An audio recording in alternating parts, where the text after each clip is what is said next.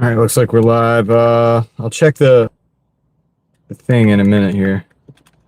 Here, I'll give you some light so you can see me. All right, let's see if the image is good here.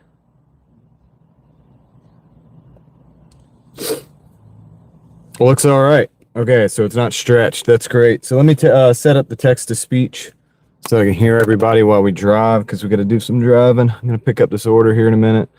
Switch to the Jeep today. I'll explain that a little bit later. It's been a crazy day, but we'll see if all the systems are working real quick. Heather, I'll explain it in a little bit. Yeah. Connections. Okay, let's connect this thing. Reconnect. All right. Put this bag back here.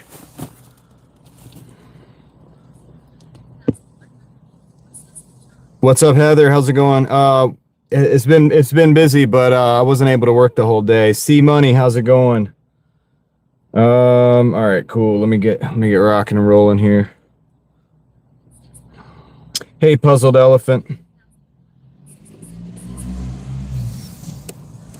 Good evening, Jamie, Connor. How you doing?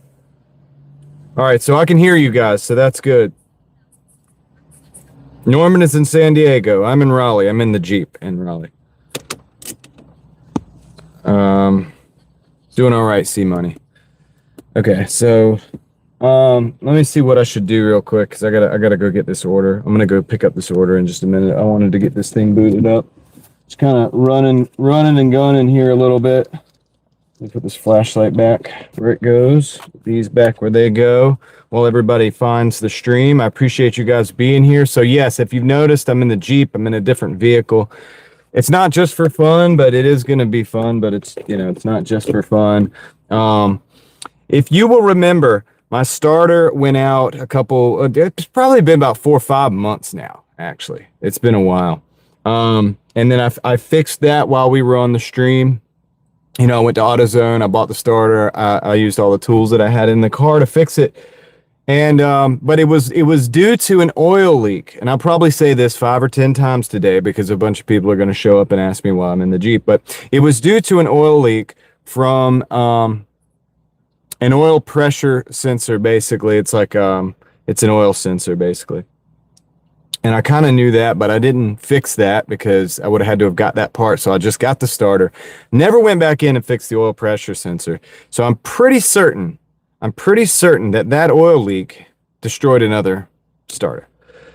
And I was driving today. I got, a few hours, 2 or 3 hours in. I was doing pretty good, but the car was just starting slower and slower every time. It's not the battery. I know it's not the battery.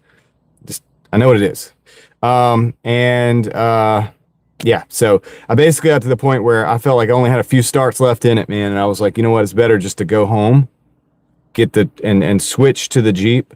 So I went home. I actually took like an hour nap, like in the bed and everything, dude. Took a nap. I was like, dude, I just got to process. It really wasn't a nap. It was more like I just had to think. I had to process things, figure out what I was going to do. So I was like, all right, I'll switch to the Jeep. So I ordered a starter.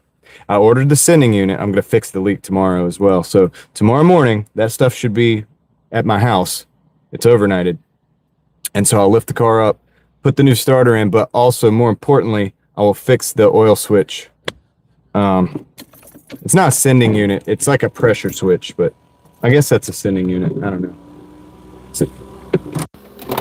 Skylar. All right, Skylar. Crystal's here. What's up, Crystal?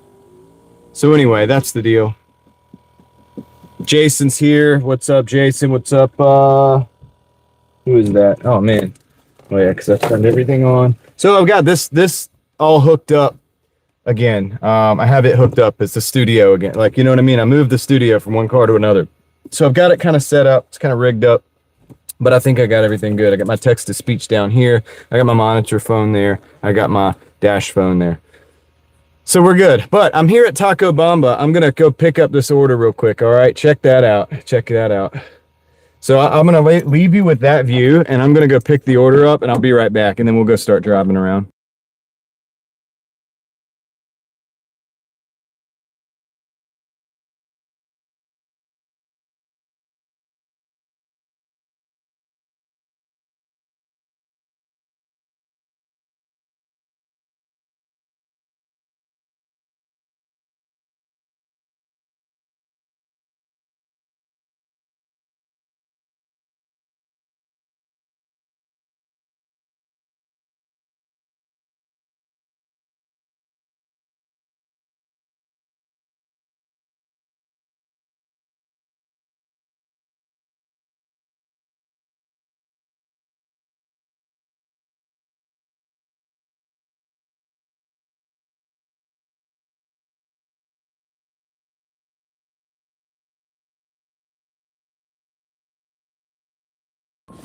Okay, so I got that order. I'm actually out of my zone. And tonight I'm just gonna, I have some, okay, the totals as well. So I'll go ahead and give you guys the totals. We'll look at it later. Honestly, I don't have time to do that right now, but just gonna have to trust me, man, or just stay till later and we'll see the numbers. I'll show them to you, but we're basically at $130.51. So the idea was that I have to wait for this part anyway to come in for tomorrow, and I didn't want to waste the day. And you know, I'm not gonna sit here and waste the day, man. So that's ridiculous to do that. When I have a Jeep and the Jeep needs to be driven, it's good for the Jeep to drive. You know what I'm saying? It's a good thing for it. So yeah, dude, that's what we're doing. So we're pulling out the Jeep. We're doing what we got to do. And yeah, figure out at least post some numbers for the day, so it's not a total loss, right? We got to get on the highway with the Jeep. Wait, what? Hold on. Crystal, hold on. We can't have that. Let me see. What did I send you guys? What did I send you?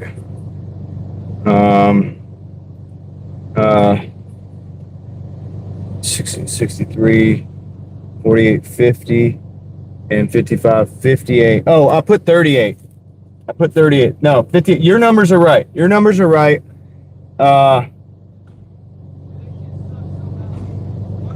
No.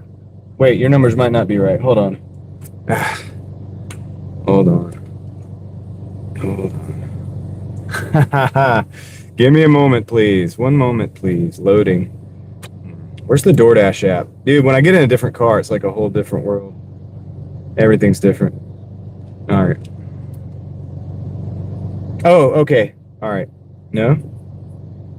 Oh, yeah. No, your numbers are... I just lost my numbers.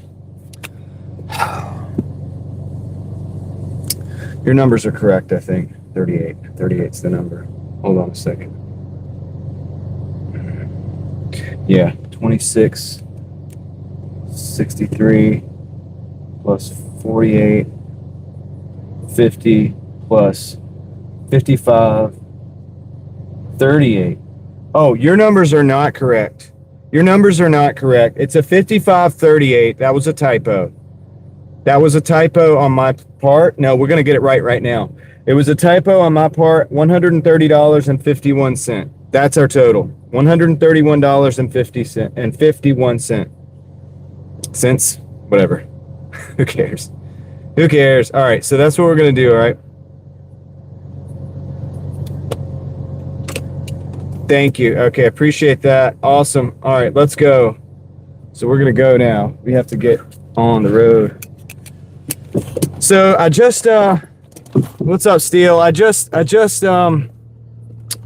here, I'm gonna adjust this camera a little bit.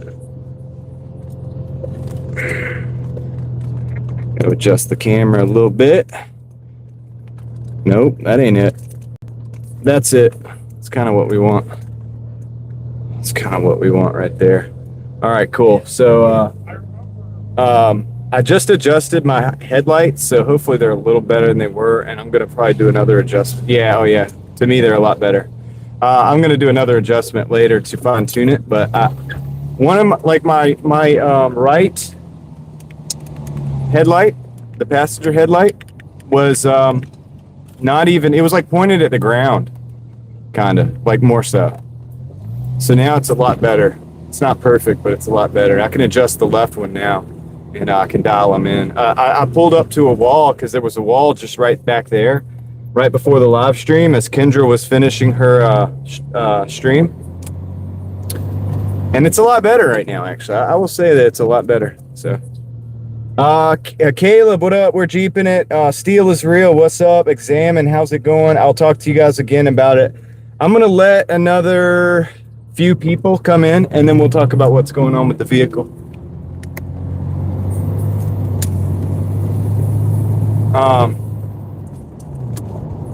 Dang, I'm glad I adjusted these. They're a lot better. Wile E. Coyote, what's it? Well, I'll tell you guys in a minute. I'm going to let some more people come in so I don't have to say it 15 times. but we got to hit the highway while we're waiting. Man, the lights are a lot better. All right, good. This is a 1989 Jeep. Yeah, XJ. Wagoneer Limited. 13 miles to the gallon, Steel. Just got to be legit. It's 13 miles, not 10.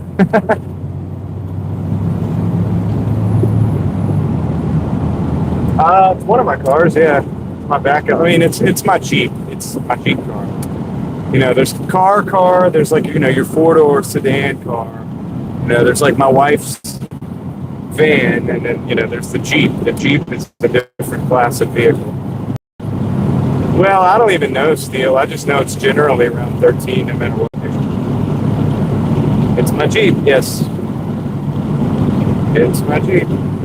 All right, so here's the deal, guys. I'll let you guys know now that I'm here. So I was driving.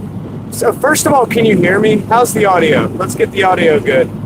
Is the audio legit? I know you can hear a lot of road noise and wind noise. That's because it's a Jeep. But, you know, it's going to be that way.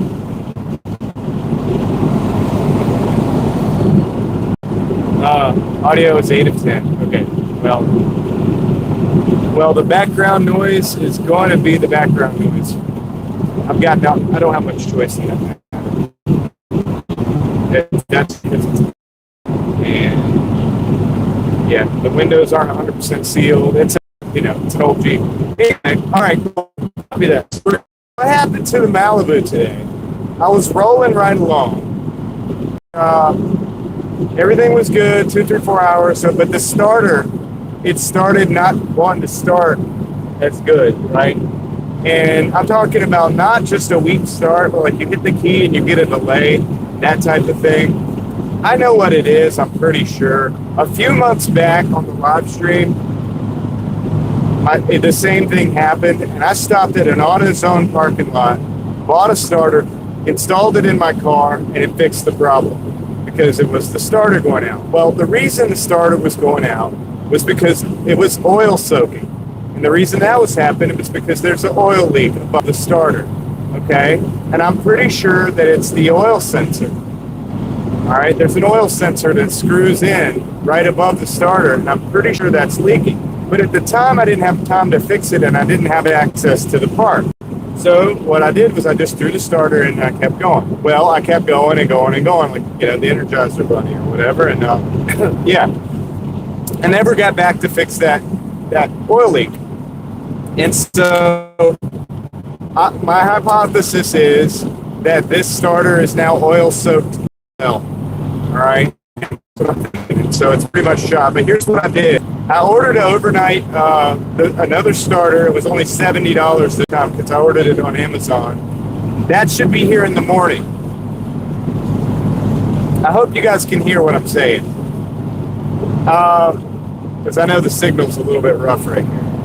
Anyway, that starter should be here in the morning. And I also ordered the sensor, which comes with a crush washer, and that should seal that up. And that leak should be fixed. And that way, the new starter should last a lot longer. So does that make sense? So that's what the plan is. And so since I did that, and this was about 3 o'clock that I called it and went, so I had to drive out, 20 minutes or so or more to my house. And it took a few minutes to sit there and formulated the plan, and then I was like, all right, well, I'll go back out after 5 o'clock traffic, because I don't really want to be driving the Jeep around at 5 o'clock traffic. It's fun to drive, but it's like, I don't know. I just don't want to. There's no AC, stuff like that. So I'll wait till about 5:30, and then go back out. So that's what I did with the Jeep. So now we're at the Jeep. And it's good, because the Jeep needs to drive anyway.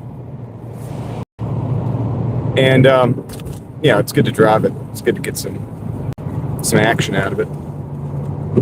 So now we are delivering, because I wanted to not post a zero today. I mean, I didn't have a zero. I had a few dollars. I had done some Uber. I had done a dash, a few dashes or whatever. So I had a little bit of money that I had made, probably about $75. But I figured if I come back another 100, I'd be 175. And that'd be a whole lot better for the day, seeing as how I had to buy parts and stuff for the other car. Hopefully that makes sense. And the window's a little wonky on this Jeep too. Like I've got to polish it out, so the lights are gonna look all crazy. I'm not gonna worry about that too much. Not right now, anyway. So we can look into that stuff later. But anyway, I hope everybody's having a good day. I hope everybody. And then Kendra's stream was on, so instead of going live directly when I came out, you know, I watched that. I usually hang out over there, so I hung out over there. So she just ended. That's why we're starting late. For those who don't know, why we're starting late. But hey, we're out here. We're gonna win anyway. We're gonna stack a win for the day in the Jeep. And yes, the fuel mileage sucks. And yes, that adds to the fuel cost. And no, it's not practical. It's kind of ludicrous, but well, yeah, at least it's not raining. But that'd be cool though. Rain's kind of fun in the Jeep. I'd be all right with that. But the Jeep's noisy. It's a little rickety, but it starts every time. But it's a good one, dude. It's a 4.0. It's a good one. I need to do the motor mount or the transmission mount. I heard that. I heard that about Dolly Parton. Dolly Parton. Sad. Yeah, higher up on the road. I do like it. I like being. I like sitting in the Jeep. I like driving the Jeep. You know, it's just not practical for Doordashing every day. And it is old. And honestly, this car has the fewest miles of any car in my driveway. It's got 162,320 something. So this has got like half the miles of the Malibu, actually. But that doesn't mean anything because a bunch of stuff's old. I've had to replace a bunch of stuff on this because of old age, old rubber parts. Like I said, I've got to still do the transmission mount.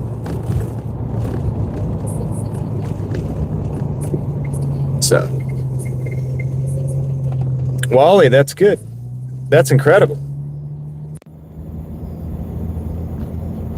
That's a crazy amount of money for 9 hours, dude. That's actually like really, really, really good. It's like over $40 an hour. It's incredible.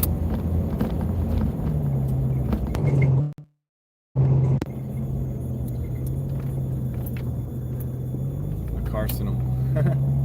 Yeah. All right. All right. We're gonna put it right here. Yeah, I think I can adjust that. The left beam. Is the audio lower? Oh, it just went lower, yeah. All right, so hold on a second, guys.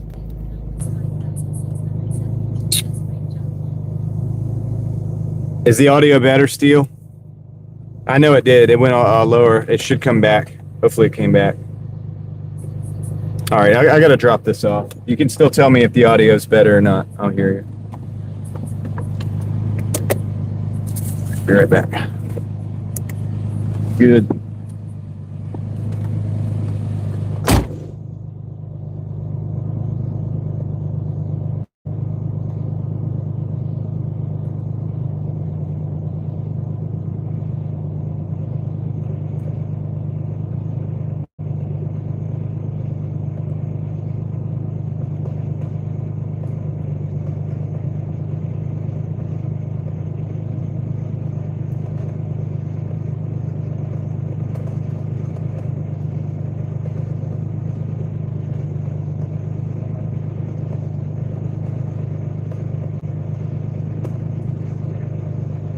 All right,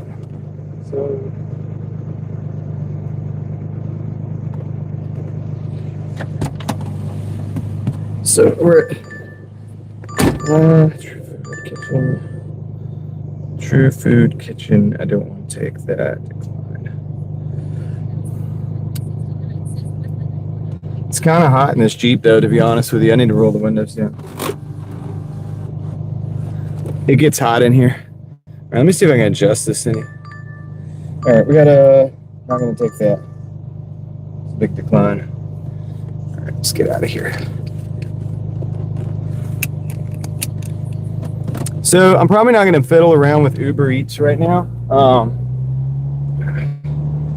I'm probably gonna just do DoorDash because these are actually power windows, and actually I wish they were manual, to be honest with you, but they are power. Decline that. They are power windows. So yeah, so I've been like in this mode today of what's up, locomotives? Of kind of just, you know, dealing with it, you know.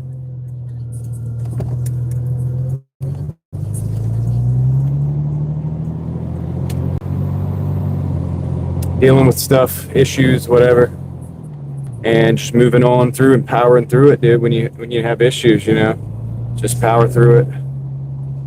Come up with a solution, come up with a plan, keep on rolling.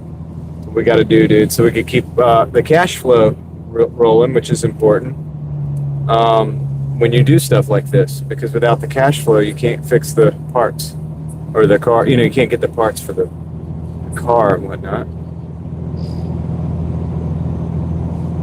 What did I have for dinner today, Wile E. Coyote? I haven't had dinner.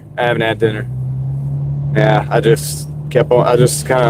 I'm working, so I haven't had dinner yet. But maybe sometime soon, or like whenever I get. What am I talking about, dude? Well, later, like once I get off of work, I might eat when I get off of work. When I get home, you know me. All right, so Five Guys, $2. No, decline.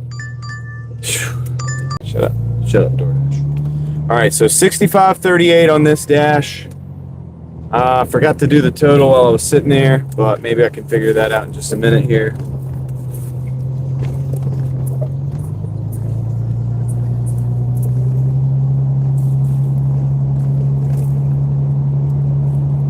Okay, so I'll do that in just a minute once we get stopped. Yeah, this makes me think like I need to get a Prius or a Honda Fit or something like that, man. I really need another car, like that kind of car.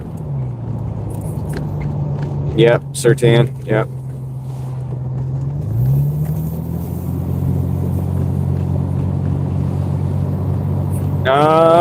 The difference is the app's different, and I mean it's just a lot. It's just different, you know. It's in a lot of ways.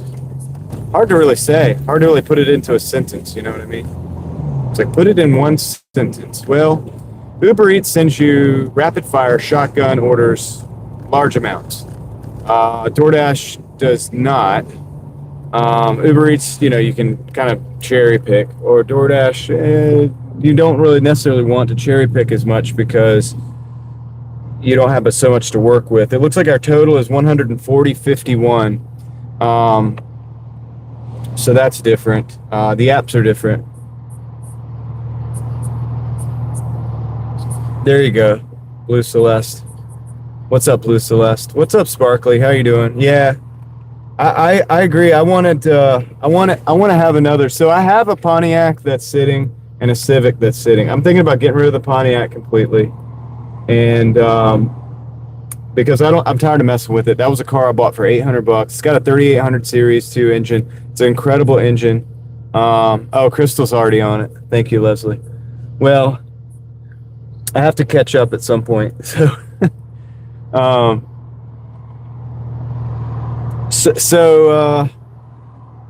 yeah. So anyway, I want to get rid of that car and maybe move the Civic to the shop. I'm not sure. And I don't really want to start taking the Civic down at this moment because until I get an engine to put in it. But at some point that's probably going to happen. And then but really in place of that Pontiac, like on my insurance and stuff, what I'd like to do is just get rid of that and get like a Prius or a Fit or something like that. Yeah, because dude, that would be a good, and then the Malibu might even become a backup DoorDash car, right? It might.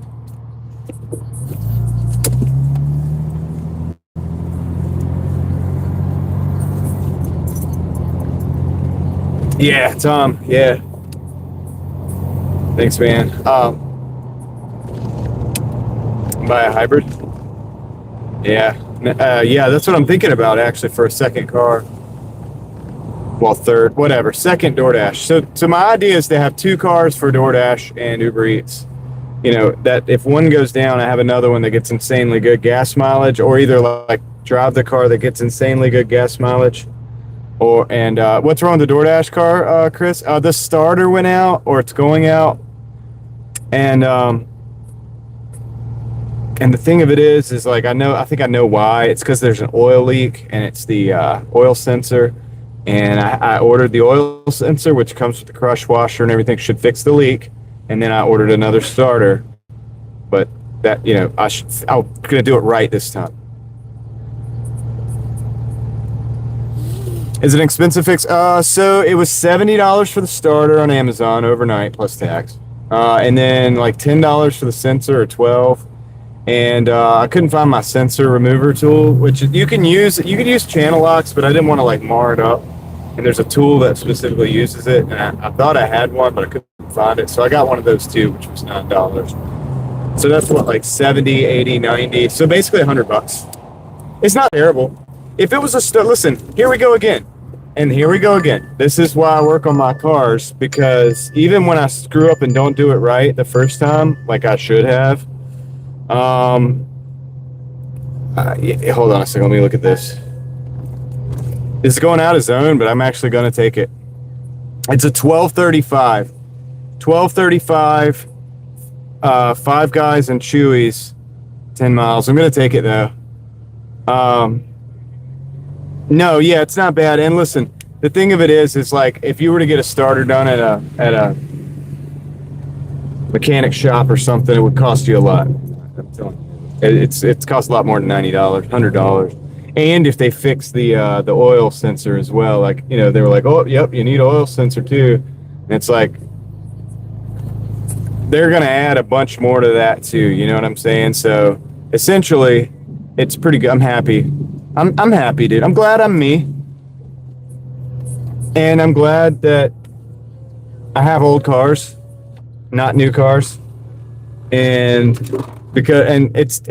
thankfully, it's the weird thing about it is it's cheaper. People would be like, "Oh, I'm so sorry that you can't afford a new car." It's like, not I can't afford a new car, but it's like also, I guess it's a good time to be broke. I mean, like it's weird. It's like it's almost better, dude, for less money. That's what I'm kind of trying to say. It's like a lot better for less money. Like I get to have multiple cars, and I get to own them. I don't have to have payments. I paid $1,200 for this Jeep. I paid $1,200 for this Jeep. I had to fix some stuff. It almost killed me because the kid had a brake line leak, and so I had to fix that and other things. And then it had a gas leak and so I had to fix that. But other than that, I mean, that stuff didn't cost a heck of a lot of money to do. And then I'm about to do a bunch of other stuff too, because it's an old car. But and I've got more stuff to do. It's actually not fully restored or anything. It's kind of clunky, to be honest with you. But it runs and drives every time, dude. It's a 4.0. It's like a tank. So anyway, what up? What up, Tyler? What's up, man? Had to think about that, dude. What's good? Yeah, just a Dasher. I might go hybrid, but I'm not going to do like a plug-in hybrid. If I go hybrid, it'd be like a second-gen Prius. I'm still not spending like a ton of money. I'm not going to do that. I'll spend like 4,000, 5,000, get an old Prius and fix it up, drive that, and I'll love it. All right, I'll be right back.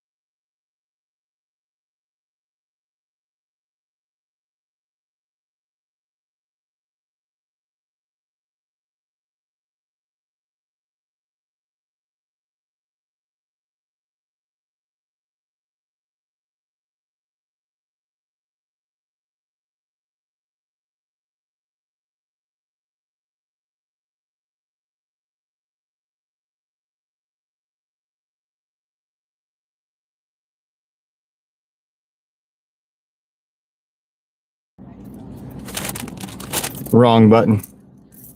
Dude, I wonder if I can do something real quick. I wonder if this will fix the... It's not going to fix it, but maybe I can make this like a little better. These windows aren't the greatest, but... Let me see if I can see this.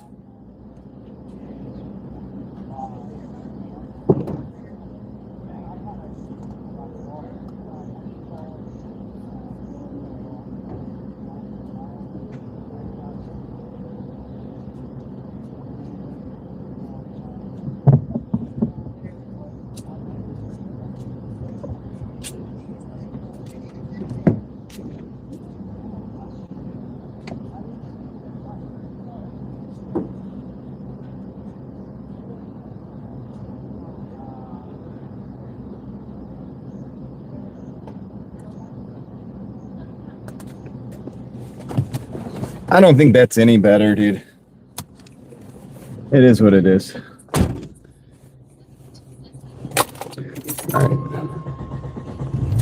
It's just the shape of the window and stuff, and the fact that it's old and it's all scratched up. I need to polish it.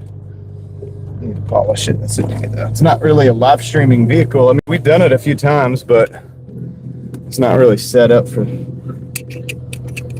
this. You may change the oil. Kendra, did I say hey to you? I mean, I don't know. Oh, good. It looks good. Thank you. I just feel like I just don't like the lights, the way the lights look.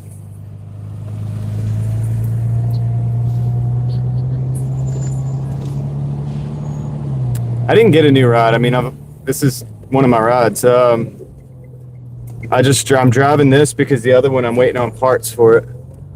Waiting on a starter and a oil oil pressure sensor, which was leaking, so that I could fix that, so that the starter doesn't go bad again when I replace it. Those parts are overnighted tomorrow, so they should be here tomorrow. So that's why I got the different vehicle ambient growth. But this is my Jeep. I just don't drive it because it's like 13 miles to the gallon.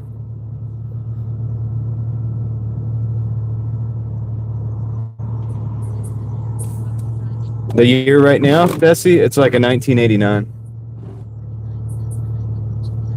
It's an 89 Jeep XJ Cherokee Wagoneer Limited. Good night, Puzzled Elephant. All right, we're going to Chewy's now. We're across the street. We just got to go down into Midtown. So that was North Hills we just came from. We're going to Midtown. Is Tyler? Tyler, are you still here?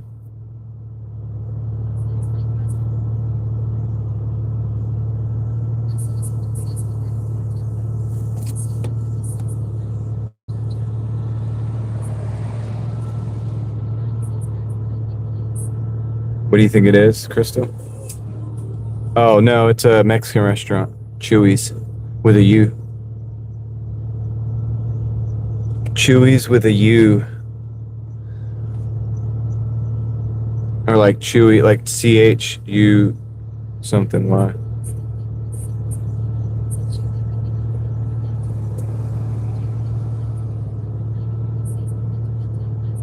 Jeremy, what's up, man?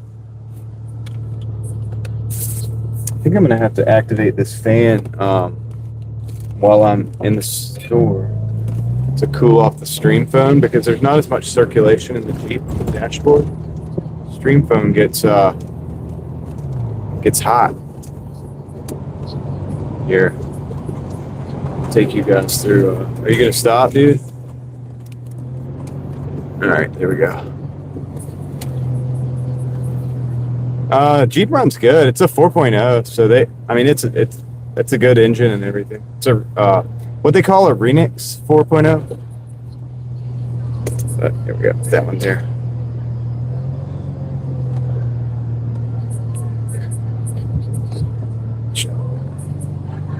transmission's pretty good. The phone I'd use for delivery is a Samsung Galaxy. Samsung Galaxy. Okay, she's just gonna walk across. That's okay. Hold on. So I got music. I'm just gonna continue to talk so that that doesn't.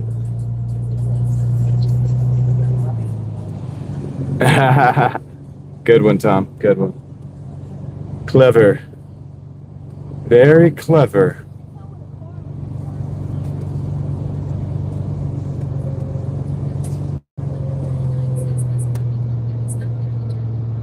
No, it's not cold here. It's the summertime. Ron James, welcome in. Yeah, the Stream phone's a S23 Plus. The other one is the S25.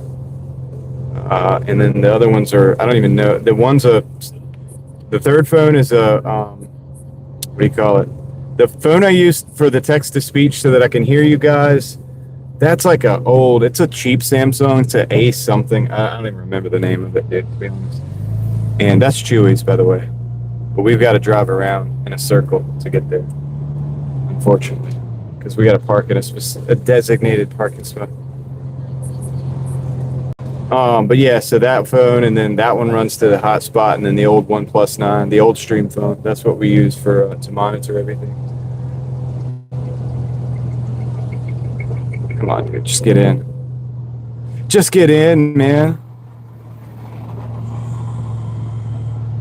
Dude's skating by. He's skating through life.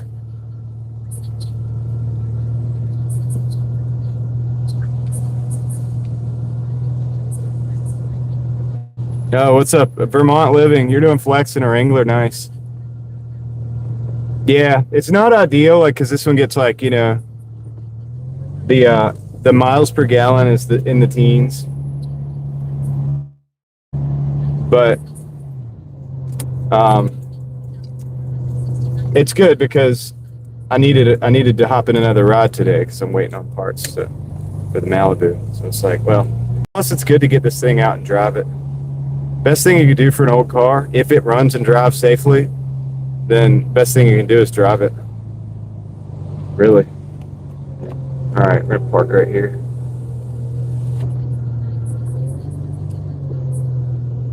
I mean, a fill up doesn't cost as much on this than the Malibu because it's got a smaller tank. But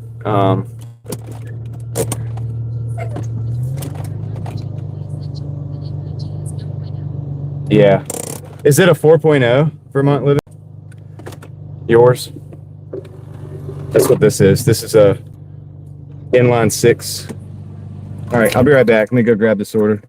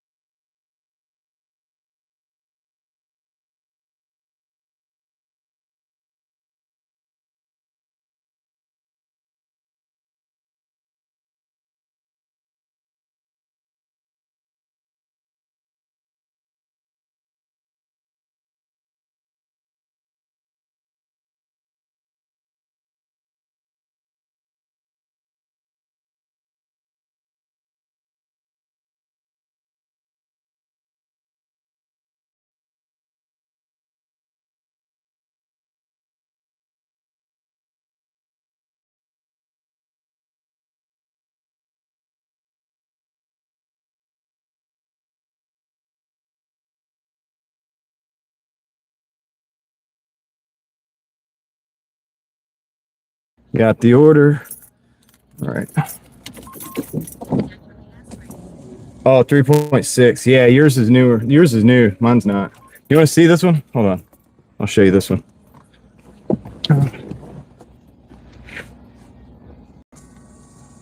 The other side is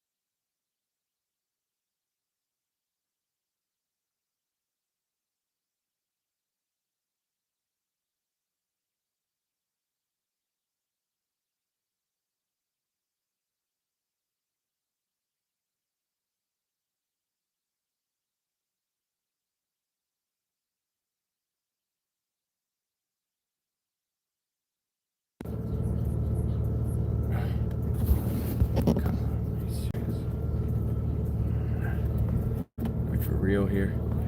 All right, what about now? Yeah, the walk around didn't have sound, but I knew that didn't have sound. But we should have had sound when I got back in the car. Can you hear me? Can anybody hear me? Like, no. Okay. Like when I walked around the car, I wasn't taking the microphone with me. So. Hey, dude, you had a stop sign and you did not stop at that stop sign. All right, cool. We're going to get back on the highway, and two things are going to happen. A, there's going to be a ton of background noise. And B, the signal's going to probably cut out between here and the next exit, just so you know. Maybe. Well, if you're out there hustling, don't forget I'm right there with you. And, hopefully the audio will stay consistent. We need a little bit of continuity of audio.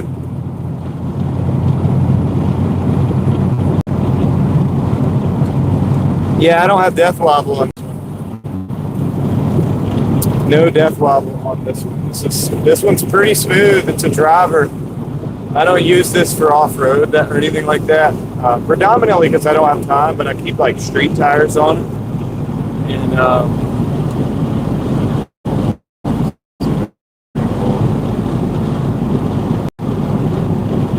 that one up. I keep like street tires on it, and they're pretty smooth. It's pretty smooth. The alignment's not perfect, but it's not terrible. Like we're going 65 miles an hour right now, and it's just nice and smooth. Rides like a car, kind of.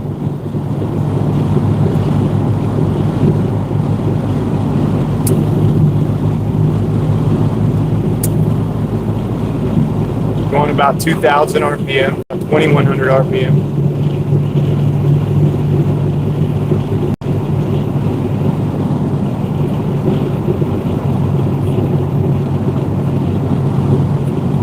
Oh, Leslie, dude. Marco's Pizza. No problem, Kendra. You have a great night. Y'all have fun reading. I wish I could read to my kids more. A lot of times they go to bed before I get there, but I enjoy reading books aloud. I actually get more enjoyment out of it because you get to enunciate the characters' accents and things like that, and I like that. Like, I like doing that kind of stuff, as you guys probably know. So you can imagine I enjoy reading books, like, loud. But I don't get to do it enough. I never get an opportunity to do it. I'm always working. It sucks.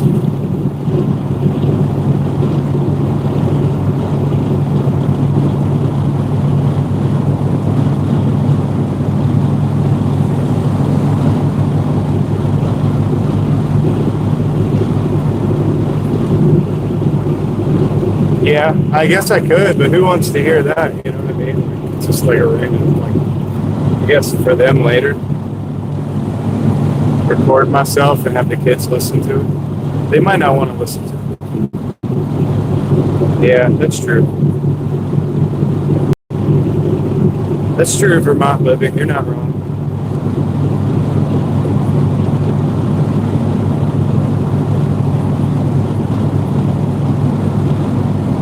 Yeah. Yeah, that dude was so weird, man. It was so weird. That was the guy that, like, he insisted on, like, touching my pizza bag. Like, he tried to, like, he grabbed my pizza bag to put, he wouldn't let me put it in there. He insisted. It was so odd, dude. It was so strange, man.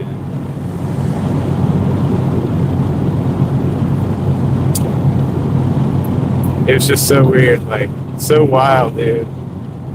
When something's so unbelievably crazy, that's what I say. I'm like, dude, it's so wild. I'm like, I don't know how to like say what it is that happened. Animal, that's a good point. Vermont living an animal, that's smart. Like, I might think about doing that. That could be cool. And also that way, if anything ever happened to me, it's like, they'll have that. course, I don't know how much they would want to listen to it. Might just make them sad, dude, you know. But I don't know, dude. I'll keep in mind all these things that you guys are saying.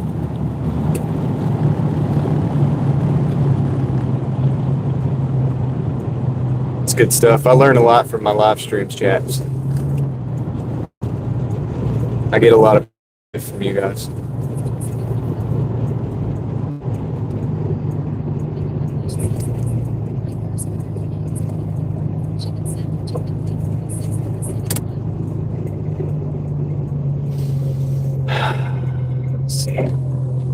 Down, both windows back down, man. It gets incredibly hot in this Jeep. The transmission gets hot and it sits right up under. I'm sitting right above it. So that whole tunnel is like it like heats up.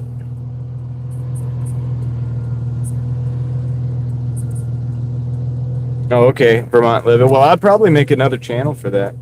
Just for that. Not worried about monetization or nothing. Just to put it out there, you know. So that it would be there for them. But if I ever do that, I'll let you know.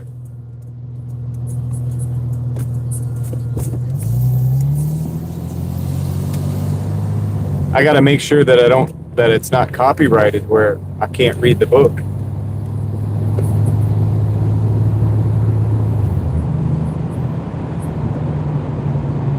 More groupies. Leslie's on that.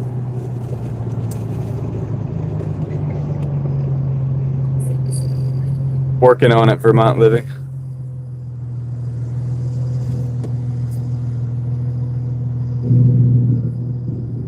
I have to find some of my short stories.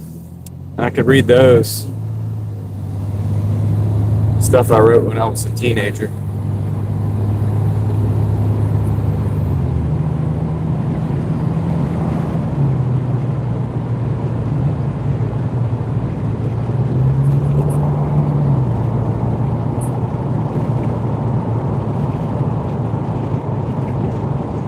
Alright, so we're down Hills. We're going into Hillsborough Street area. So this is College Town, you know, NC State, if you're not familiar with Raleigh, North Carolina, whatever.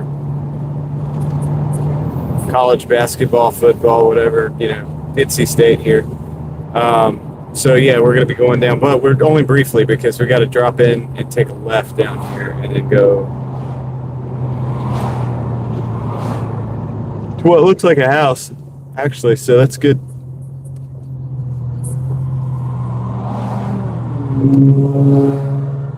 David, tips are okay today. I don't know. It hasn't really slowed down for me. The Doordash hasn't. I've been making more than I've ever made probably on it, honestly. But I'm also working a lot, so I work a lot of hours. But you know, I look at it like, say if you're out there, you're like, you're setting up and building a mine for gold, right? You're going to need to have more man hours put into it to find it, and there's going to be times where you're not finding it, you know, and but you need to put the man hours in to make it possible to find it. And so there's that Royal Crown sign that we were at the other day. And so it's something similar to that. There's other analogies, but that are better than that. Actually, that's a pretty terrible analogy. But the idea is that, you know, you got to put the time in something like this. And I don't look for something like this to provide me with anything. I look to do the exchange, the value exchange. It's a very simple one. I call it brute force, the brute force method of making money. This is not the smartest way of making money. It's a brute force way of making money. You don't need a lot of skills, but you don't need, you know, it's not a whole heck of a lot of stress. It can be. Obviously, when your car needs parts and stuff, that stress sucks, you know. But I also have the obligation to my community here on YouTube. Yeah, well, I don't know.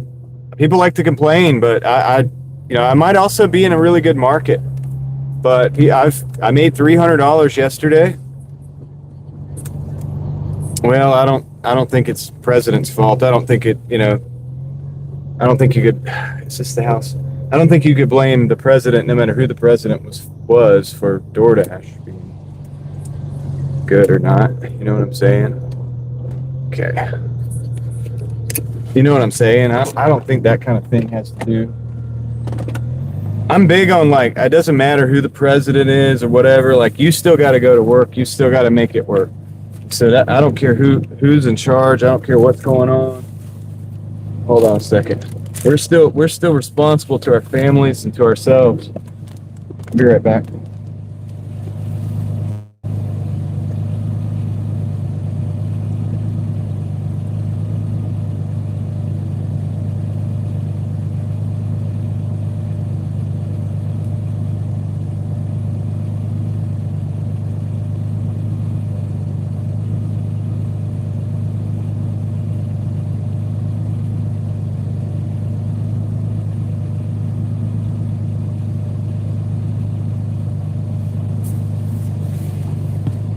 Okay, I'm gonna drop off this other. We got about 2.3 miles, but it's okay. Yeah, it's not gonna be too bad. We just gotta kind of navigate a little bit. It'll be fun. $300 and how many? Well, it's 315 if we're being specific. And I don't know. Maybe one of my mods might remember how many hours, but I think it was around 13 hours, give or take, 12, 13 hours. Between 12 and 13 hours. And so it is what it is, man. I don't look at it as hourly though. I look at my income as more like daily and monthly and things like that, and also my overall picture. Like, am I increasing my net worth, or or is my net worth just treading water, or is my net worth shrinking? Like, you know what I'm saying? Is it going? Are we losing? And so that's what I look at. And, you know, for right now, 12.3 hours, yeah.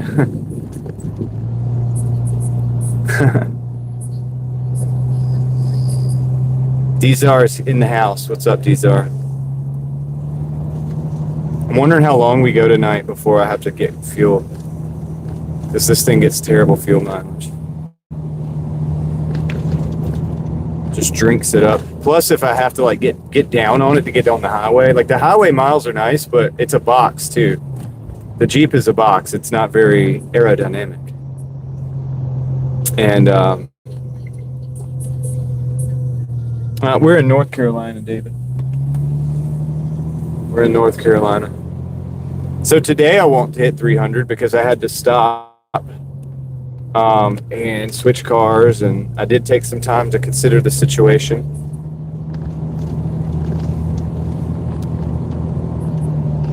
The new Lake America? I don't know what you're talking about, Dzar, but if you could send something to me, if it's something that's important that's going on, send it to me on Instagram. I'm in my mid to late 30s, David. Mid to late 30s. I started at zero. You know, I had to basically start my financial life over again.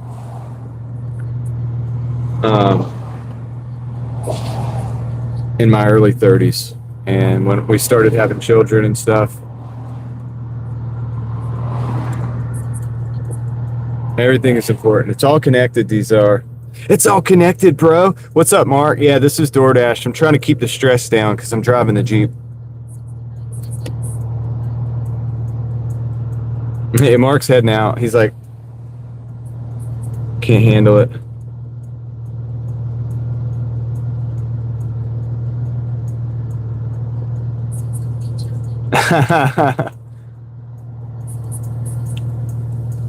Mark has to watch the Uber streams. Oh, Lake Ontario to Lake America? I don't know. I think all that stuff's No, David. 52 and a 46. Oh, wow. That's pretty good. Yeah, I don't know, man. I don't think we need to be renaming lakes. I think we need to figure out how to resolve what our current situation as a country, like, you know what I'm saying? We're kind of like in a bind right now as far as the stuff going on in the Middle East. I'm not sure. I'm not sure changing a name of a lake is going to fix that.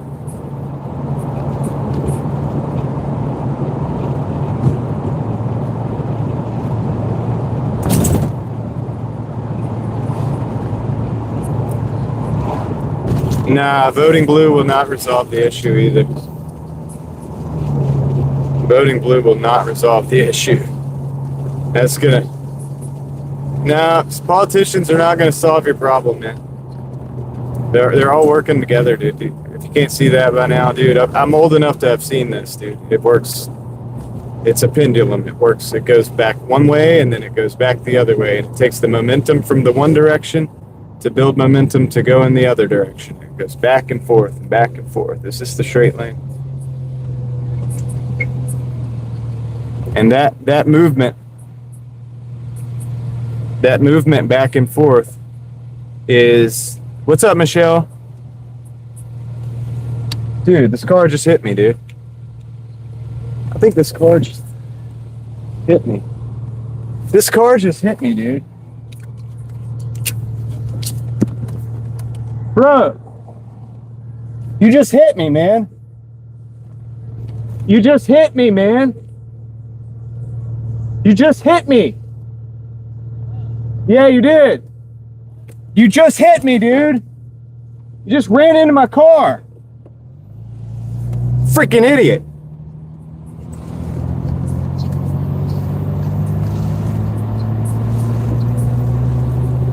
Dude.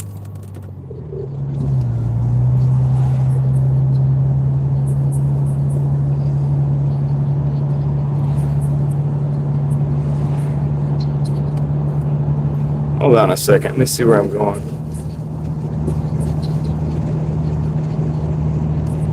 Can't believe that guy. Dude's like high or something.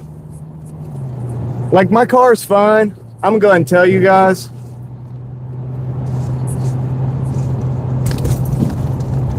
Yeah, I got a delivery, but hold on a second.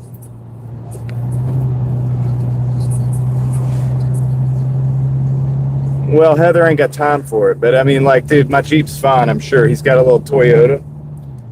He just bumped me, but I don't think he even noticed. He was texting on his phone.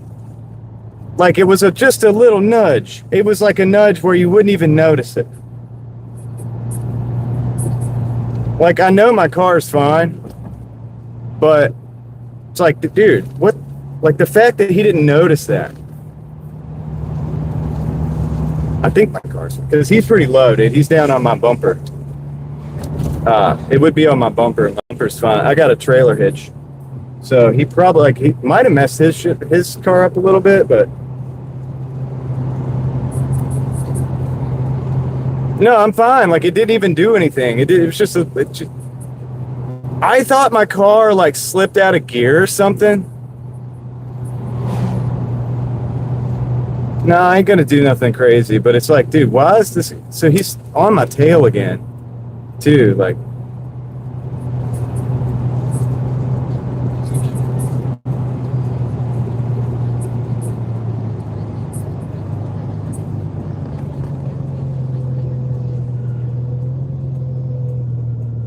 dude, he is.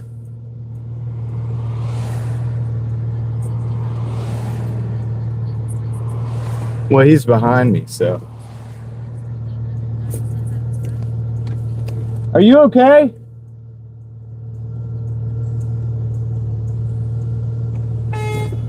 Nah, dude. Yeah, I think, dude. We're gonna see what's up. What's up, dude? He's on drugs, man. I don't know. Look, so here's the deal. I ain't even worried about it, except for he's gonna run into somebody else tonight. No, yeah, he went the other way, and it's fine. Look, here's the thing, dude. The Jeep's fine, but it was. I almost didn't even notice it. I almost didn't even notice it, but like then I look back and this guy's like right on my bumper. It's not like he ran into me. It's like he, you know, if you like ease up to something and you just like go up to it and nudge it.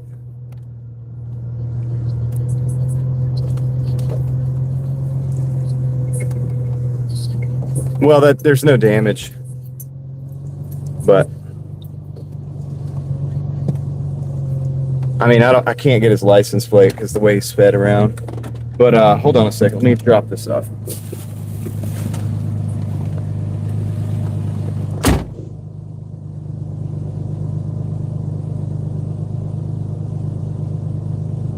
Yeah, dude, I'm pretty sure he hit my trailer hitch, dude. So it probably messed his car up. But hold on a second.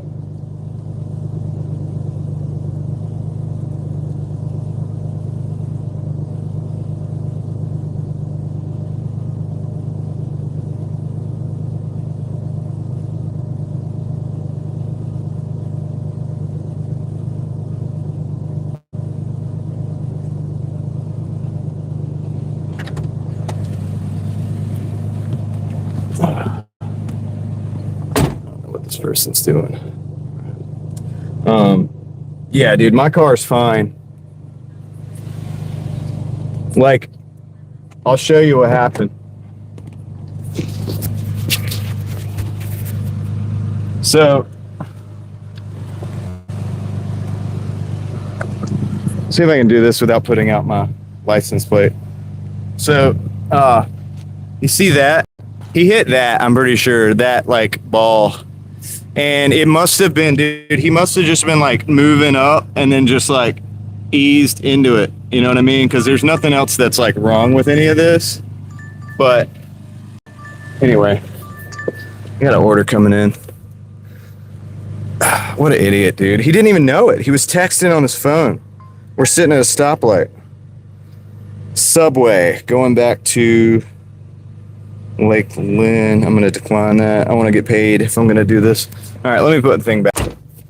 But yeah, I when I saw him, I was just like, that's so pathetic, dude. Like, that's so crazy that you don't know what's going on.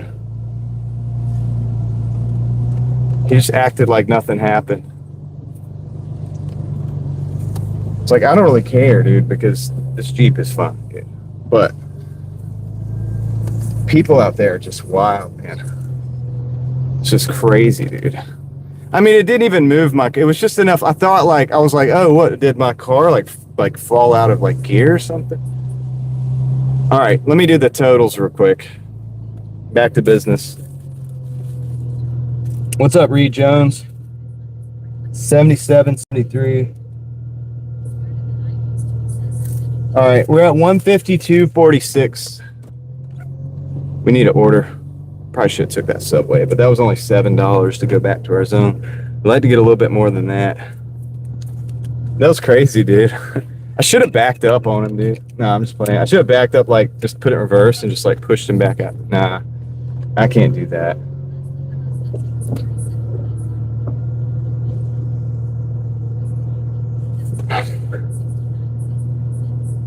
Wait, hold on.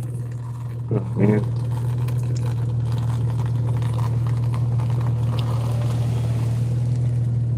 Hold on a second. Oh yeah, you got it. We have a discrepancy. You're right. 73. You're right. Crystal, you are correct. You are correct. We should be at 152.86. 152.86. Is that correct? Is that what you have? I typoed again, dude. It was my fault. All right, cool.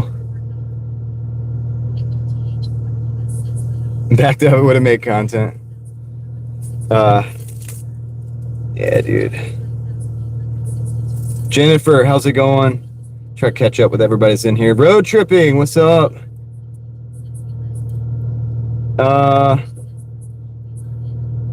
Crystal is amazing.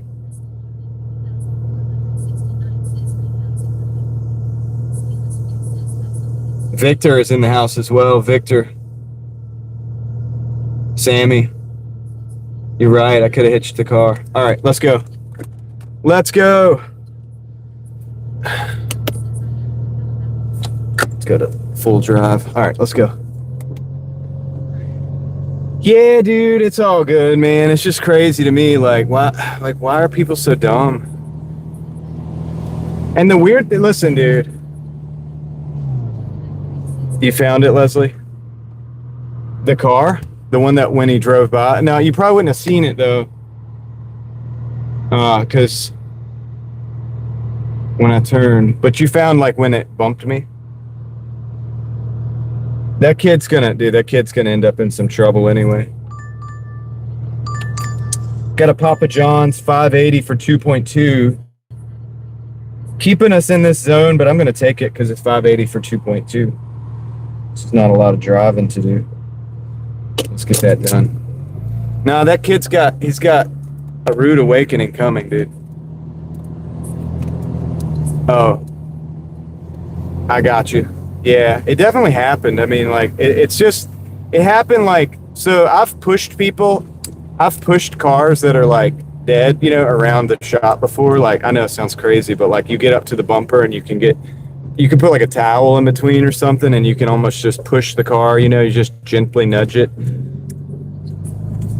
And, it was like that, honestly. It was like that gentle. It was because I think he was already behind me and just like was easing up a little bit, just easing up.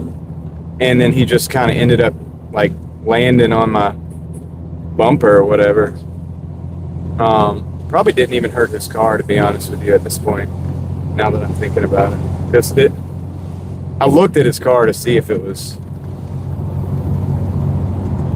damaged visibly. I couldn't see anything visibly, but it wasn't like somebody was just going even 10 miles an hour. It was like you're going 0 and you just like ease up kind of thing, which is why I didn't even believe it at first. But then I looked back and sure enough, he's like lodged up against my car. I'm like, it's so weird, dude. Well, the thing is like, all right, if he was on the east side, he did that to the wrong person. Like, y'all be hearing about that on the news. And that poor kid, right? He's an idiot, but he doesn't deserve probably what somebody would have done to him over there for that. If he, you know, run into somebody's like Charger or something.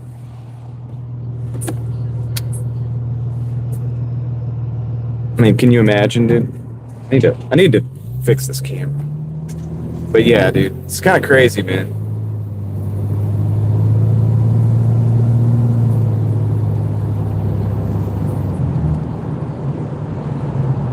See, I'm a pretty nice guy, dude.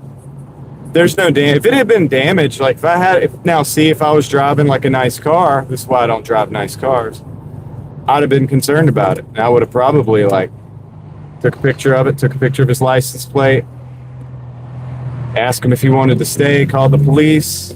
If he wanted to run, I would have it on video. I would have done all that stuff. But I don't care because obviously it's not hurt. Dude, he ain't hurting this Jeep.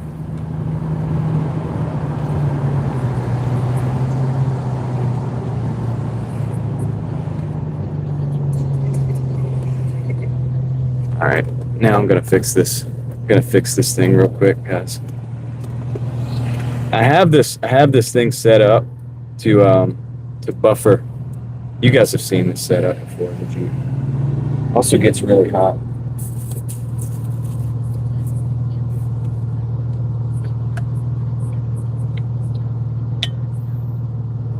It would be dumb to do this job with the new car.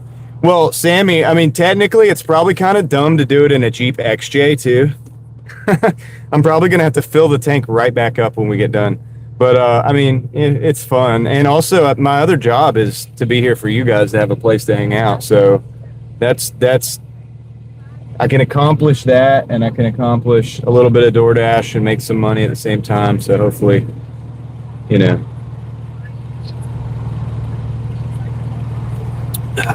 Maxon, what's up?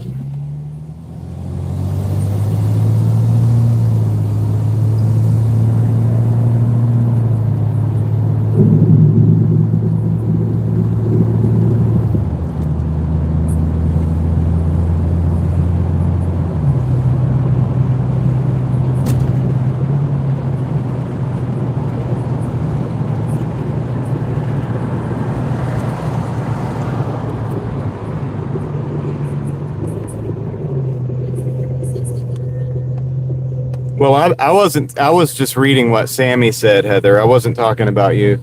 Sammy said that I was talking about a nice car. I was thinking more like, something that cost a lot to fix. You know what I mean? Like a luxury car or something, or that's kind of the lines I was thinking.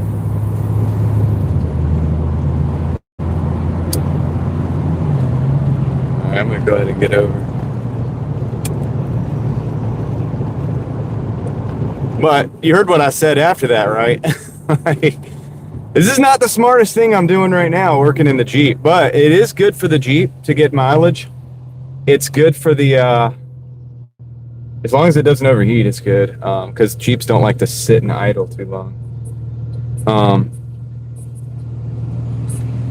And it's good for the live stream to exist, and it's good for, and I guess I can pull in a few dollars while I'm at it. So that's kind of the idea. The idea is to keep the wheels rolling on the Driving Daily Mafia machine at all costs.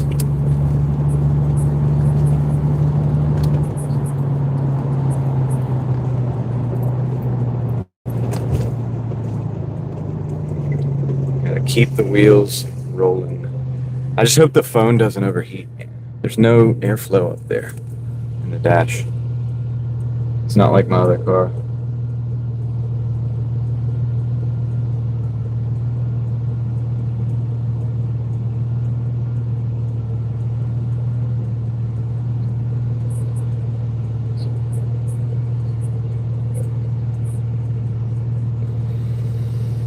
Papa John's is right over there across the street, so we should be there very soon. Hope everybody's doing good. Thank you for being here. Appreciate the 88 people who hit the like button. You guys are the real ones. Thank you very much. Helping keep the wheels rolling on the YouTube Driving Daily machine. Silver, what's up? It's a straight 6. Yeah, it's a 4.0. 4.0 inline 6. Yeah, I see the Jeep in front of me there. Yeah. He's got more aggressive tires than I do. I have street tires on mine. He's a little higher too. Mine's not lifted. I have the lift struts, but I don't have the lift kit. It's not lifted. And my what do you call it? My leaf springs are a little worn.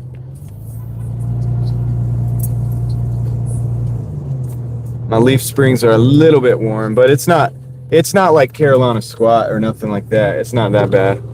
It's just, they're a little bit worn out. They're just old. But it sits pretty level. All right, I'll be right back, guys. Let me go pick up this order. We'll see you guys in just a second. I'll hear you in the chat. And welcome in Sharon Stark. Thank you for that. And yeah, dude, I'm gonna go pick up this order.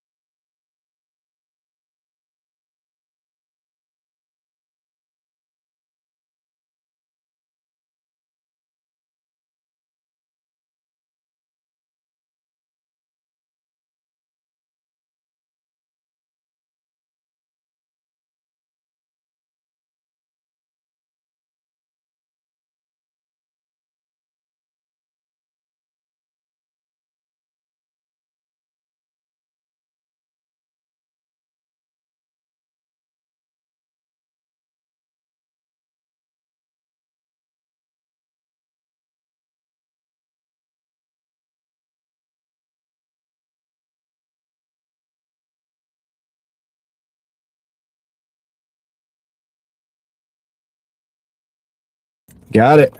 Okay, what do we got? 5.54. Nice. Nice. Okay. So this is definitely a college kid order, I think. I have no idea. It says meet outside. This is residence hall. This is college kids, man. We're at NC State, basically, by the way. So y'all know. So this is definitely a college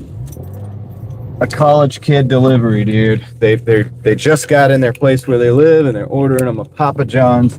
I think they've had school a little bit this week, so they probably started already. But I know they moved in last week, dude. You know, everything.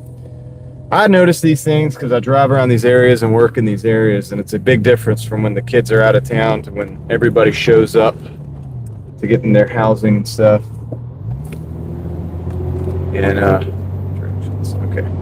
So basically we're gonna go straight across here. And we gotta move through this.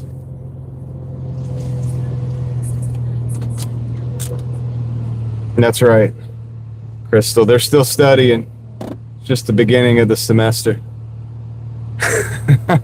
They're still enthusiastic about everything. All right, let's see. I'm gonna hydrate a little bit. Actually, I have sweet tea with me. No, not the Tar Heels, Steel. This is the Wolfpack. This is NC State. So the Wolfpack is what you're looking at. That's the university campus sign right there. Central campus is where we're at currently. Now I've got to kind of navigate around through all this.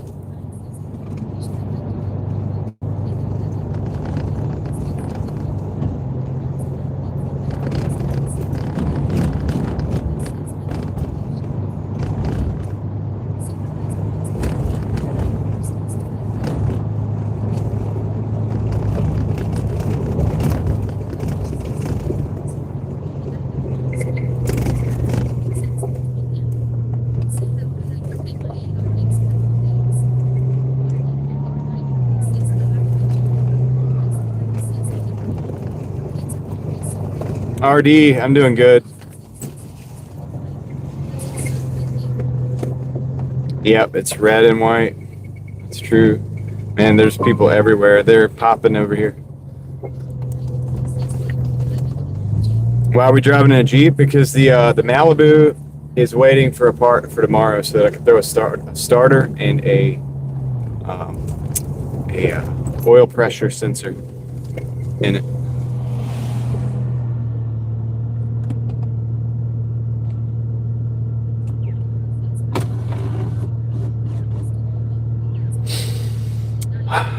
Let's see.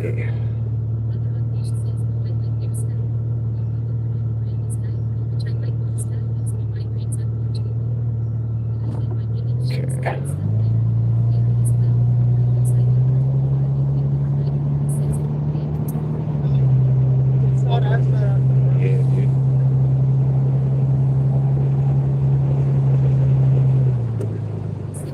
The kids here just walk in front of you, though. They don't have any concept of like it's a car, so you got to watch out.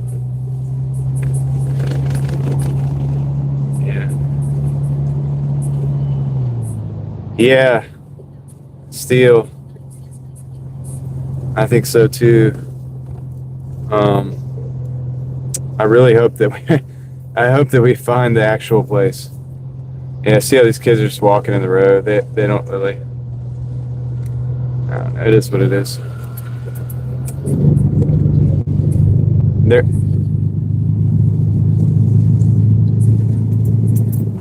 Yeah. Leslie, I don't know if you were remember Tennessee when I went to Tennessee? I was in Knoxville. The university there was the same way. All right, so hold on a second. Let me make sure, because I'm kind of looking at these to make sure this is the right one.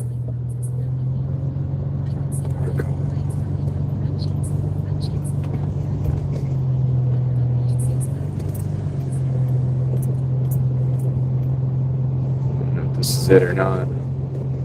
Dang, man. Okay, I think it's over there. Across the street. Means I gotta pull into the parking lot one way, somewhere.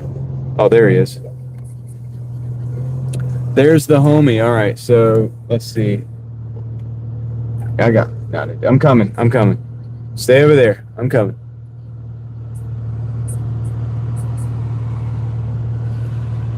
Stay over there, dude.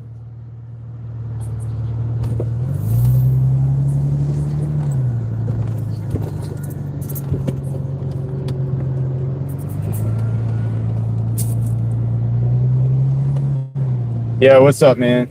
Yeah, Papa John's? Yeah, I got you right here. Let's see if it needs anything from you. I don't think so. There you go. All right, thanks, man. Yeah, you have a good one, dude. Yeah, it worked out pretty good. Problem is, we got to get out of here. It's a nice kid.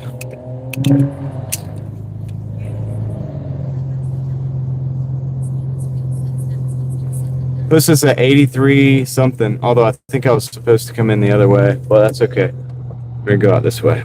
83.53 for this dash, whatever that means. Ooh, come on, buddy. Gotta watch them, dude. They're scooting and skating. Scooting and skating. I think this will take me back up to Hillsborough Street, which is where I want to be because I don't want to be here anymore. Too many kids walking around and it's just too much, man. No, I'm keeping it simple, Leslie, right now, with the dash, just since I'm in the Jeep and everything's different, the setup's different.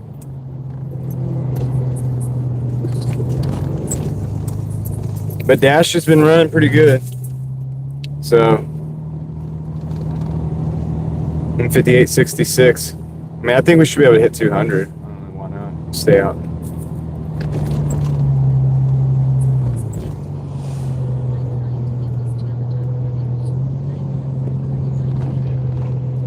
Here's what we're gonna do. Keep it simple. I gotta update mine. Must have redundancy. Okay. All right, we're right on. I wish there was a place for me to park though, because I would like to get an order from somewhere down here and taking it back to our zone, you know.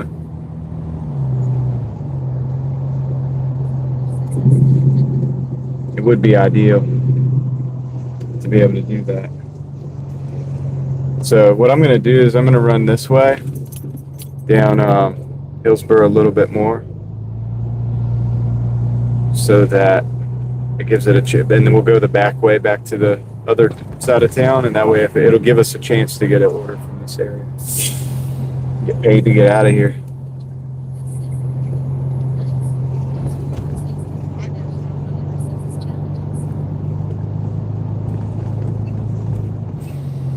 Yeah, if DoorDash sends you a challenge, you might as well go ahead and complete it because...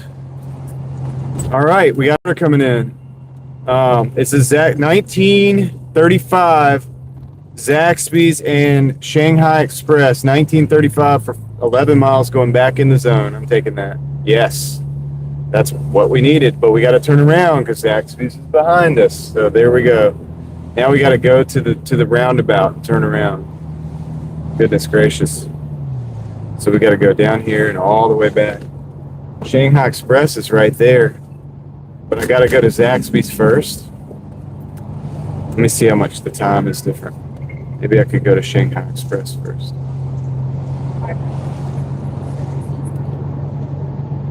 It's kind of worth, yeah, it's kind of worth it anyway. I might be able to just take a left here and kind of go back around the back way. Oh, you know what? Forget that. I'm actually not going to take a left. I'm going to go straight. Gosh, she's just running across the road. Come on, light. Just turn for us so that I can do this. I am going to go straight and turn around. It's easier. Come on, light. It's not wanting to turn because I'm not on that sensor over there. I gotta wait for a car. Yeah, there we go. Yeah, this is gonna be easier than going around the back of the buildings. We'll just turn around at the next roundabout. Yeah, dude, it looks like it. She's still running. Still running, dude.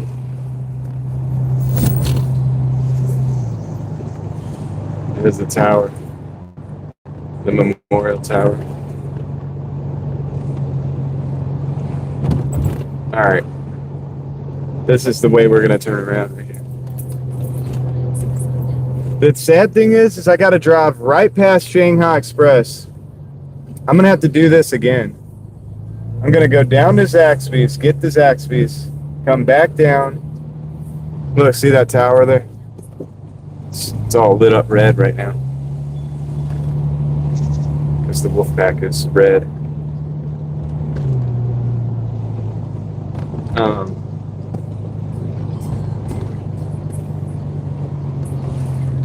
See how far these are.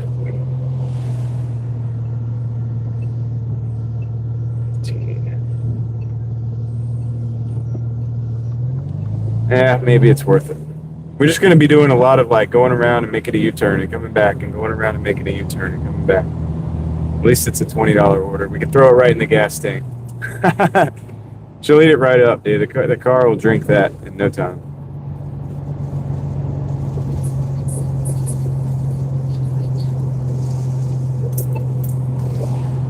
See, this the thing is like, and there's parking spots here.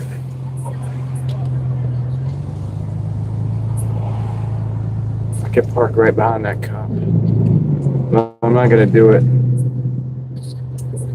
because I'm gonna go the order of the app because it's a few different minutes in between. So if I go to Shanghai Express now, I'm gonna be waiting on it, and then the other order is gonna be late. So I've got to go to Zaxby's now. Yeah, that's the university to our left. Yeah, it is.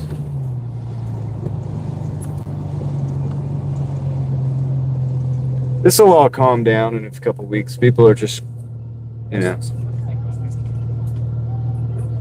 they're all excited to be here, and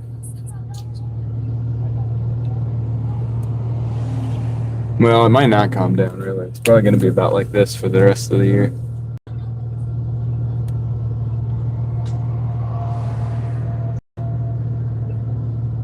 Fortunately, most of these college kids don't drive.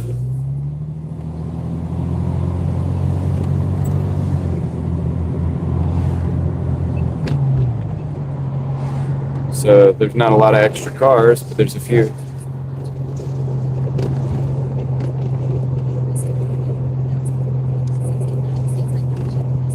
Don't stop. Don't stop. You got to train them. They can't walk across.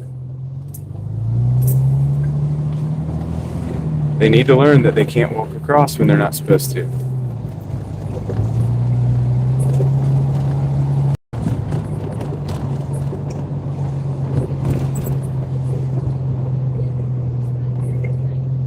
Captain Crunch. Nice.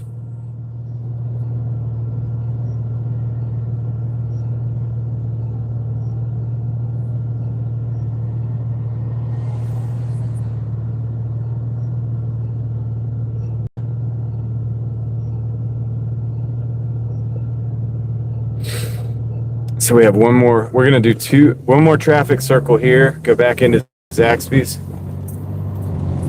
and then another traffic circle once we come out of Zaxby's to go back to Shanghai Express. Although I may choose an alleyway parking spot. Oh, I got two more traffic circles. Okay, yeah, that's right. Not this one. It's the next one. I may choose like an alleyway parking spot behind the store and then walk in that way. Just depends.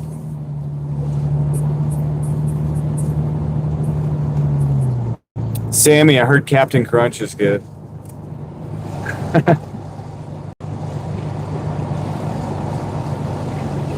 That's where the Hot Wheels, to our right, is where the Hot Wheels shop was the other night. They were open right. Oh no, some dude's in there. They're open right now.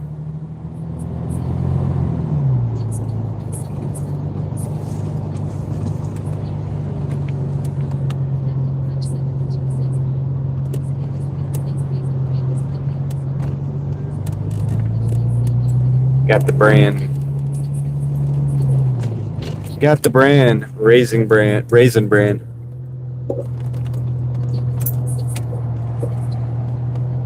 Amanda, what's up? I did. Alright. I'm just gonna go. It's gonna go over here this side.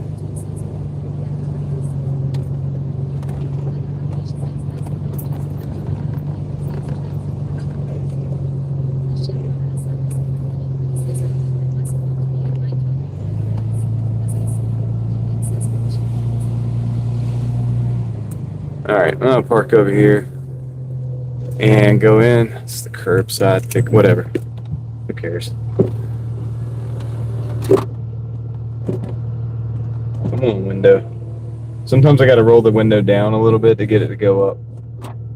They don't always work. Alright. Be right back. The Malibu is fine. It just I'm gonna put a new starter on it, and it needs a oil pressure sensor because it's leaking oil on the starter and killing my starters. I got the parts coming. Be right back.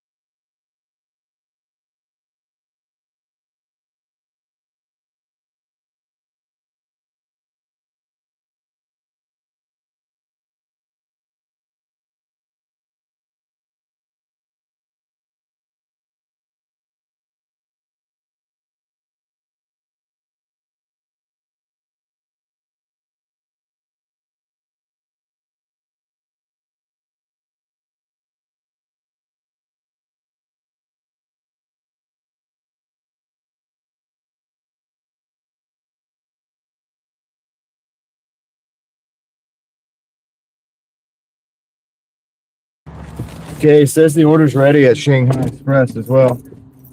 So we'll see what happens. We just got to go try to get a parking spot. That's as you guys saw, that's going to be the tricky issue. That is going to be the tricky issue.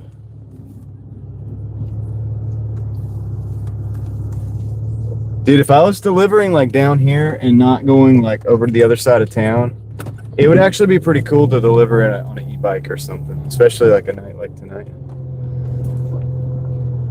Could be done. But like these are going to the other side of town. I wouldn't want to use an e-bike for this one.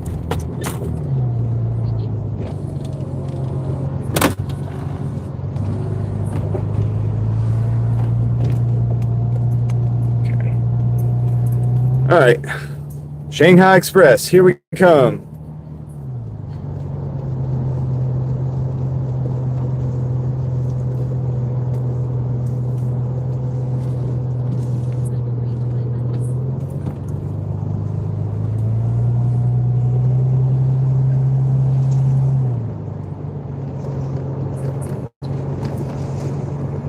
Hey, Leslie. Hey, what's up?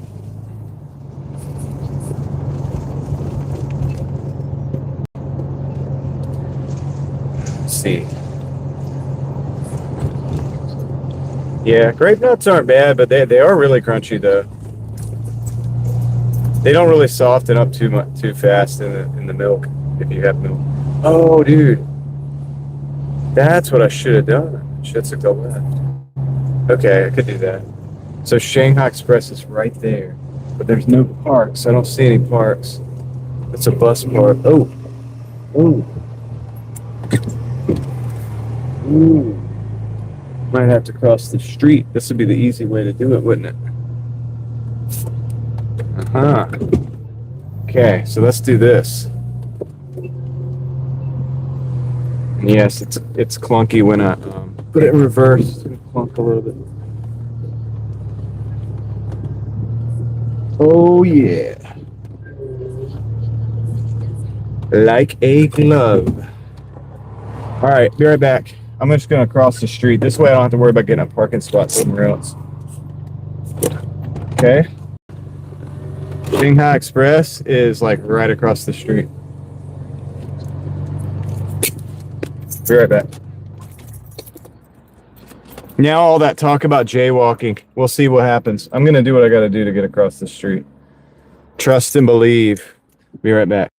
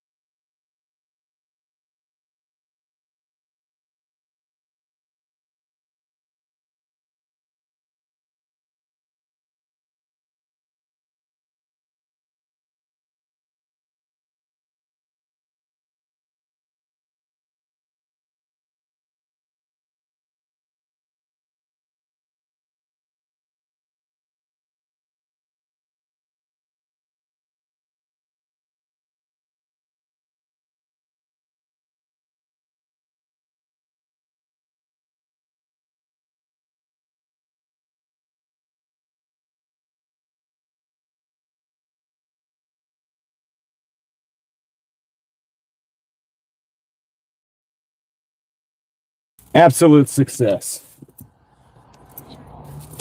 All right. We've got to rearrange these bags a little bit.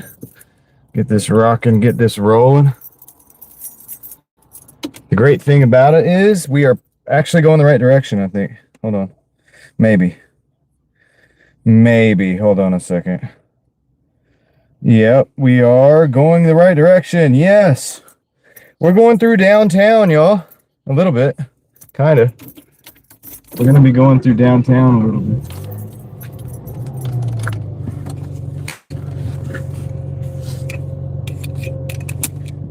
Jeeping through downtown. Oh no, the bus. The bus, not the bus.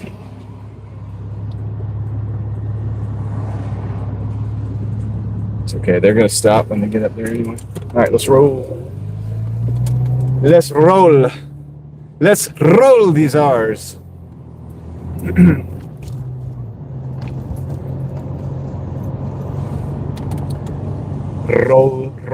Roll your R every time you say anything starts with R. Roll it anyway. Alright, so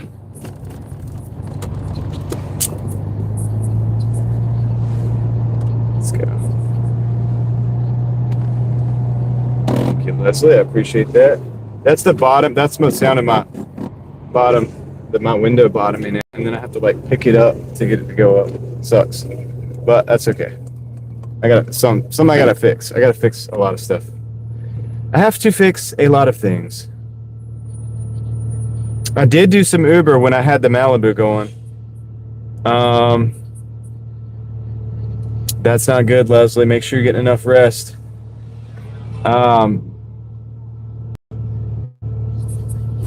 Stay hydrated too. That helps. You have to think about the R before you say it. Like we're in the city of Raleigh. We're not in Raleigh, we're in Raleigh. You just say everything you say that has a R, you have to roll it. That is scary, Leslie. I'm not going to say that it hasn't happened to me. It hasn't happened to me in recent life, like in the last several years, 10 years maybe, but it did happen when I was younger, and it scared me a lot. It scared me a lot. And so, yeah, it is a scary situation for sure. There's a police up there, but I don't know why he stopped where he stopped. It is, Michelle, it is 10:28. 10:28 here in the evening.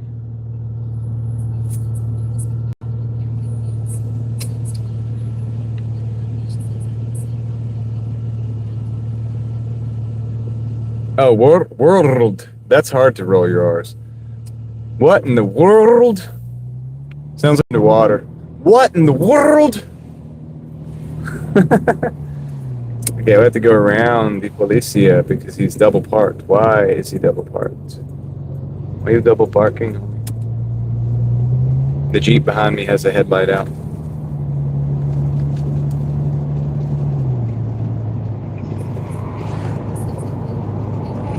Yeah, no worries.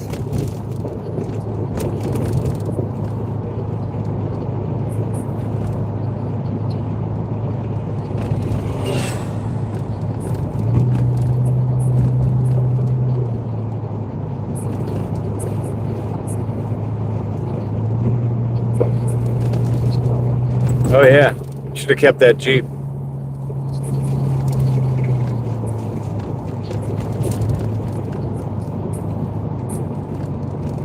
You said that speech to text did really crazy things with what you were saying there, Heather. Just so you know. I didn't even have to do that. Oh yeah, I did have to do this. Yep, that's a good one. Oh, that was a real Wagoneer. So the true Wagoneers usually had like I think they had a 360. I can't remember. They might also came with a 318, but they were V8s. These are these were the inline sixes because this is the XJ, and it's the Renix inline six. So it's a variant of the 4.0. Early variant of it, little less techy, but it's got some different peculiarities of it. But essentially, the bones are the same of the engine as any 4.0 you've ever driven or whatever, you know, from a Jeep inline six.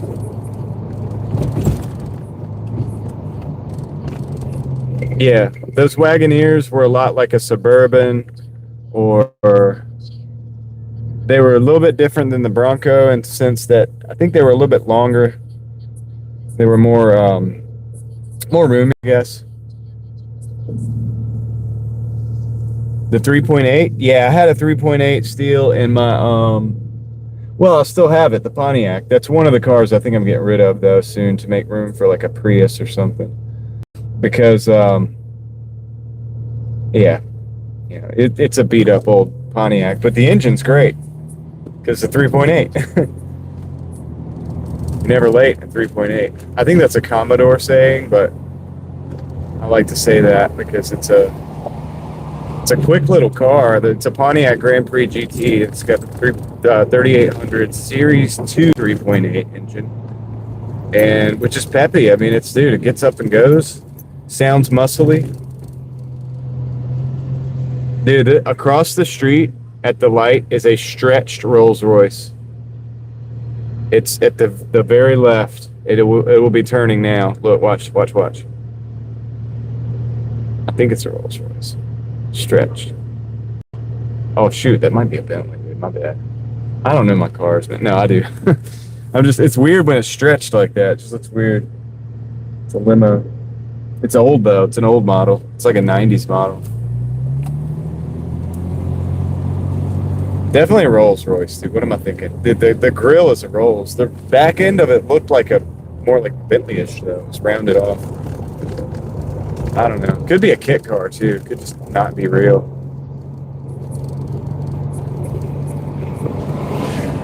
Morgan Street Food Hall there on our right. We're going straight through downtown, guys, on this one. Whoa, dude, don't run into me, homie. Pay attention, man. You stop if they're turning. You don't run into me. Come on, man. What is up with you people tonight, man? God, dude. Changing into the one-way street. They were so mesmerized by that car that they like almost ran into it, and then they pulled in and almost ran into me.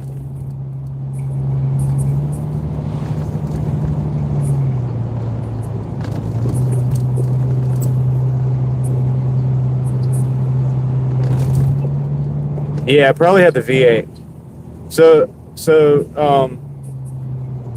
This is what's known as a mini Wagoneer, or it's a fake. It's really not a Wagoneer, but it actually, okay, on paper technically it is a Wagoneer, but it's not a true Wagoneer. You know what I'm saying? It's an XJ. It's just an XJ, but it's called the Wagoneer Limited, which is it's also known as the mini Wagoneer, which is, you know, just an XJ. But it's still solid because XJs are solid. It's got the 4.0, so, and it's got a good transmission. It's got the good front and rear end differentials. You know, I can select part-time 4. I can do 4 low, all these different things. Okay, I think it wants me to get over. Dude, all this construction is kind of weird. It's like you can't go to the right lane, you can't go to the left lane. SUV. Well, the reason they're doing that is because they do the same thing as sedans do. You're talking about like CRVs and stuff like that. They do the same thing that sedans do as far as like, but then they have more cargo space, and you know, they do sit a little higher sometimes, and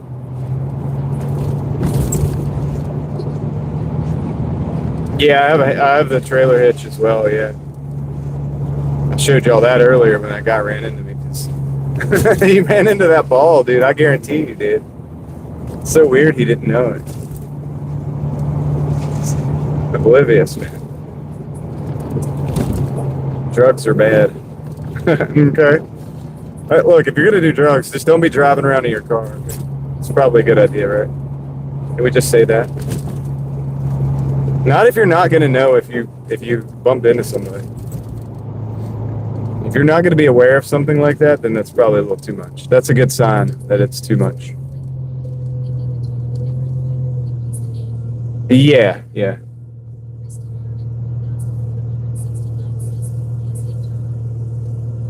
You like that? Oh, man.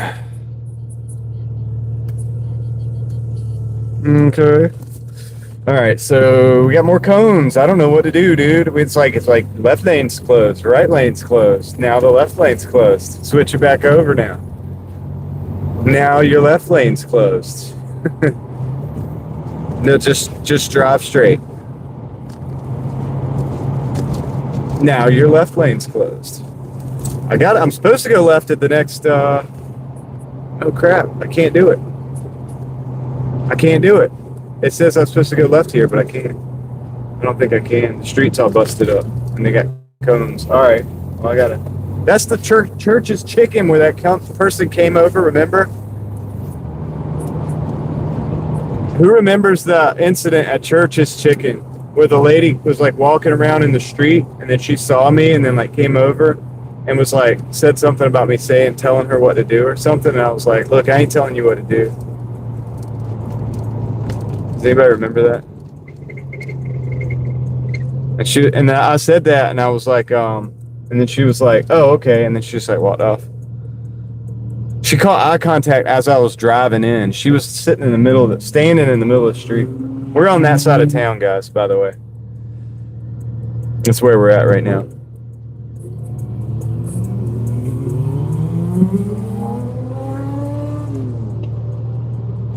It's just where we're at. These windows are loud when you roll them up and down.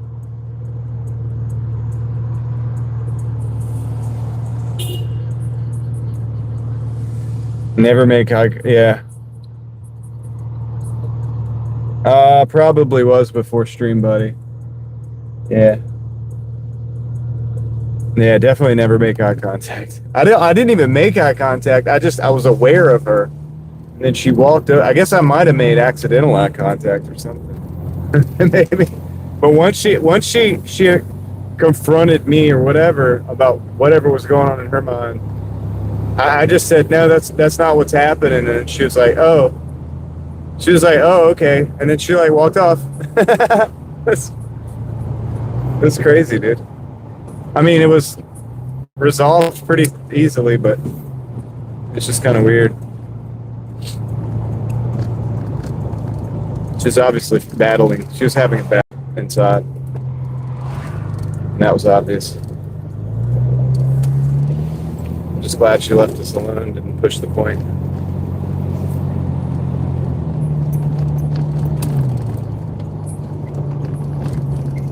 Yeah. I just call it the east side because it's the southeast side. I mean, yes and no still.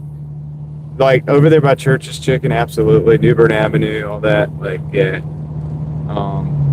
Now there are some nice areas over here. Like these apartments aren't too bad. It's all a bit mixed and blended. It really is. But yeah, like block over, it's not so cool. Stuff like that happens all the time. Just go over there and shop all the time for my eBay store because they have a bin store over there that's pretty good. Okay, I'm gonna park. Can't park on the street because there's no spots left, so we're gonna have to park somewhere else. Pretty sure this is the building that. You know what I'm gonna do?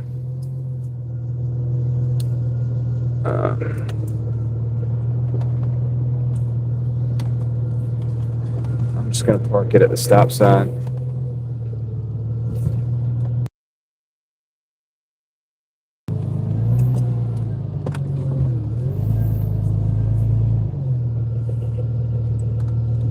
That's our building right there.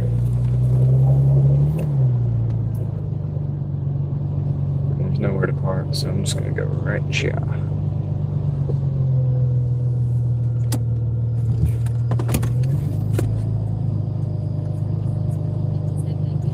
I have no idea still. I'll be right back, guys. I'm gonna run in here very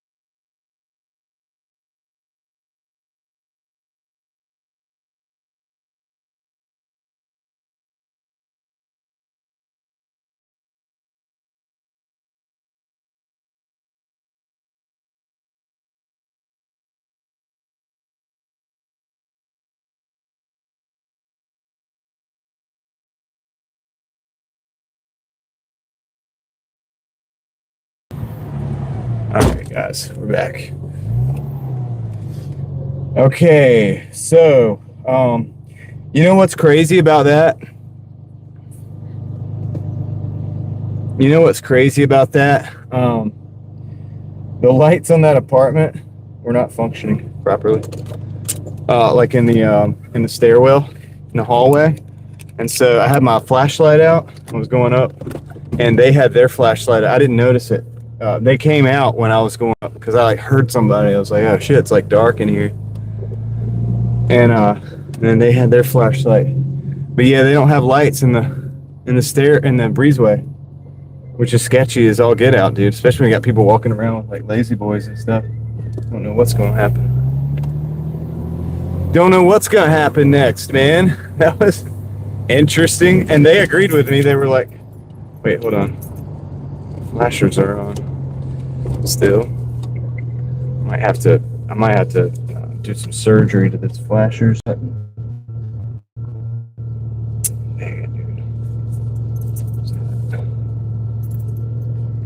Thing's broken.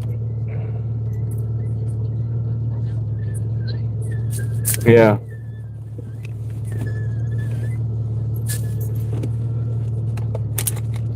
Yeah, it's their fault. Yeah, I know. That's what I told the people. They need to fix y'all's lights, man. That's sketchy. You know, that's dangerous for y'all. And they were like, "I know." I was like, "Dang, man, bad for them."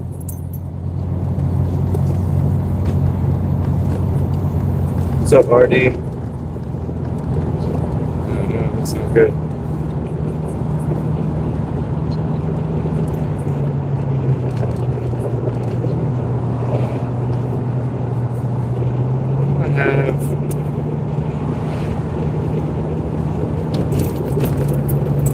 Should not have engaged the flashers. That was a mistake.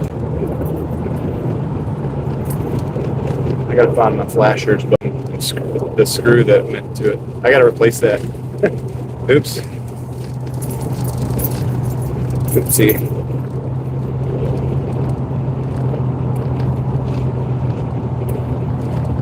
I think you're supposed to pull it out. You can't pull it out. Pushed it in.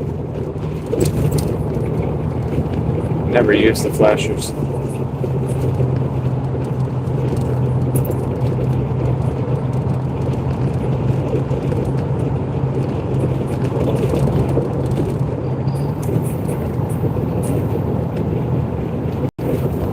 Well, it's not really an NC thing, I wouldn't say.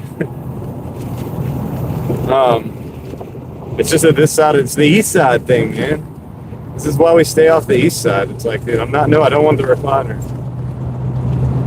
It's just moving it from one place to another. It's like, I just want to sit over here. I want to sit over here in the dark breezeway, scare the Doordashers.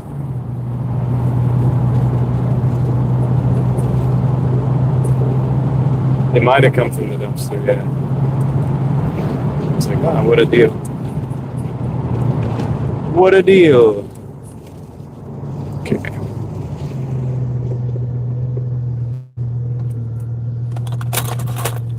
So I can inspect this situation.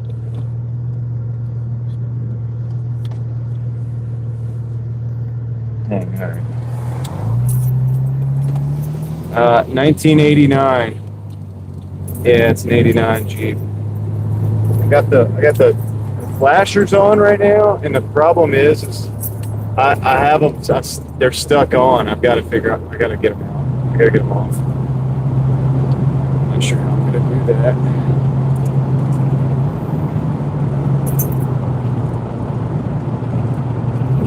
I have to get my knife in there and pry it back out. That was stupid. I should have just not had the flashers. Because it's broken. The flashers thing is broken, so that's why, by the way. I might have to put a screw in there. Let's see if I have a screw in the tool bag that I can screw into it so I can pull it out. I might do that.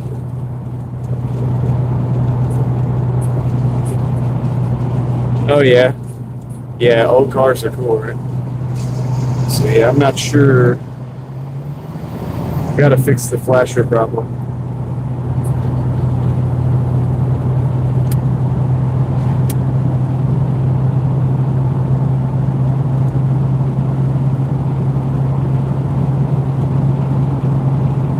I'm pretty sure I could get a knife in there and like pry it out. Like, so the button goes in. The thing is the original flasher button broke. So I forgot about that, and I pushed it in, and you can't get in there to pull it out. So I'm not able to do that at the moment. But I think once I get stopped. Nah, dude, I don't think I'm gonna get pulled over. I hope not. Don't say that. Don't say that, homie. All right. Ah, got it. I got it. I got it. I pried it back out. Yes. Not only do they work, I was able to get them off, turn them off as well. So they go on and they go off. You just got to have like a knife, little something to pry it with. Just gotta remember to do that before. I mean, RD, I don't know. Variety is the spice of life. So it's like, I like all cars for different reasons. The Jeep can't be compared to the Malibu because it's not even the same type of, not the same type of vehicle. You know, so it's a different kind of car altogether. Oh man, are you gonna try to walk across real slow like that? Don't do that. Okay, she's not good. Smart. But I like older cars. I mean, definitely. In a lot of ways, some ways it's easier to work on. The Malibu is pretty easy to work on too. But, let's see. Let's go ahead and get over here. Yes, we got a Driving Daily Mafia green light. Awesome. That's what I'm talking about.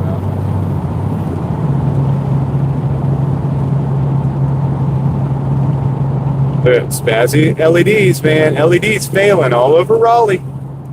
Look, there's another spazzy LED. Look. They're failing all over. I need to make a documentary about this. The great LED epidemic. Yeah, it definitely sounds different. Yeah, if you're older, you know, you probably rode around in a vehicle that might sound something like this, you know, especially when the windows are really loud going up and down, and like there's a lot of sounds. There's some sounds that are not good. I've got to do the transmission mount. And so when I put it from reverse to forward, sometimes you can feel that, you can hear it or whatever. I've got to get that done. Basically, I don't even have to lift the car. I just have to basically lift the transmission and hold that, and then get the subframe brace off, and then the mount usually goes in between the subframe brace, and so I can just put it on there, put everything back up, tighten everything down, and it's easy. I just got to have time to do it. You know, I've been just focusing on trying to cash flow using these apps and stuff.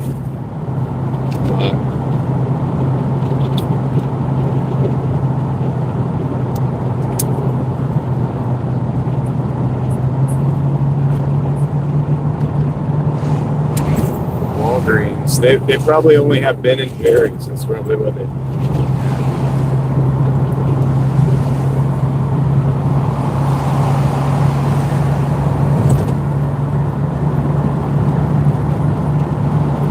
Hi, Samuel.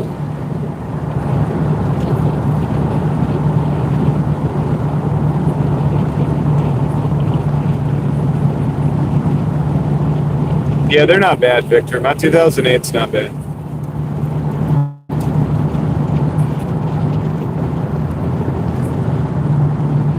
Sam, what's up, man? Sam was saying hello to Samuel. One Sam to another.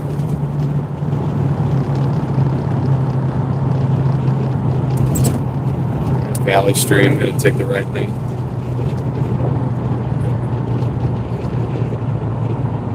$3.89 is the fuel here. $3.89.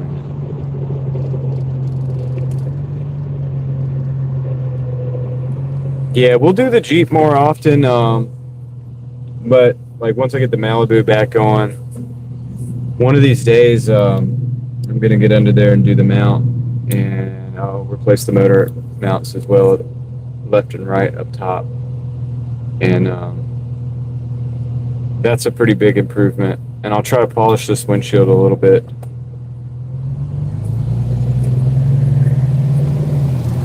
Yeah, I like the Jeep for field trips. It's a good idea. We're gonna go like I want to get a I have the roof rack, but I don't have anything hooked up there with it. I'm thinking about getting one of those awnings that go, the awnings that like go on the roof rack and then they slide, like they roll out, and so that way you'll have like a little like a little awning to sit under. Thinking about getting one of those for it, because it's just a matter of bolting it onto the roof rack, so it's like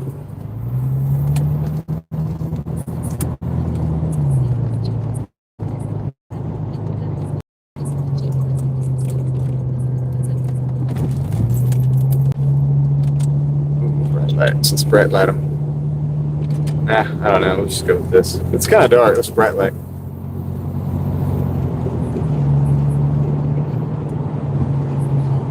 Yeah, well, I thought it'd be good for like whenever I want to, like, even if I'm out in the yard and the kids are playing or something, I could just like pull the Jeep up and then just have shade anywhere. Just sit right next to the Jeep, play some music, hang out.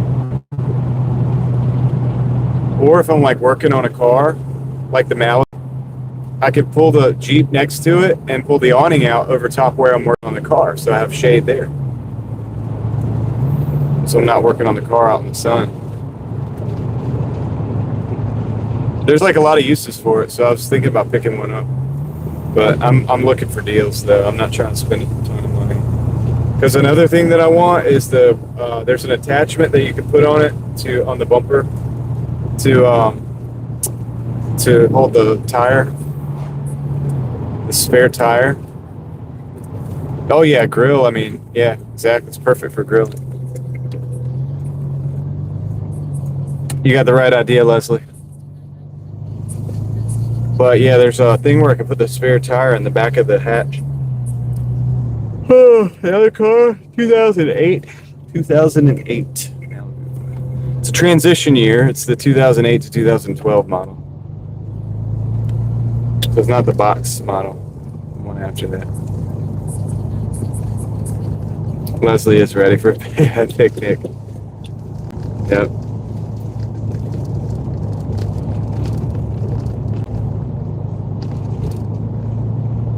Yeah, I could go even further with it.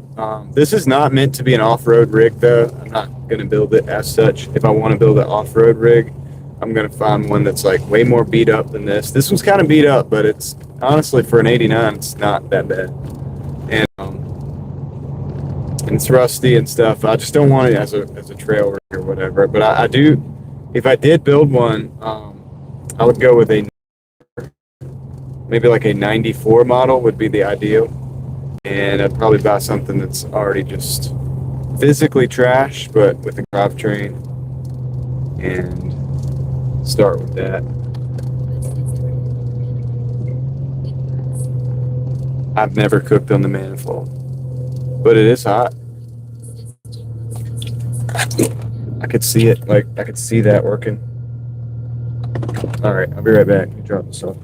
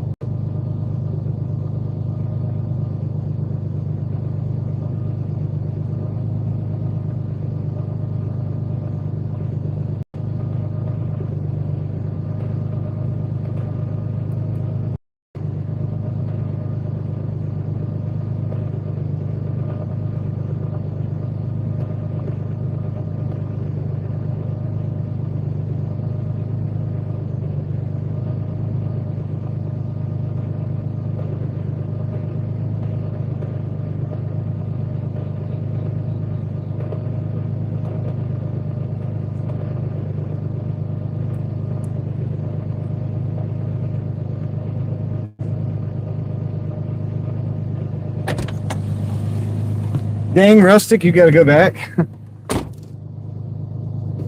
Man, I'm bad with keys myself, man. So this dash is at 102.88. So let me do my updates. I see Crystal's already done her updates. Let's see here.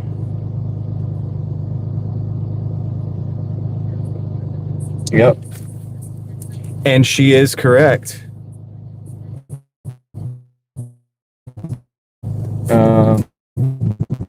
No, I do Uber Eats,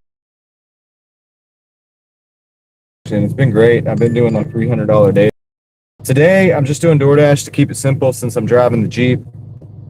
Keeping it chill for the stream so I can hold the stream together and drive it with a different setup, because it's a different setup. I'm not like, I have the phones and sitting in different places. Decline that order. It's not good.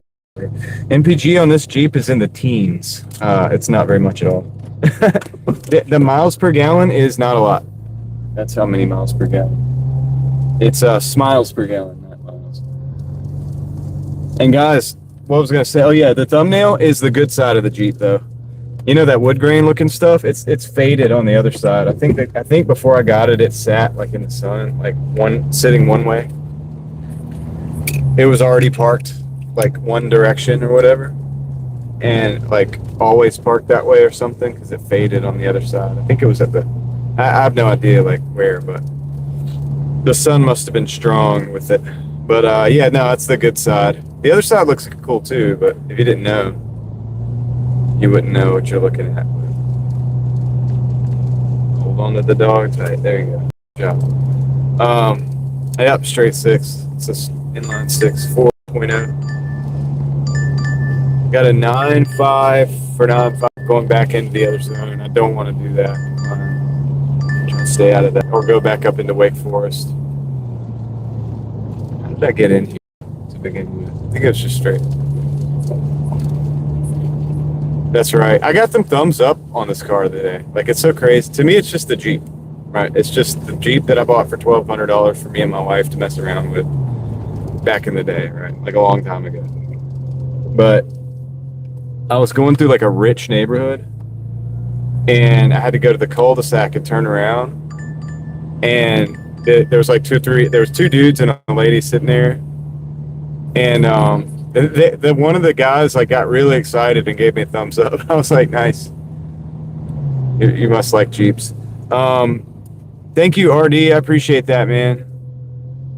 I appreciate that. I am not going to take this as 870, 6.4 decline.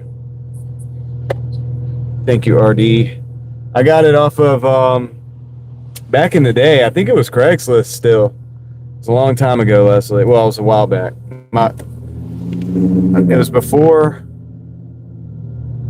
dude, I think it was before my oldest daughter was born. Burger King, 435.4 decline. I might have to turn Uber on, actually. I don't want to, though. I don't want to, man. I'm going to see if I can get away without doing it. I'm going to take a right here. What do we got to do to get to 200? 22? McDonald's, 530 for 6.4 decline. Acceptance rate's 47%. Appreciate that, though, RD. Thank you for the $199, man. We're gonna use that to keep the wheels rolling. Whatever wheels are rolling, we're gonna keep them rolling.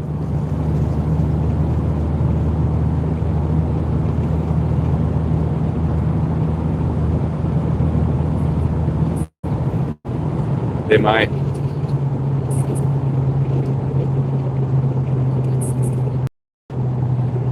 Yeah, Victor, your V8 probably gets the same. Okay, we got a dash mart.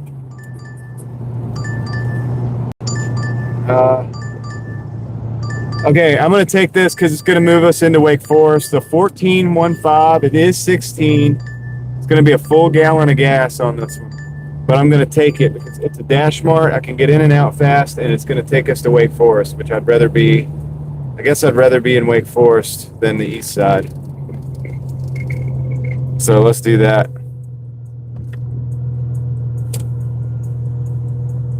Are we live right now? Yeah, I think we are. So yeah, this isn't like a super profitable. Well, actually, if we put $4 in the gas tank, we'll still get $10 for it. So okay, cool. Thanks, Mayberry, Artie. Thanks, Crystal. Thanks, y'all. Yep. So the phone that I monitor the stream with, I have a bandwidth issue. This text to speech phone I use that with a hotspot, and that other phone I use that to watch the stream. So sometimes it doesn't look so good. Okay, they're turning. Thank you, Victor.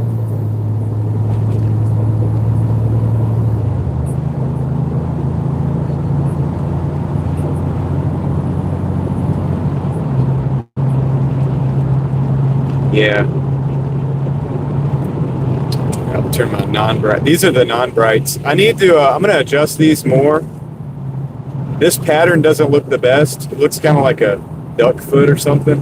But believe me, it's way better than it was at the beginning of the stream, dude. Like, well, before the stream, the light pattern was so bad, and I was like, let me try to fix this. And so I raised the right beam a little bit, so that goes a little further down the road. Now I need to pull the left beam, I think, out to the left more and bring the right beam to the right more. So I do need to work on that. RD, thank you, man. You didn't have to do that. I appreciate that. Thank you for that mint green $4.99, sir. That's awesome, man. Thank you. Helping keep wheels rolling on this old Driving Daily Mafia. This old driving here. We buy our cars cheap, but you know what? It takes a lot of work. It takes work. We buy cars cheap, but to me, it's worth it, man. I'd rather own two or three old, cheap, kind of busted, but running and driving cars than have a payment. That's just me personally. Spread out all the pain amongst all the cars. That's the redneck in me, dude. I grew up in the country, okay? I have friends that have more cars sitting in their driveway than I do. And not all their cars run. I've tried to make sure that every car in the driveway does at least move on its own power.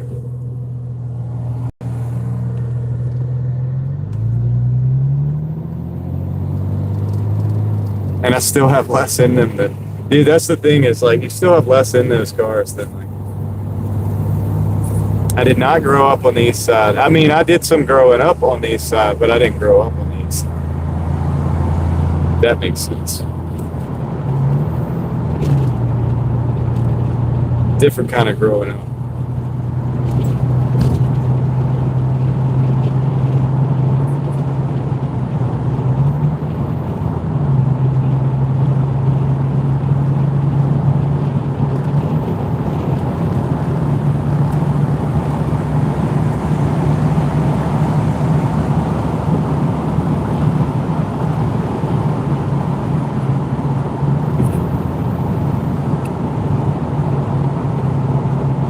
Sounds like a song.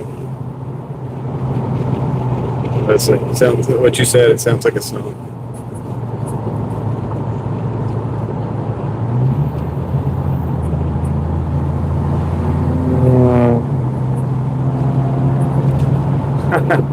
No, I didn't grow up on the west side either. I grew up on no side. I grew up under the pine trees and around the oak trees.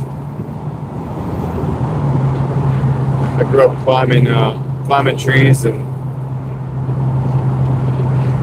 splitting wood and running around making forts in the woods, stuff like that.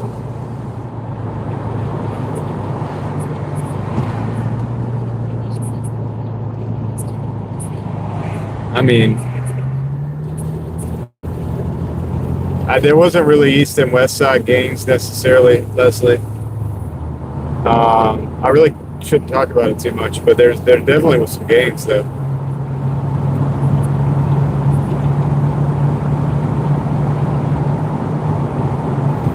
This side of town, honestly, this side of town wasn't as bad as it is now, man. It was pretty good. Like, we're passing Adventure Landing right now, which is closing. That's a ton of memories for a lot of people that grew up around here. This was the city. Caleb, I'm passing Adventure Landing. I just passed it. I knew Caleb would know about that.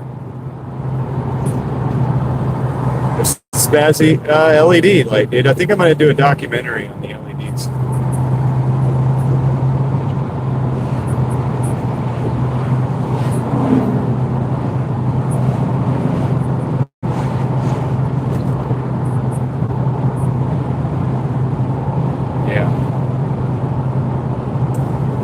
Yep.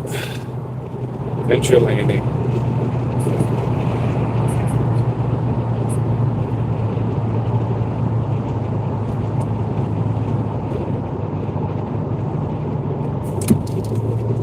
All right, we're close to the Dash Mart. Thing I like about Dash Mart is it's in and out. They usually don't make you wait.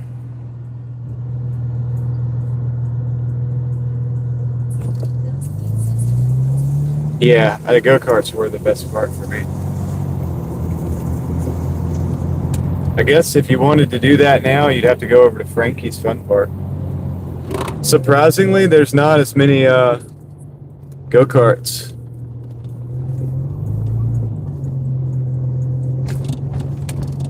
In Raleigh. You know what, Caleb, you know where some really good go-karts are, though? Have you ever been to Rush Hour? Rush Hour Karts?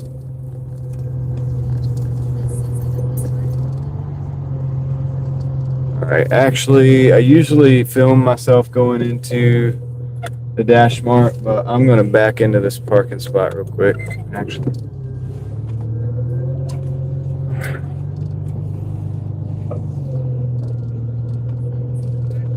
But yeah, rush hour go-karts are awesome.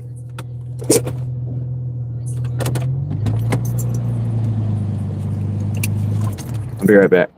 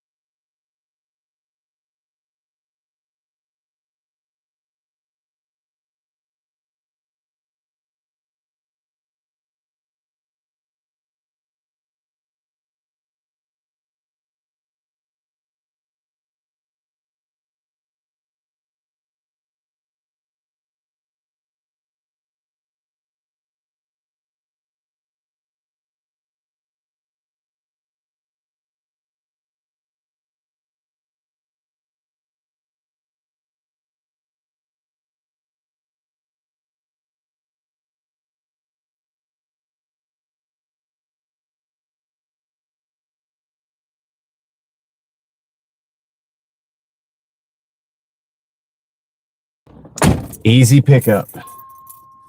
What I'm hoping is that we'll be able to get this done. We'll only need like 12 or 15, $12 basically, I think, to hit two. And I think hitting 200 will be a success, because I could have gone home today and said, look, you know what, dang, car is Dunsky. Come on, lights. For now, and I'm just gonna have to wait or whatever, all that stuff. Could have done that, but it's like, nah, dude, got the Jeep. We can still go on an adventure.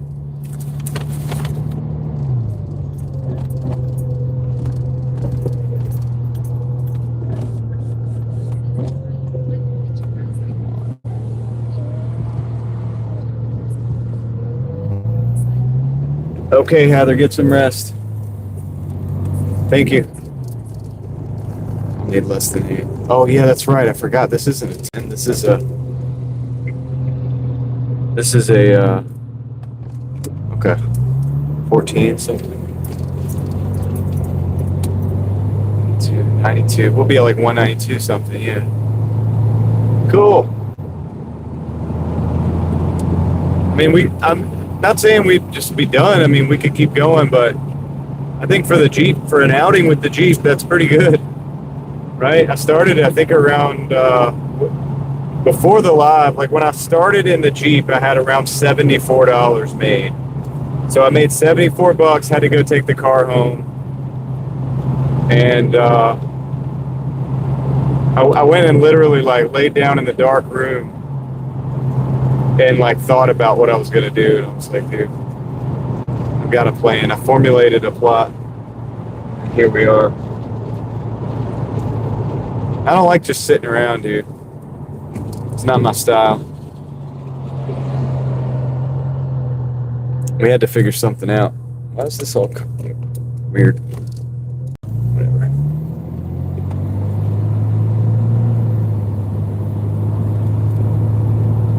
I feel like it's not straight. Is that better?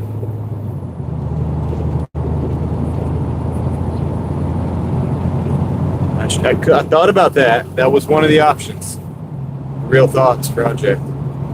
I also thought about shooting a couple videos that I've been wanting to do.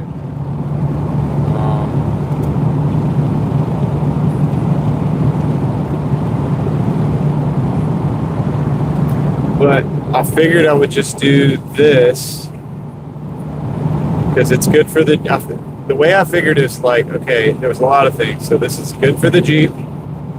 It's good for the battery, the charging system, and all that stuff to drive it. It's good for the live stream, so that we would have the live stream for the night for everybody to hang out. So it's good for, you know, the community. It's good for the fact that while I'm not making as much profit because I'm burning a ton of gas, it's not. It could be worse. And okay, hold on, guys. Just hang tight. He's got the music playing. So okay, just roll the window up. I think that'll help. But yeah, anyway, so it could be worse. So we'll make a few dollars, and so I could still put points on the board and hopefully make enough to buy the parts. You know, that was my idea. So if my profits for the day buys the parts, that's what I'm kind of going for.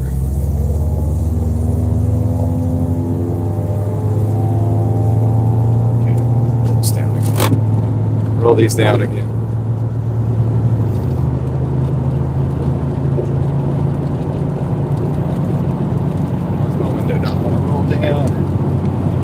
Old car problems.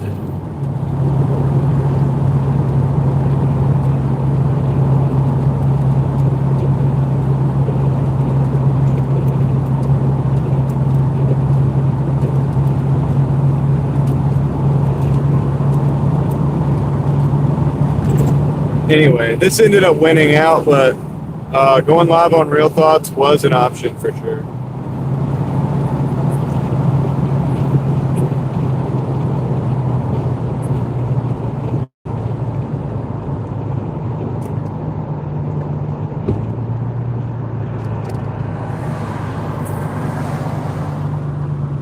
Trying to stay away from this car on the left because he's like playing music, dude. And I'm tired of having to keep rolling my windows back up and down.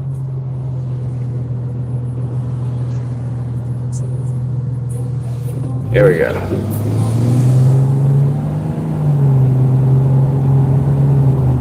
Walk the dog, man. Look at that. They didn't even know. They were like, what? I'm just playing. They didn't even know, dude. Light was about to turn green. Oh man, I'm gonna get in this lane, man, so he's behind me.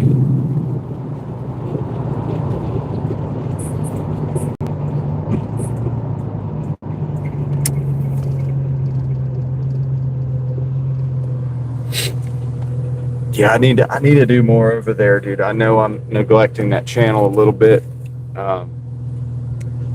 Kind of having to deal with like get the bills paid mentality right now, but we're doing okay, man. I mean, the hustle is working, so that's good. So I'm probably gonna get back to it. And honestly,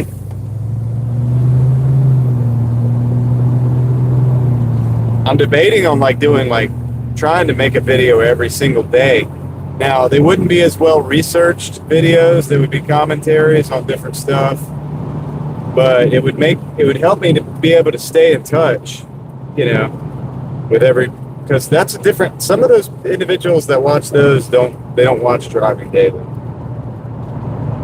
and it would be good, I guess, to stay in touch, or at least keep the thoughts kind of flowing, or whatever, so to speak. But it wouldn't be like coming in with a well-researched, I can't put together a well-researched, well-edited video like every day. And we don't do a lot of editing over there anyway, so I don't have to worry about that part.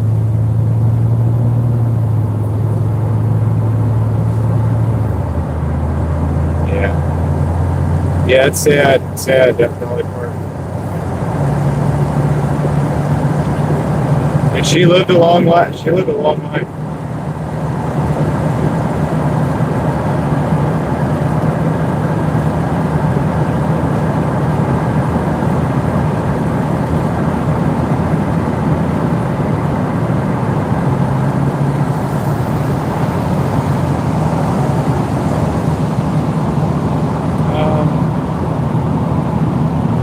Yeah, Caleb, you're talking about like the shorts that I did on this channel, showing the time lapses, or like kind of basically the old pictures and the new pictures. So that started to grow my channel a lot, and I realized I didn't want to be stuck just doing that. So I kind of switched it up like I do, which is sabotage, really. I mean, if you think about it, but at the same time, it's also not. Because it lays the groundwork for, the idea basically is it's better to build a community, and then we can do all that stuff. And then if people come in and they see that and they're interested in that, but they might not be interested in this, or they may not be interested in something else. So yeah, and Crystal, the shorts.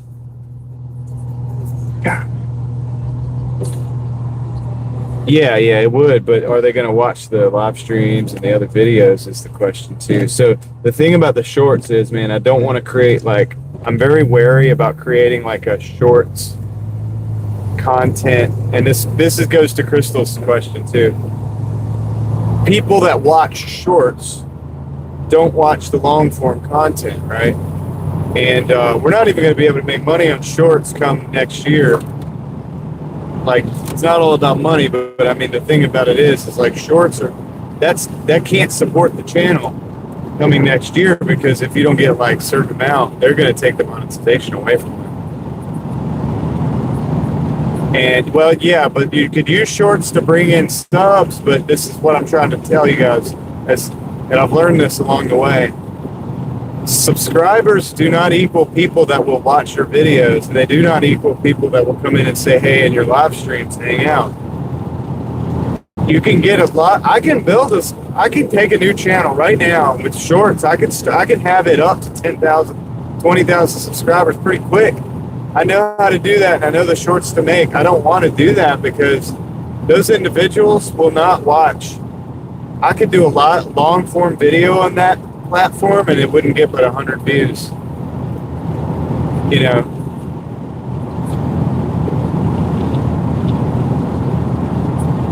I agree. Crystal, I'm thinking about it over there. And the only reason I would do that over there is because it would just be me talking about something. And if you're interested in that thing that I'm talking about, you'll also be interested in the things that I'm talking about on the channel. And see how that's like a real tight, that might work because it's a tight framework. But if you go and put random shorts on a channel that build subscribers just to have subscribers, which if you don't have 1,000 subscribers, you might be thinking about doing that. And I understand that. And yes, you can get subscribers doing that. However, it can hurt you in the long run a little bit, because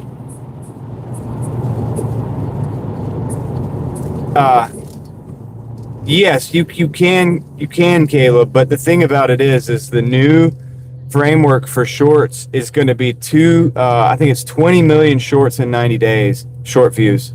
20 million short views in 90 days. I have no intention of trying to build that. That's crazy.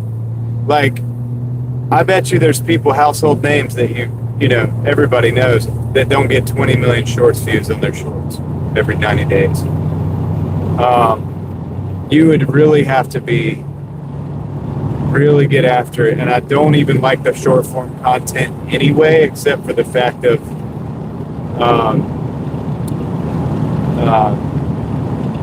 I mean, it is like a quick hitter. You can get it out. You can get a little quick message out.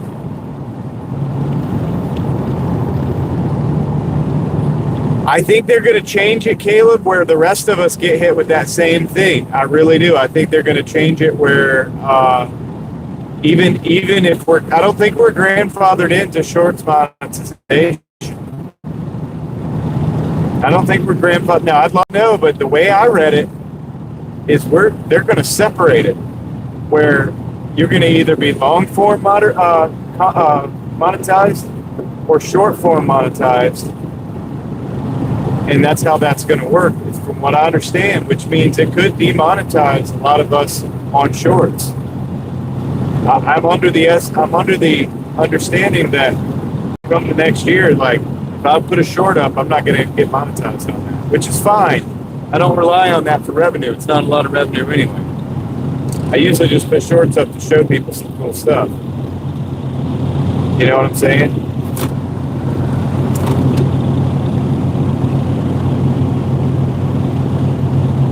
But correct me if I'm wrong, guys. I don't know. Like, that was how I read it. That's how I read that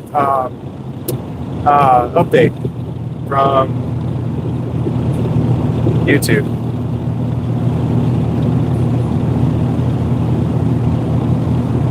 And I have shorts like on this channel or whatever, but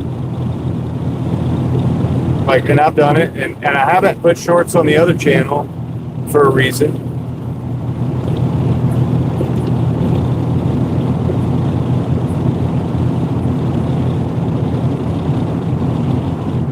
Yep. So there you go, Caleb. See, so I'm just done. Like, as far as revenue source, shorts are not going to be it for me. I have no interest in trying to keep that up.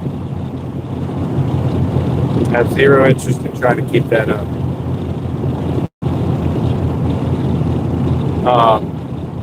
I'll continue to use them as I use them already, which is just that, you know, if I see something cool, or I use shorts to communicate with my subscribers, or with my members, you know, that we have that. We don't use it every day, but we have that. We have shorts as a possible method of communication. So I'll use it for that. I think it's great for that. I like hacking the system and kind of using it like that. But yeah, it's not going to be a revenue source for sure.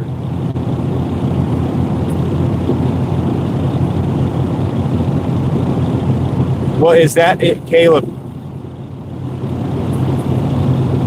Caleb, is that for shorts or is that for long form? Because I thought that it was that the shorts was just going to go. The shorts monetization was going to be separated and severed, but maybe not. Maybe not.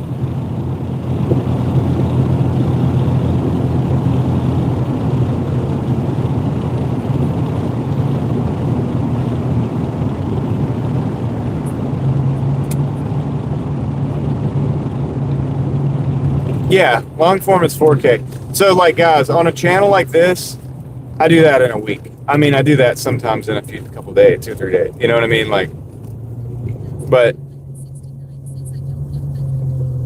do I like Dolly Parton? Yeah, I liked Dolly Parton. I mean, she's not with us anymore, but I did. Yeah, no new members would need 8K, and I get that. I understand that. And that's for long form. I was under the impression that the short form was separated out. But I could be wrong. I could be wrong. But either way, listen.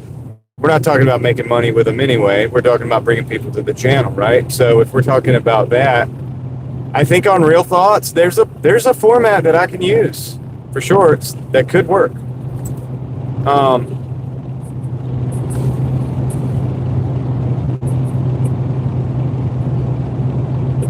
Yeah, you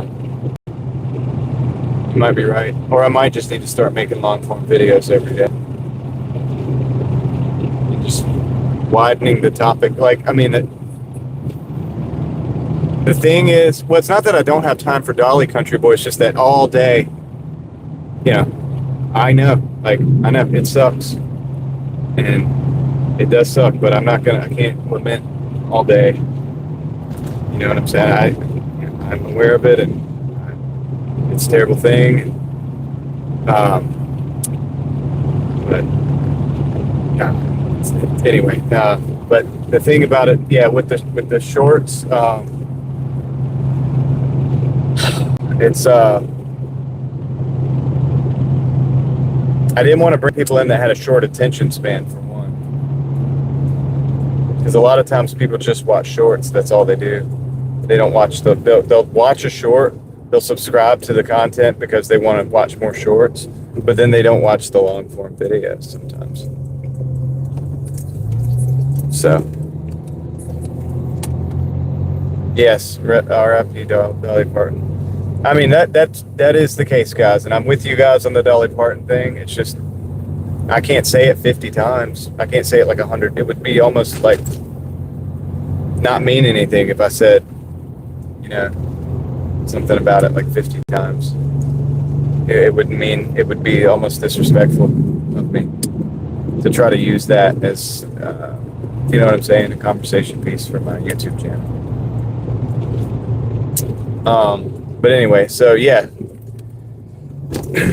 we're almost to the drop off. We've got 3 minutes, 1.2 miles.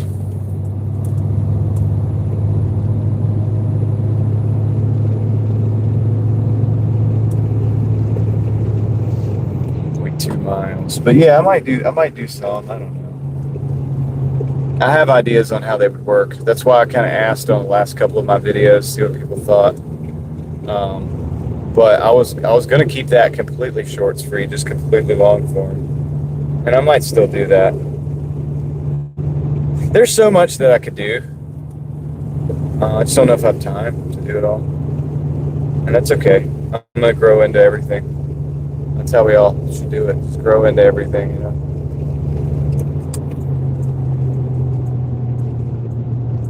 Don't rush it.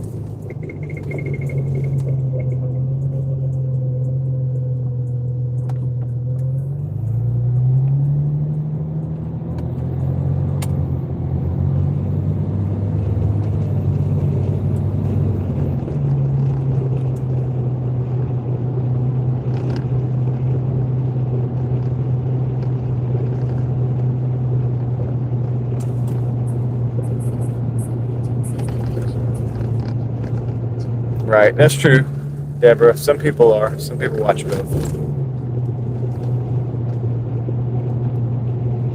That's just something I've experienced with the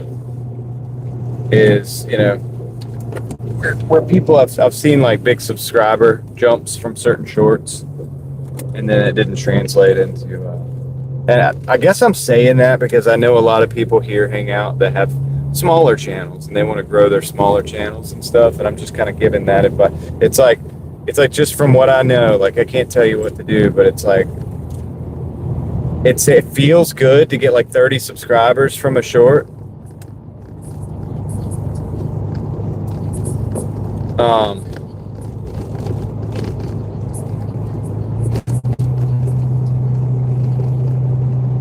No, Caleb, didn't translate into watching your long form videos, which is what you honestly, guys, that if unless you're just some kind of shorts creator, like that's what you do, which I'm obviously not, and most people probably really aren't, and I know a lot of people that have small channels.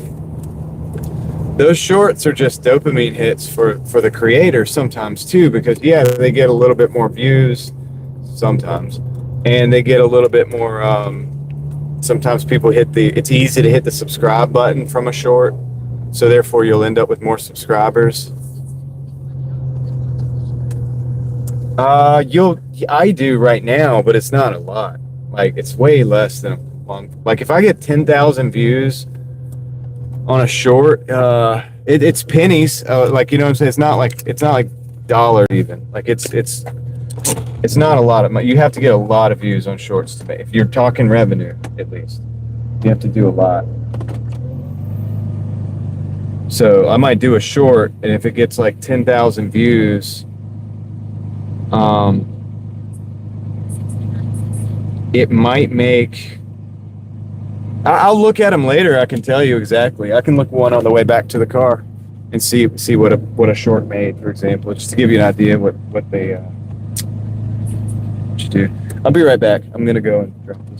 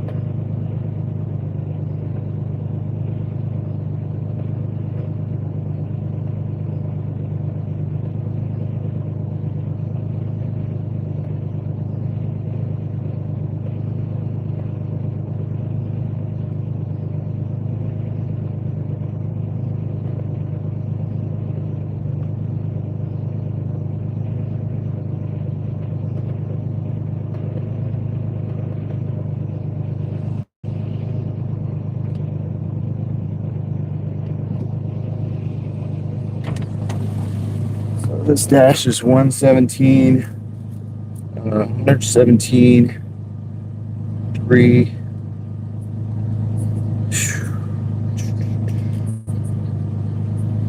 Okay, 192.16. Nice. We need $8. Is it going to let me switch zones? It is not saying that we can switch zones. What I'm going to do is end this dash, Crystal, and I'm going to start another one.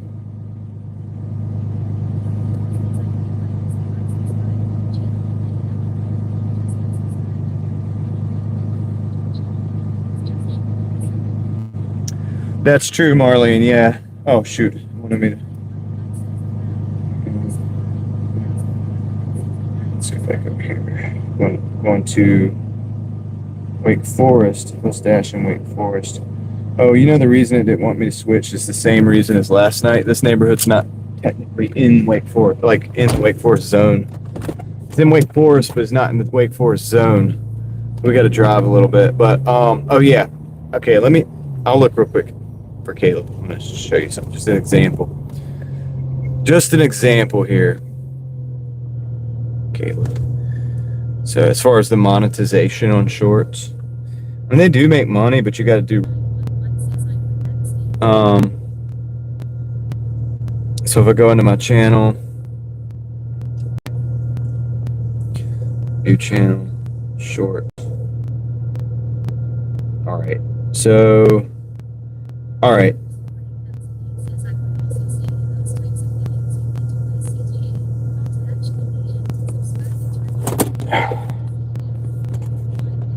Yeah, that's true. All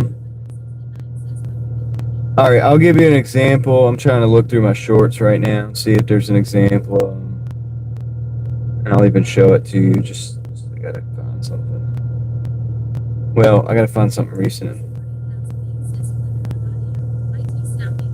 All right, so I have a short here with 300, or no, I'm sorry, with just 3,000. Why is it not showing me? Oh, yeah. With 3,000 views. And, show you. This is a short with 3,000 views. And it made 38 cents. So if you extrapolate that, that's really 3,300. So 3 of those is 10,000 views. So that would be like $1. You get what I'm saying? So you know what I'm saying? So people think you make a bunch of money on these. Now, if you had 100,000 views on there, that'd be pretty good, I guess, because that's what, like 30 times that. So that would be a few dollars. A 10-hour video? I mean, a 10-hour video might make anywhere between $5 and $13, dude, in ad revenue. But, like, it's not necessarily always good. It's not always bad either, but it's not something that long form ad revenue RPM is up and down. You know, it's not the same for every single video. There's no hard and fast rule. Sometimes it's you know, sometimes it can be $5 for 1,000. Sometimes it could be $2 for 1,000. Sometimes it could be $10 for 1,000. You know, it's really up and down, and it depends on the season.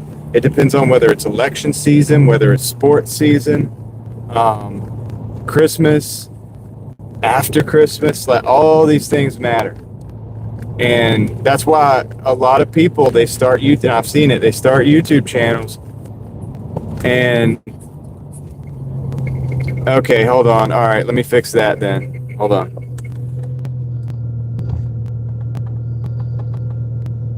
Fixing the audio. How about now? Is the audio better?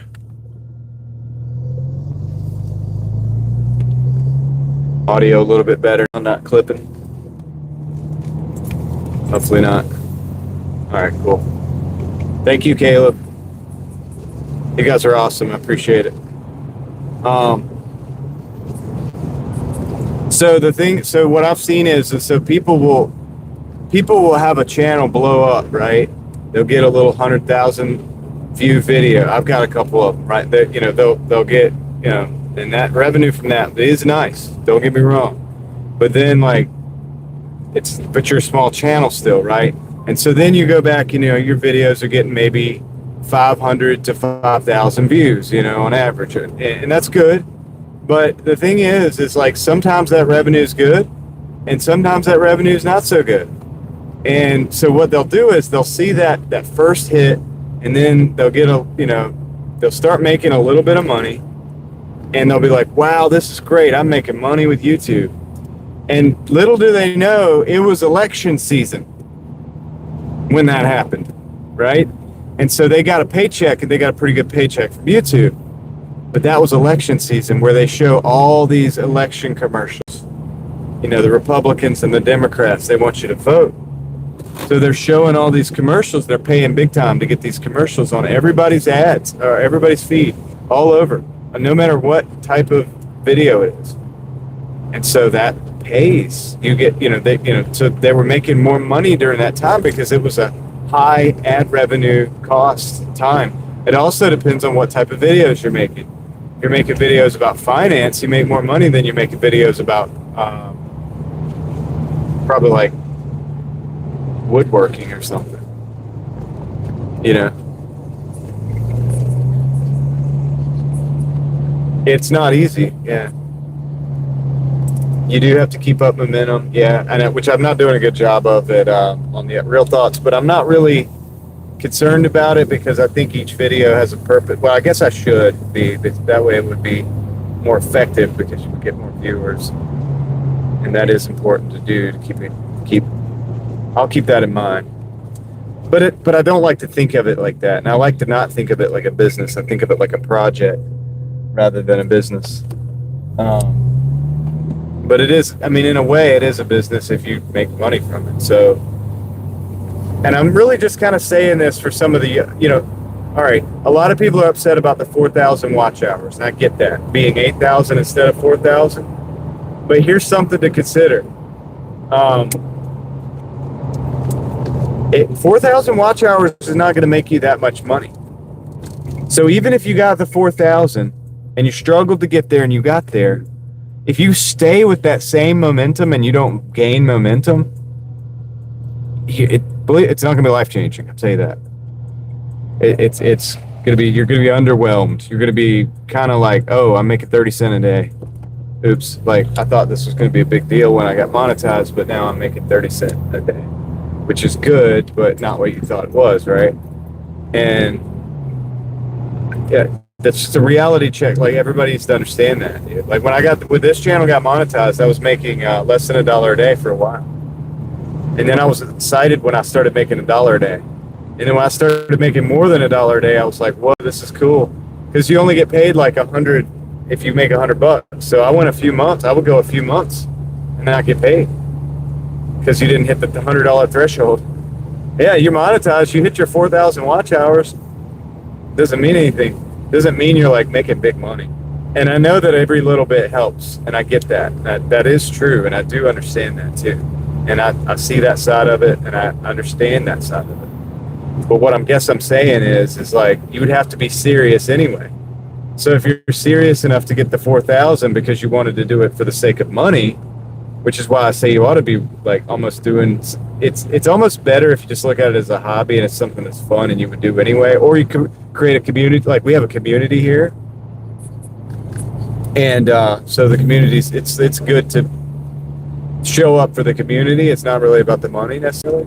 So there's that. So now you show up and you have this thing they've created or whatever, and that's cool. And you could do that whether you're monetized, not monetized, whatever. But obviously your time is valuable, and there is something like to do about that. And also your privacy is valuable, or lack thereof. You put yourself out there in the public. So that's all stuff you could talk about. But I guess with the 8,000 watch hour thing, it's like, well, dude, if you wanted to make a living on it, because I know a lot of people think they want to make a living on it. It's like you're going to have to do more than the 4,000 watch hours. You're going to have to do more than the 8,000. And you're going to have to do that a lot, like consistently. And it's not impossible. But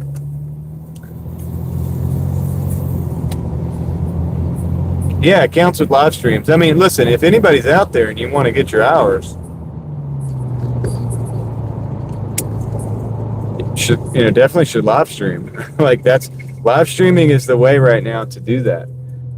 But don't neglect your videos. You know, a lot of people. I know people in this space that started because, and I'm not gonna. A lot of people started doing exactly what I'm doing right now after I was doing it for a few months.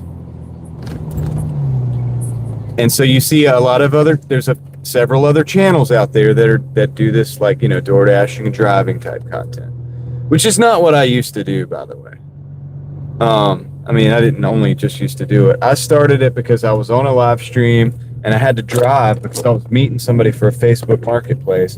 And my audience of like 20 people at the time was like, who would sit with me and talk like we do at the end of the night sometimes on a one day a week. I had the Monday midday live, and we would sit and just talk about whatever. And I had about 20 people that would come in. And so some of those people asked me, well, they were like, well, dude, can't you just, because I would do it on my break between Doordashing and sourcing for eBay. What's up, Quentin? And they were like, dude, can you just do this with DoorDash? And I was like, well, I guess so, because I just drove over there to meet that guy. I'd never driven on a live stream before. I was like, yes, I could just do it like the dash cam, because I used to do dash cam videos. I got a lot of those. My first video ever on this channel is a dash cam video, so I'm familiar with that. I was like, so I'm really familiar with DoorDashing, tens of thousands of, deliveries. I'm familiar with dash camming because I've done a lot of videos of dash cam. I'm familiar with live streaming because I was live streaming, on a weekly basis, but literally with nothing but just to sit and talk to people. So I had to do that and get good at that. So good at all those things. I was like, well, I could combine them, because you got to be careful and safe when you're doing this, because you're operating a motor vehicle live. You're running a risk. So I don't think people see that. They see the success part, but they don't see it's not a game part. It's not a silly game. It's we're driving. This is work, and this is a motor vehicle. 4,000 pounds. You know what I'm saying? and so on and so forth. Why are we not getting any orders? I'm gonna start another dash.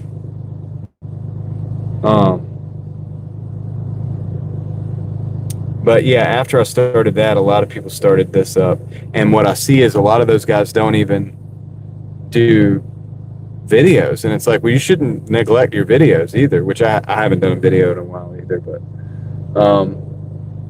because you might do a video and get 100,000 views, dude, and that'll set you up at least for being monetized. But then you're gonna have to use that momentum a little bit.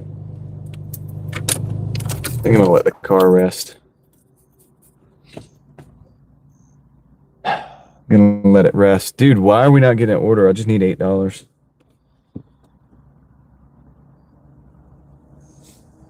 We'll sit here for a minute.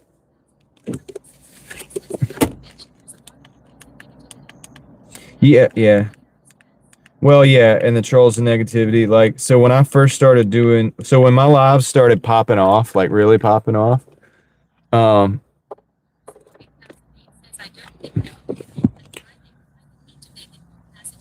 when my lives started really popping off, I got a ton of trolls, and they were like copying my viewers' names and stuff, and like saying crazy stuff, like with their names and taking their pictures and stuff, like, you know, impersonating them and stuff. Like, it was crazy, dude. And that was happening a lot.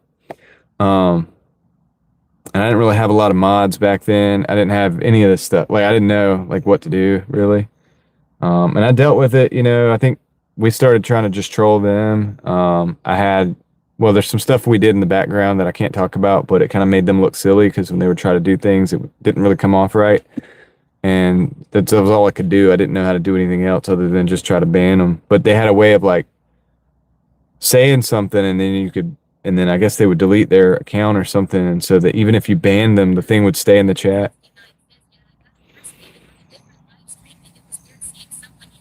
Yeah. So it's crazy. It can get wild, man. It's not for everybody, dude. It's not for everybody. It's not for everybody, dude. And I think, and I'm not saying that, but I'm also not gatekeeping YouTube. Like, you should try to do it if you want to do it. You know what I mean? Because it could be rewarding. But even if you don't make a lot of money, there's ways in which it can be rewarding with community and different stuff. But, yeah, Caleb, it's probably what it is, really. It's people in the basement, But, yeah, it's interesting, man. But it's the live streaming stuff is not for everybody, man, and neither is YouTube in general. Because you put yourself out there, dude, and people can find you, and they can figure stuff out, and they can figure out like where you live and stuff. Like, they can, and it can be, you need your OPSEC needs to be on point like 24/7 because really crazy things happen. What's up, Yeti? Yes, Quentin.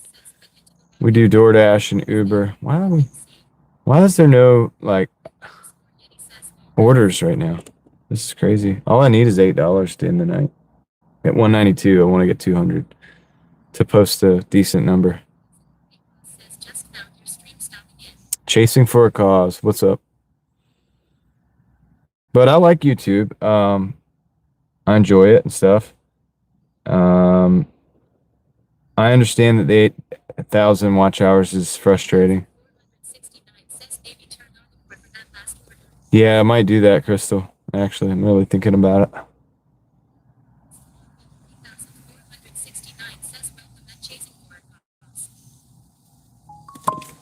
That's the sound. That's the sound of the Uber starting.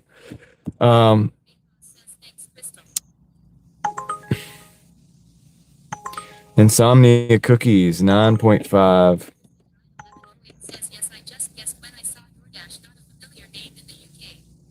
Yeah, Doordashing is it's a food delivery service. Yep. You guys probably don't have in the UK because am I correct? You don't have tip culture over there, or like we call it tip culture, I guess. But like tipping, we make most of our money on tips, really, and then some base pay. But I'm not sure if you guys tip over there. See, if not, that would mess up Doordash's model.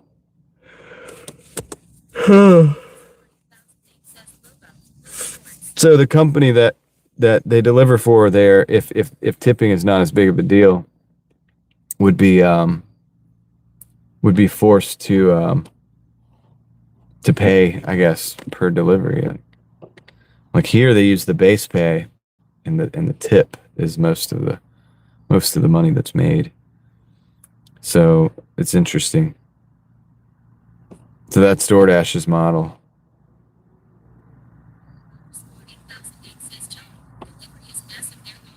I'm sure delivery is massive there, but if people don't tip, then the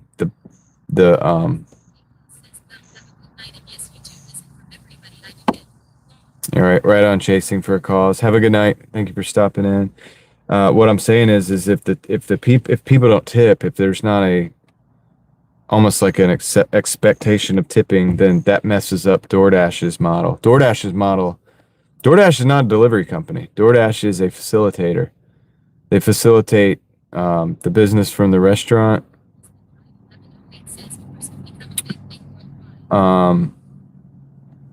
And the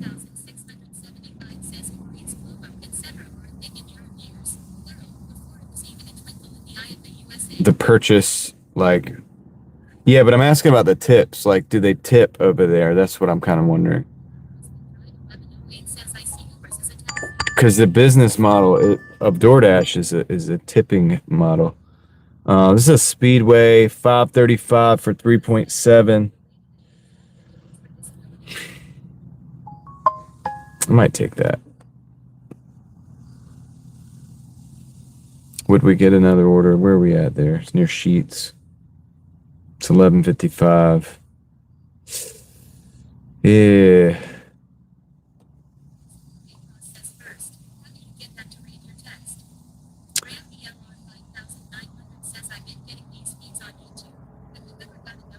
I'm gonna do it. We'll have to do 2 orders, guys. 2 orders. How do I get it to read my text? There's a app called StreamBuddy, and I have it on one of these phones over here. And what it does is it you type in your channel, and it will connect if you have a live stream that is up and running. It'll connect to that live stream. You can actually do it to anybody's live stream and hear their chat. So, and then I just put it in the ear, and I do that because I'm driving, because it's not going to be reading the chat while I'm actively moving and driving. So this way I can actually keep the conversation going instead of having to stop and read the chat and then drive and then stop and then read the chat and remember what everybody said, and so on and so forth, which is a lot. Yeah, no worries. Go for it. It can, if you drive, it'll keep you safer. You know what I mean? All right. I am in a different car, Rambler. I'm in a Jeep right now. The Malibu, I'm waiting on a starter for it to come in the morning. It's starter and the oil switch.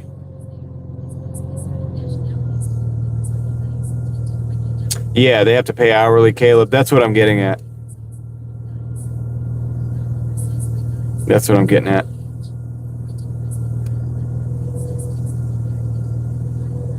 Well, it's not that bad here, Quentin, because everybody tips.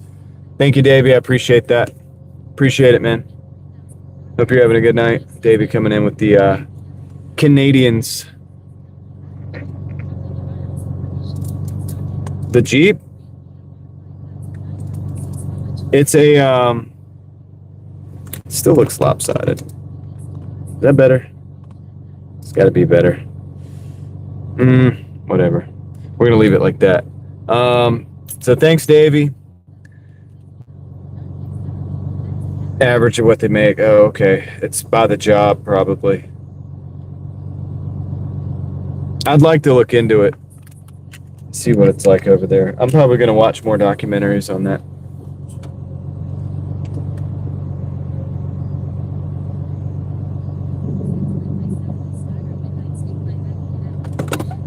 All right, let's go. So anyway, yeah, so the deal is with the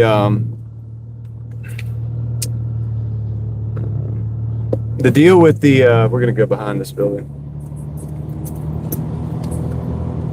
The deal with the Malibu is that I replaced the starter a few months ago on the live stream, but the problem is the reason the starter went is because oil was leaking into it, and I didn't replace the oil sensor, which is what is leaking, and leaking oil on the starters and killing them. So I have the switch. It is on the way. Oh, I forgot I had Uber on. That's an unacceptable order anyway. Turn Uber back off.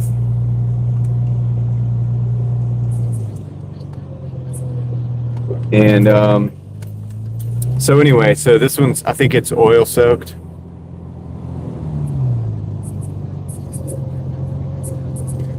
And so this time I'm going to do it right, like tomorrow morning. No, you can't duct tape the seal. It's a crush washer. It's no, it screws into like the block or whatever, and you just need a new sensor or new washer or whatever. But I just got a new sensor, and it's gonna fix it, I think. And that way, so when I throw the new starter in, which is coming tomorrow as well, it will hopefully not have oil leaking on it, and it'll last more than six months. I think it's been something like 6 or 7 months that this one's lasted.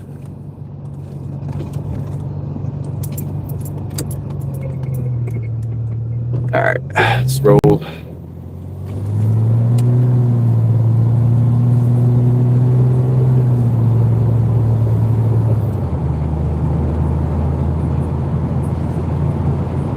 Oh yeah, I saved thousands. I've saved multiple thousands this year working on my own stuff.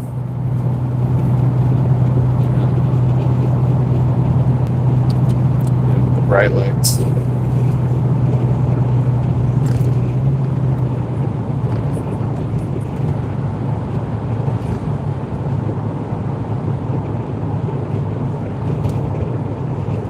This isn't the best order, but because it was so quiet, I was like, you know what? Maybe if we just take some orders, we get some stuff going.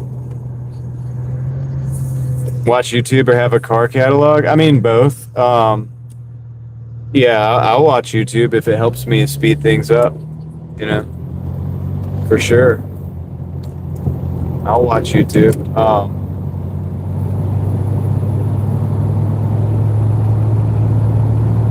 Absolutely.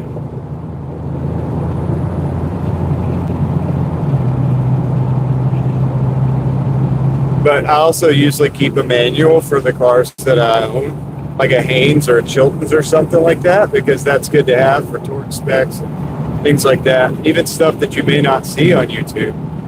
You may not get some of that information. So it's good to have,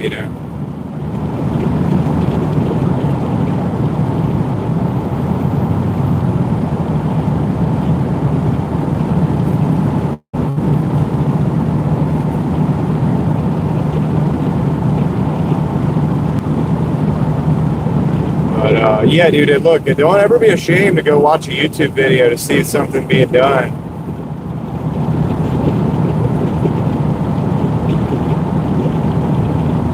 I know multiple mechanics. A couple of them own their own shops. And they will watch YouTube if it's something that's new, to them.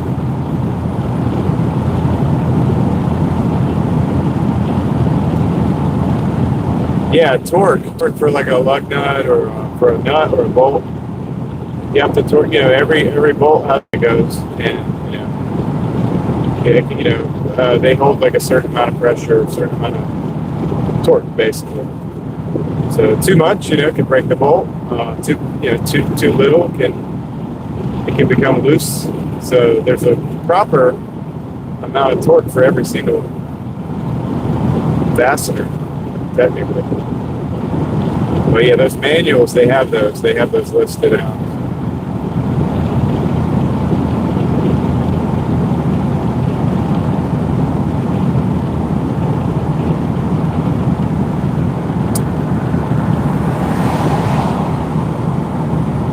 There goes the Sharif.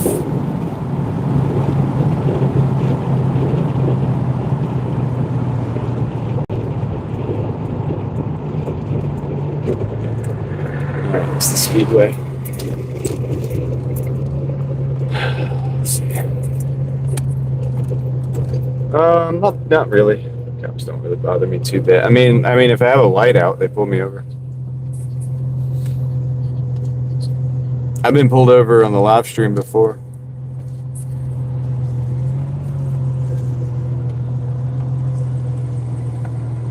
It's happened before. Okay.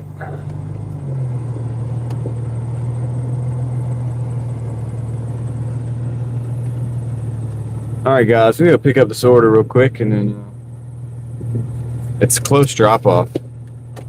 Drop off is not far at all. That's why I kind of took it.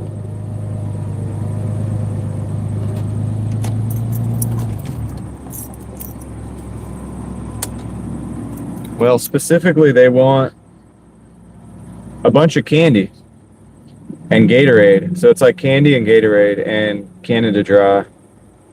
So yeah. Anyway, be right back. I'm gonna go grab all that.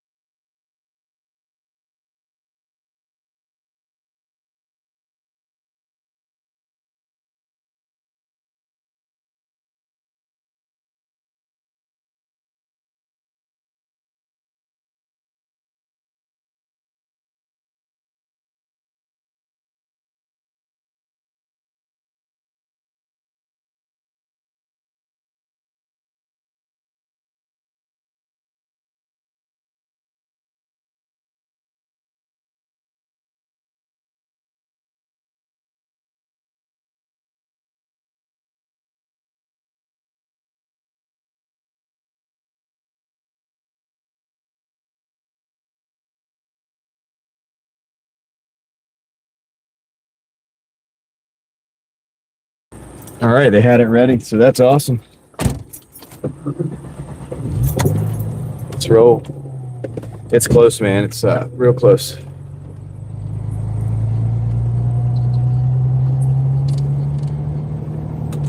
Right? Probably. Something like that, if I had to guess.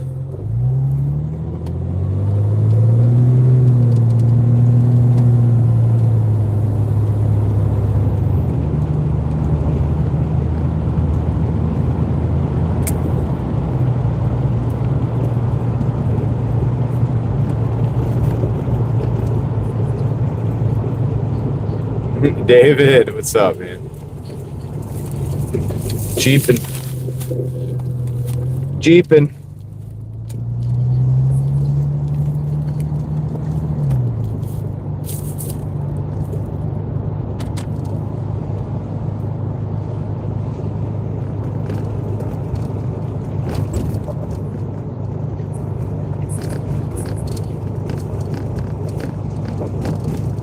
Yeah, dude, it's in this neighborhood. It's real close, so yeah, we'll get one more order. We'll be good to go. Let's go. Let's go. I used to put like 5 O's on the go, and say, "Let's go." I mean, this Jeep is not. This is a 1989 Jeep. It's not a normal modern day Jeep. It's a, a 4.0. It has a lot of little things that can break around it, but the actual bones are tank-like. It's a tractor-like. It's very, very solid. Yeah. Look, another spazzy LED. When are they going to replace these LEDs, man?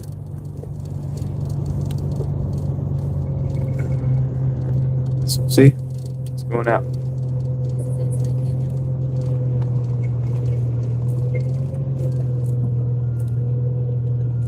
right.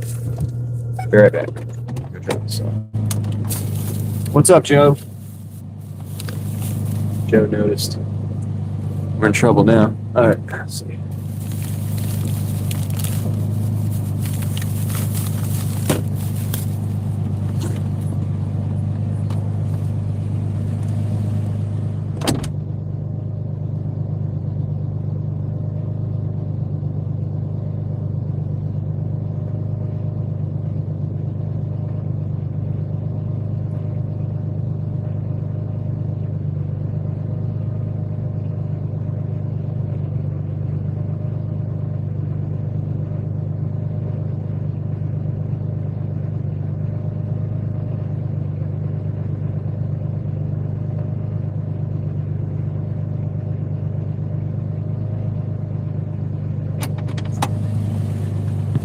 Yo, what up, Ape? Okay, we got a Speedway 660 for 4 going back up into where I was. So that'll work. Let's do it. Going back up to the Speedway. Pick up the other order. I saw it up there.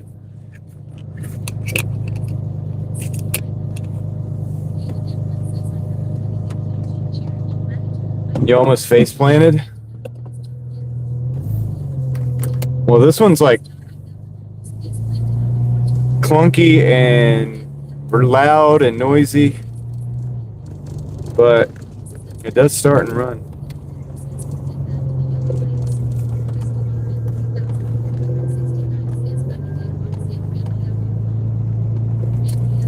There's the Policia. Policia. Am I the only dasher?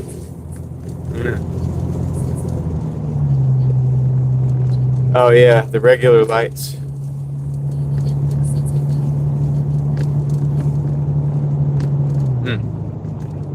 Yeah, dude, don't hurt yourself, Ape. Yeah, so there were 2 orders in this store, and he was like, "Which one you got?" And you know, the one we just dropped off was that one. And now we got the order going from the store to the, it's got to be the other order that was in there. Perfect, dude. So I think it's ready. It's probably ready. Which is great. That's what we needed.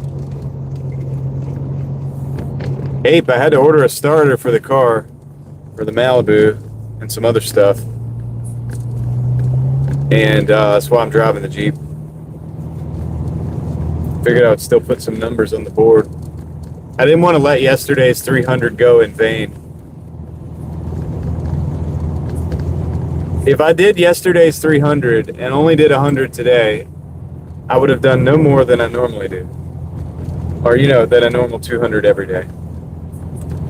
So I had to come back out and put some points on the board. But I might need to get some gas soon, though, dude. This thing, drinks gas. It's not the best Doordash car. Yesterday's 300 was somewhere between 12 and 13 hours. I know I started at 11:30-ish. And can't remember, to be honest. But yeah, it was, you could call it 13 if it makes you feel comfortable.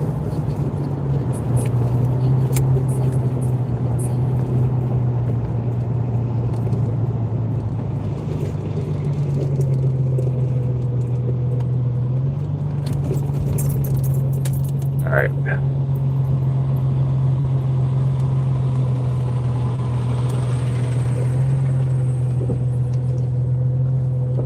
Work it up here.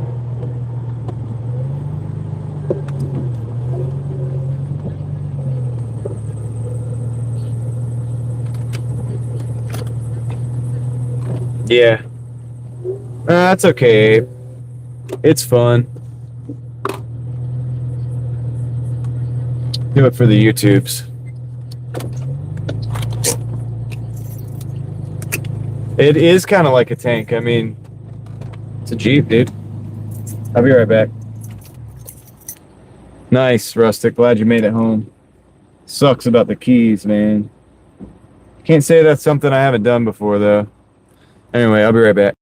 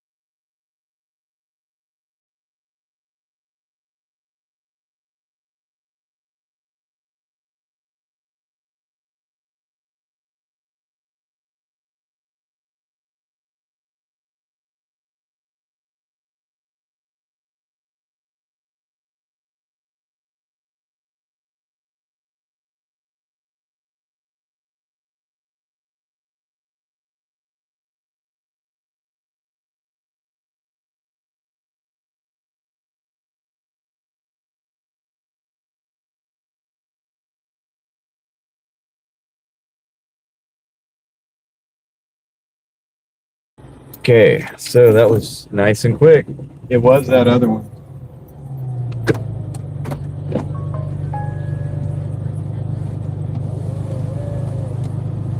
I don't know, some Doritos, some Celsius. Just munchy stuff, I guess. A lot of cops out, yeah.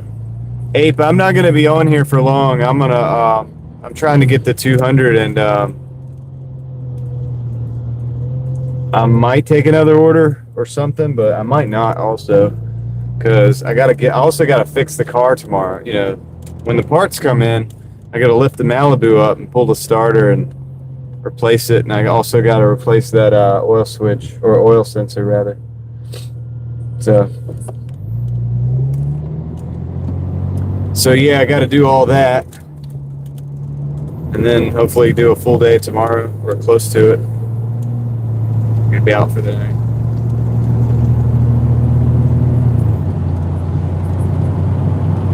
I don't know. It'll probably take me, if I take my time, I'll probably be done with the starter and the sensor within an hour and a half. No, it's not an O2 sensor. It's an oil pressure sensor.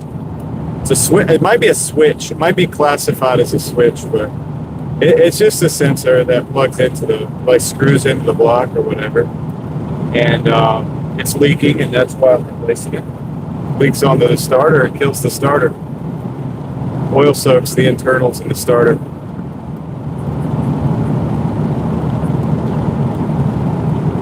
All right. Oh boy. So yeah. Anyway, I had the choice to either just stay home or grab the Jeep and come out. So I grabbed the Jeep and came on out.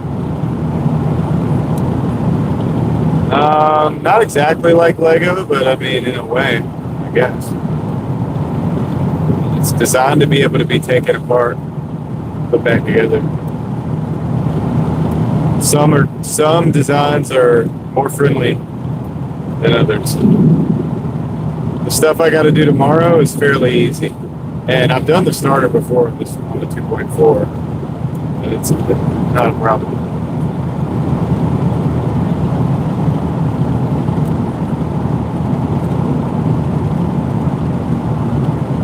Well, the newer cars, you know, you got to program every part, or sometimes you got to match them in on the computer. So, and also they, a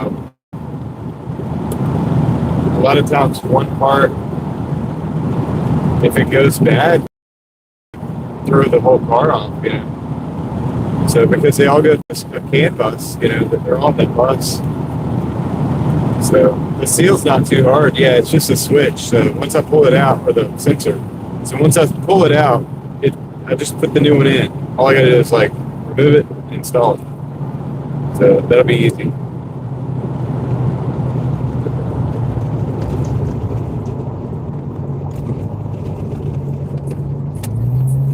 Yeah, well, it's a sensor, I guess. It's really, but the seal is what needs to be done anyway. It's really the seal, because it's leaking, you know. But the new one will have all that. It'll seal up. So That's probably the way I'm going to do it. I'll keep the old one. I'll keep the old one, clean it up, see if I can find another crush washer to put on it, and throw it in a bag just in case it fails. If the new one fails, I'll just replace it with the one that works. Leaking ceiling.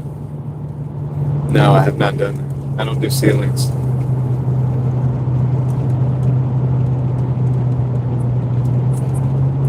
Oh, a car roof? Do you have a sunroof? Do you have a sunroof or a moonroof? If you do, yeah, if you have a sunroof or a moonroof, oftentimes they have drains. Oh, you just have a metal roof? Oh, okay. I don't know. Maybe the seam split. But yeah, sunroof and moonroof, sometimes the drains will clog up and they'll back up into other parts of the car. So you might think you have a leak in the floorboard, but it's really like a or like somewhere, in the side of the car, but it's really because those drains are clogged up and it's like the water's moving in ways it's not supposed to. I've had problems with that before and fixed it. Usually just unclog those drains. Sometimes you gotta take some pieces apart to get to it. Sometimes the cowl, leaks. I have a video about that on my Pontiac because it was leaking from inside the cowl up under the hood, kind of.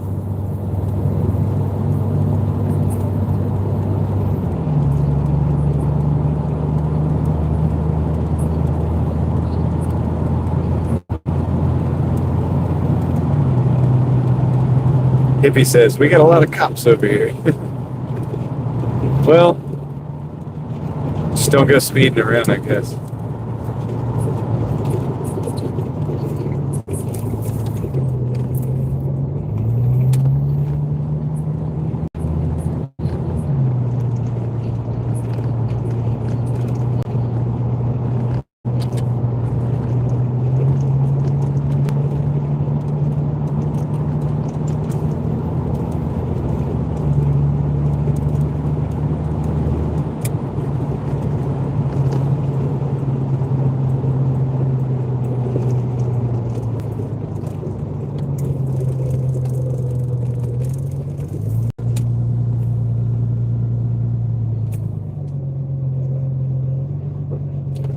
Find the right building. Maybe this one over here. I hope so, man. I can just pull right up. Yep. Perfect. Be right back. I gotta just step out the car.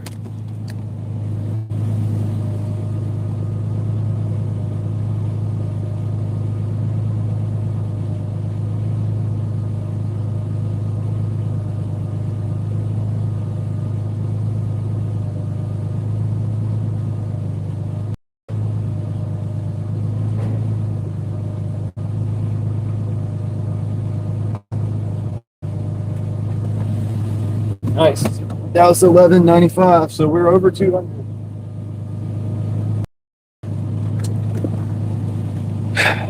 Pretty cool. We're idling a little bit high, man.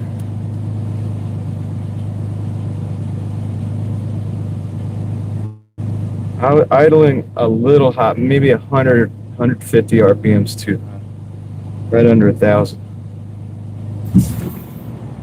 Get it to go down. Sometimes you have to play with the throttle, and this old Renix has a lot of different factors to the idle and stuff. And I'm missing some vacuum lines actually, because the kid that had the car before me. Let me do the math here.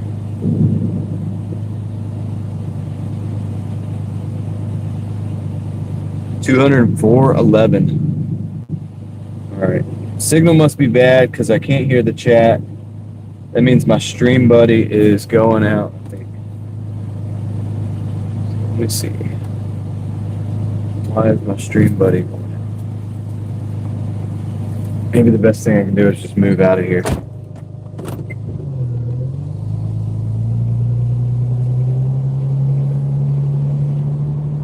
probably like, why is my delivery driver out there like revving his Jeep? It wasn't really revving. I just hit like 2,000, so I just wanted to kind of see if it would go down.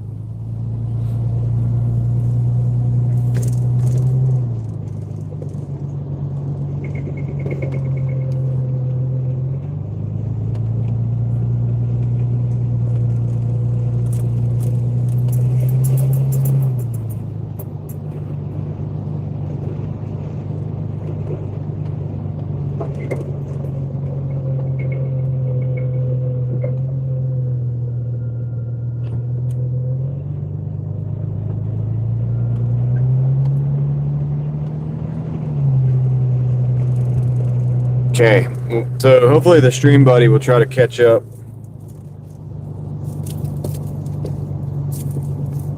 Might go to force stop it and see if it'll open back up. I really can't hear anything you guys are saying. Oh, now there it goes. Every time I go and do that. A lot of gas burned. A lot of gas burned for a single delivery.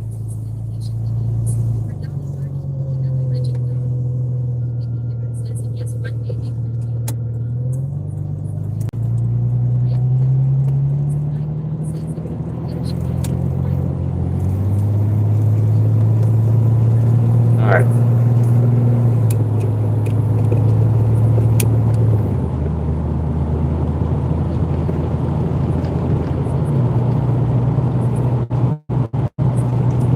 Chat is catching up, so I'm listening to you guys.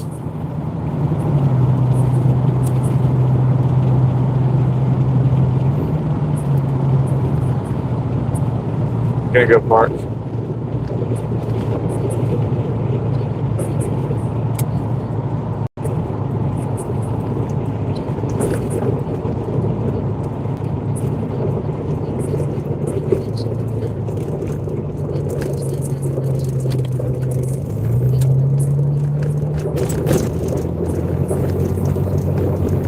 Yeah, the Jeep does take a lot of gas, yeah.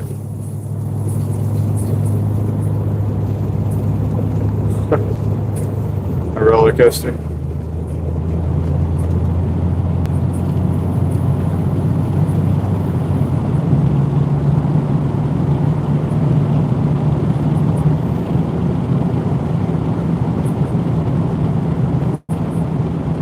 Jeremiah, what's up, man?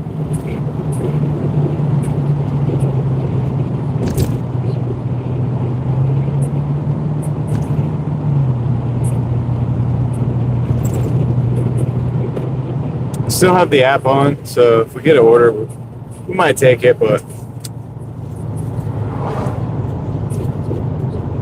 might also like just chill for the night or whatever, because I got to fix the car in the morning. So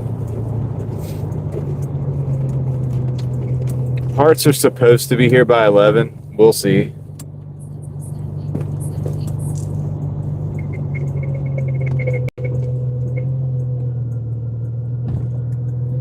Sad day, Jeremiah.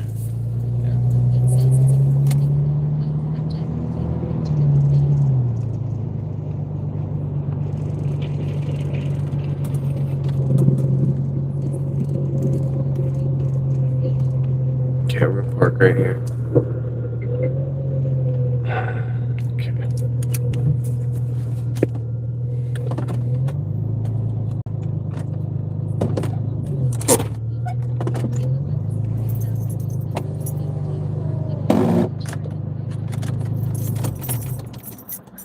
All right. Okay. We're gonna chill for a second, and I'll get the numbers and stuff together too. We can do the day.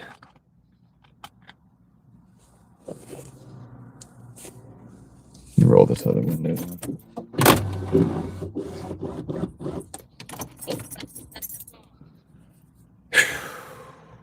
Okay. Turn that up.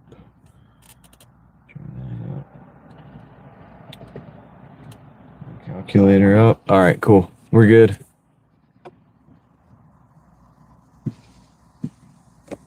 Time to set up a fire.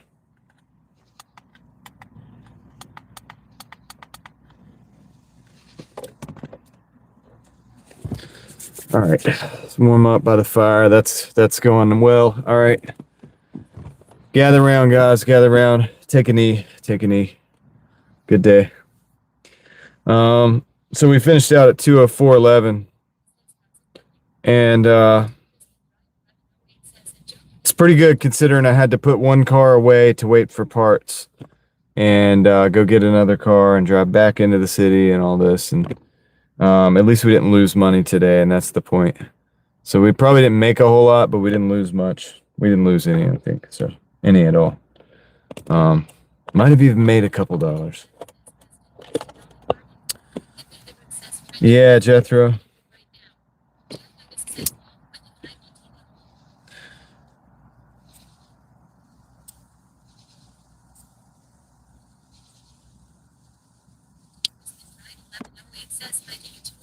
I forgot that I had this this knife in here. It's the Gonzo Firebird. I think there's a link for this knife in the description because I used to carry this knife all the time. It's kind of like a Spyderco style, but it's not exactly Spyderco. The hole there is different, and it's not made. It's its own thing. It's very close to a Delica, though, if you know the Spyderco Delica. But you can get this for like $20, less than. I think it's like $16. It's not a bad knife if you need a cheap knife. It's like 440 stainless still, I think. I've never had one really rust up on me, and I've had these sitting out. Oh, it's a Gonzo.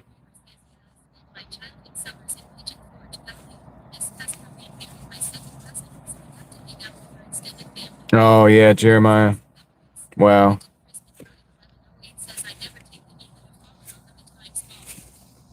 Yeah, it sucks about Dolly Parton, man. Now I will say this. It's always better when somebody, I mean, it's never good to lose somebody, but I mean, if somebody's 80, I believe she was 80 years old. So the cool thing about, and I don't, it's bad, but they're like, the good thing is that she did live for 80 years, which is awesome. And, but it sucks to lose people like that. But yeah, what a life. That's all I can really say about that. But yeah, I used to go to Pigeon Forge a lot too, and it's a big thing.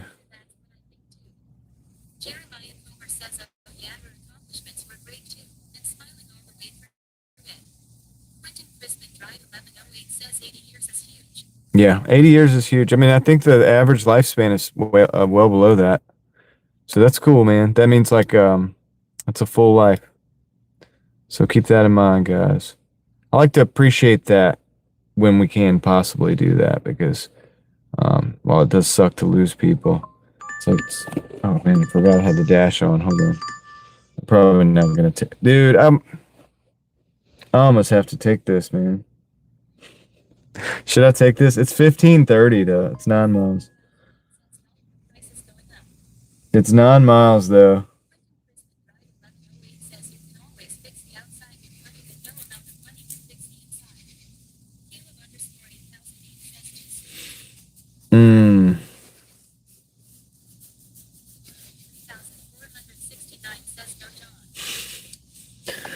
I want to take it, man. I probably shouldn't though. It's going all the way over to Roseville. I don't want to do that because then I have to drive back. I need my rest. I'm not gonna do it. I'm gonna let it time out and end the dash.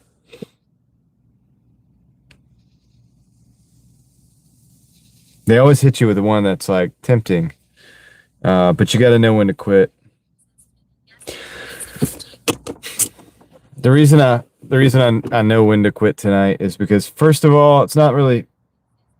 This really wasn't as much about the money as about like just keeping the live stream going for you guys, and then also having, it was good to bring the Jeep out and drive. It's fun to do it. it's a different vibe for you guys too, so you guys get kind of feel what it's like to drive an old Jeep or whatever. And then also you know, put some numbers on the board for DoorDash and stuff. But I got to fix the Malibu tomorrow, so the starter, the parts should be here tomorrow, and in the morning, and I'll hopefully be able to just get all that in, and I'll know immediately if and I'm 95% sure that that'll solve the problem. And so should be able to get back out on the road.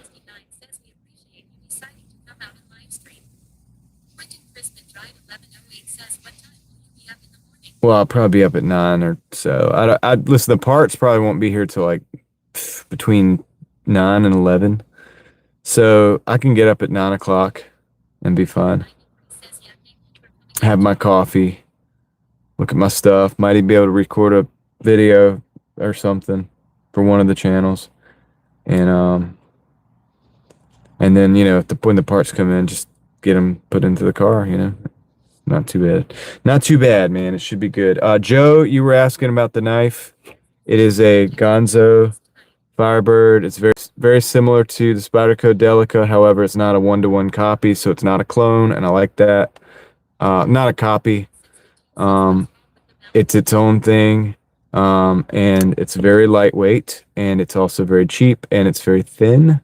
I like this knife when I'm in my running shorts or whatever, just like gym shorts or something, because you can just put this in there. See, there's like I guess a partial liner in there, but it's very solid, but very lightweight. Lockback, and lockback's old school, but I do like a lockback every now and then. And the carry clip is very nice. Like for the price, it's solid. It does what it needs to do.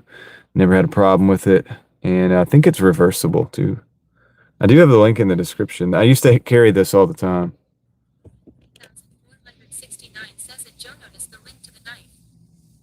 So anyway, if you're interested, Joe, it's called the Firebird. It's not anything great or special, but it's just a basic good, if you're, you know, poor man's knife, 440 stainless steel, 440C. And I'm looking, it's a 759M Gonzo. So, but it is very similar for the Spyderco people out there. It does look a lot like a Delica. I get it. I get it. It's not exactly the same, but it's very close. I know. But it's not a one-to-one copy or knockoff. But for 17 or $18, I don't know what it's listed at right now, how much it is, but it's pretty cheap, and it's lightweight, and it's solid, and it's not going to rust away on you anytime soon because it is stainless. So that's pretty good. And it was in the Jeep. I guess the reason I picked it up, started talking about it, because I guess I had thrown it in the Jeep as an extra knife to have in here. And I haven't carried this one in a while, but it is nice, dude. Like if you're going on a jog or something, it just melts away and you just don't know you have it. So it's cool. It's super capable, because I've definitely beat those. I've had a couple of them and I beat them up. Used them for a lot of different type of work. So, but anyway, you can't carry knives in the UK, man. Do you want to hear what I think of that? Probably shouldn't say. Nothing to do with you, but that rule is very, very bad. Very bad. Knives are a tool, man. You know, it's like a knife like that. It's not a weapon. It's a tool. It's like I use a knife almost every day. So the other day, I needed to make a hydroponic setup for tomato. I wanted to put a tomato in, because I've got all those ones sprouted, and I've still got 4 of them are sitting in the rock wool cubes right now, waiting to go. And yeah, UK gets, well, yeah. What happened to the Malibu, Ahmed? I just need to put a starter in there and replace a leaky oil pressure switch.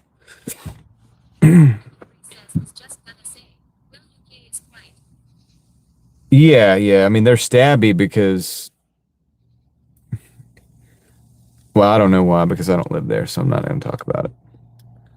But I would say in a society where everybody's armed, other people are probably less likely to walk up to you and try to stab you, but I'll just leave it at that.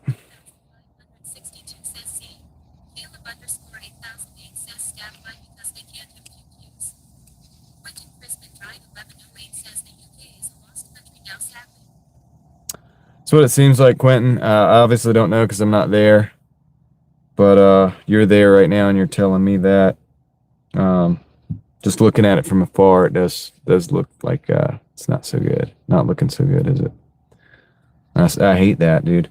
Um, my country here has its issues too, but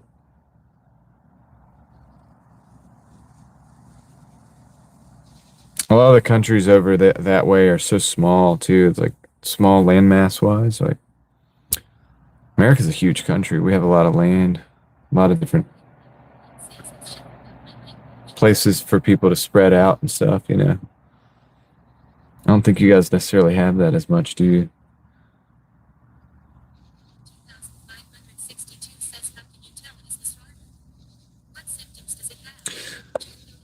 Well, Ahmed, it's I believe it's the starter 95% because it's doing the same thing as the last time the starter went out. And the reason the starter's gone out is because it's soaked in oil, and the reason it's soaked in oil is because the the switch that I was or the sensor that I was talking about. I keep saying switch.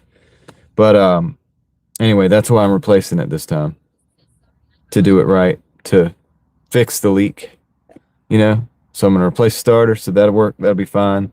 But then I'm also going to replace the leaky part so to hopefully keep oil off the new starter so that it lasts longer than 6 months. Yeah, because that's not good. It's a mistake that I made. It's a I should have went back in. I didn't have the part that day. I just needed to get the car on the road. So that was the why I did it the way I did it. But anyway, it's all good, man. But we're gonna have it right tomorrow. I'm 95% sure of that. And it should be a pretty easy job. And I don't know if it's gonna be hot or not, but as long as it's not raining, it won't be miserable. So that'll be good.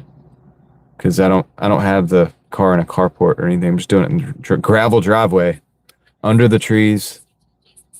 So, Jason, are you heading out?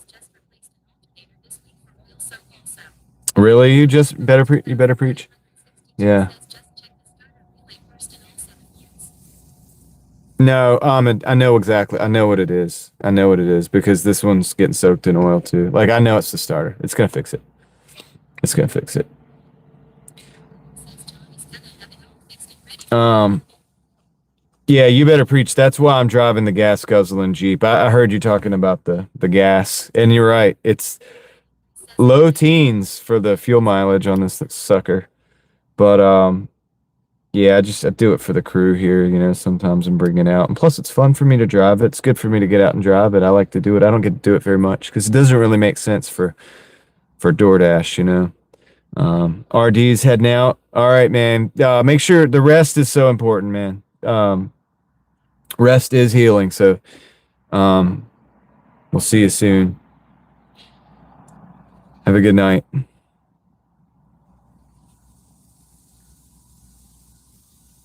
But yeah, so is driving an old Jeep 4.0 does it make sense for DoorDash? Absolutely not. No, it doesn't make sense for DoorDash, but it's fun to bring it out and drive it.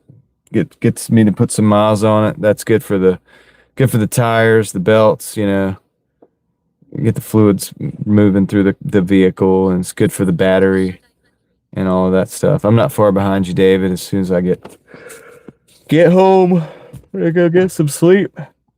What else have I got in this car, man, that I'm forgetting about? Honestly, I didn't know where that knife was, and I'm glad I found it. I'm glad I drove the Jeep today. Oh, really? You DoorDashing a WJ?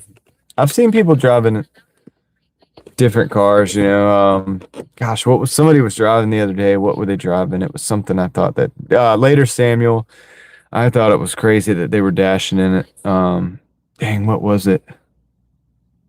I mean, I've seen people drive in like Chevy pickups and stuff too, you know what I mean? Which is very similar, um, fuel mileage wise. Probably better than this, actually, to be honest. So I get it. I mean, I could make money in this. If I put 50 in the tank, I could probably make 200 with that. So I could probably pull 150 in, but I could probably do that for $30 in the Malibu. You know what I mean? Like, or less money. And the Malibu doesn't even get good gas mileage, really. Low 20s, low to mid. Sometimes I get in the mid 20s. Just depends. I'm thinking about getting another car, dude. I gotta get rid of a couple of the junkers that I have, and I'm thinking about getting a Prius or something. I think it could be a positive move. Never had a hybrid before, but like an older Prius. Save some money on fuel. I think it would pay for itself. If I can buy it for $4,000, I think with the fuel savings between that and the Malibu, that gap, I think I think I could pay for the car for $4,000 or $5,000 in fuel cost in a year. I think I could do it. So it might be worth it. Yeah, Florida Swamp Monkey. I agree, man. That's what I'm saying, dude. I did the math one time.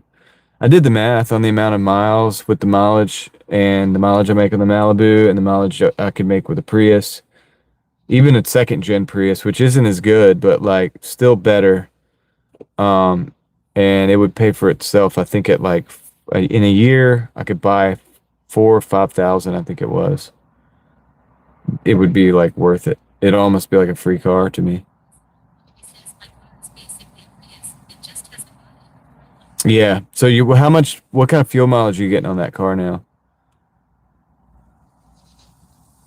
Because if I were to get something, it wouldn't be the same as what you have. It would be older, you know. So we're talking 2010, 11, maybe, or newer, or older. Oh, it's plasticky.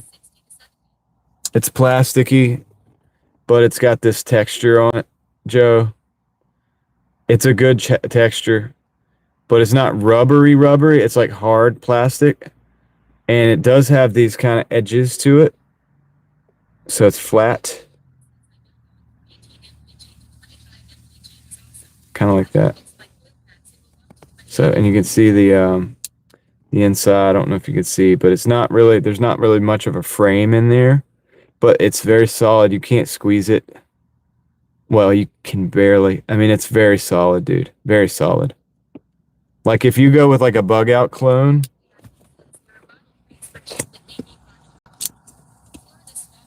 like you can squeeze that. You see? And that has a partial liner in it. And that has none of that. It's much tougher. Much tougher. Like I cannot squeeze it, dude. Like it is tough.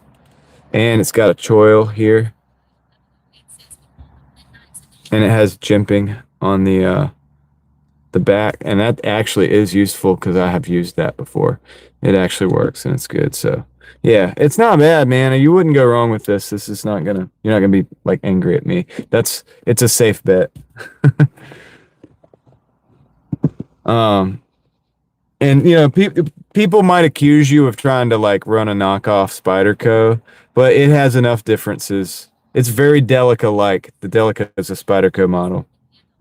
But look, man, if you don't have Spyderco money, and this is not something that claims to be that, it does have its own little unique features. I think it's different enough.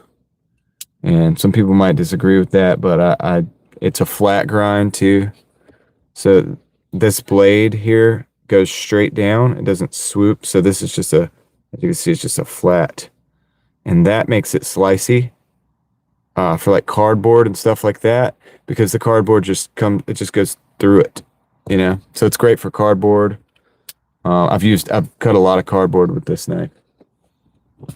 Holds the edge decent. It's 440C, so you'll have to sharpen it, but it's not hard to sharpen, and it'll hold an edge decently. Yeah, yeah. Spyderco's not bad, but I mean, like, you know, I think this is under $20 still, so. Anyhow, and it's solid. you know, there's no play. No play. It's solid.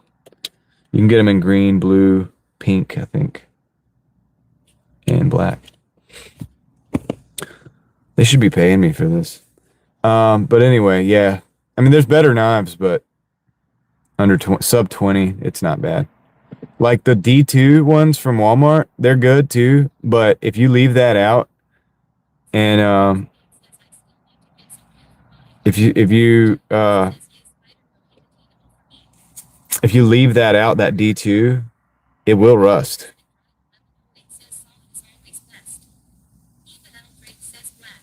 And so, well, I have a work sharpener, but I also have a couple stones and I have like a strop, like leather strop and stuff like that. So I use a little bit of, I play around with a little bit of all that stuff.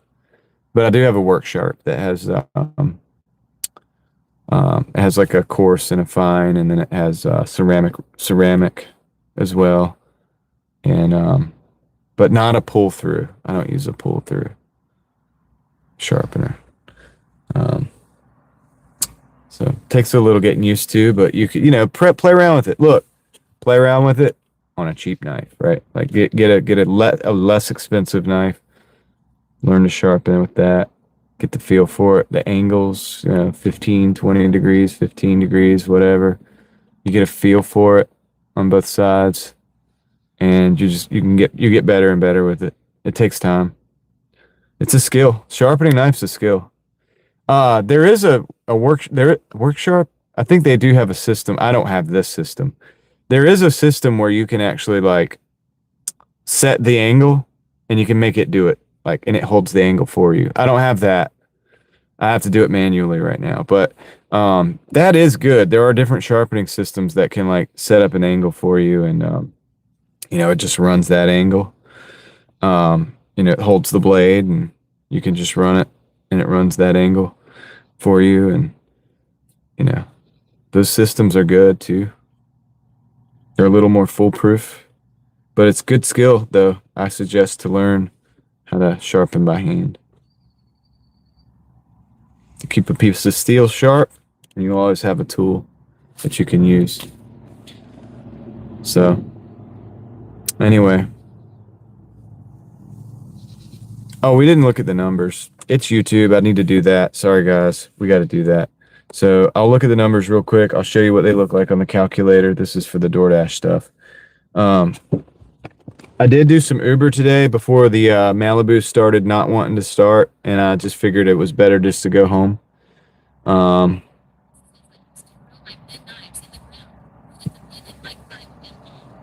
Throwing, folding. I love throwing knives, by the way. I have several throwing knives because I like throwing knives, and I was the same way as a kid.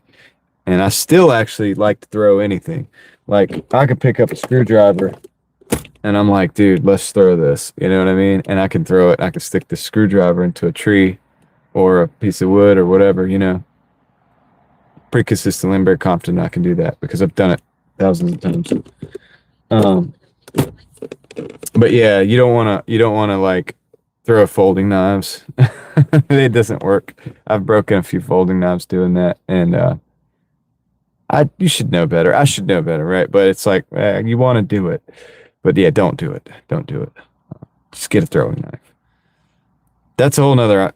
I want to learn how to make knives specifically to build a throwing knife for myself. Axe throwing's fun too. I have a hatchet for that. You're steak knives? Yeah, I've thrown steak knives too. They're light. Steak knives are so light, unfortunately. They throw, but they don't throw well. Once you have a knife that's designed for throwing, yeah, it's like, dang, dude, it's so nice. A little extra heft, a good throwing knife, those cheap ones they used to have with the holes in the handle and stuff, and like, they would break. I've broken some of those because when you throw it and it hits flat, it just breaks, sometimes. This is cheap metal. But I've had them bend too. I've bent them. But once you get a real good throwing knife that's nice and heavy, it's like, oh my goodness, this is wonderful. It's so cool. Um, it just really just sticks.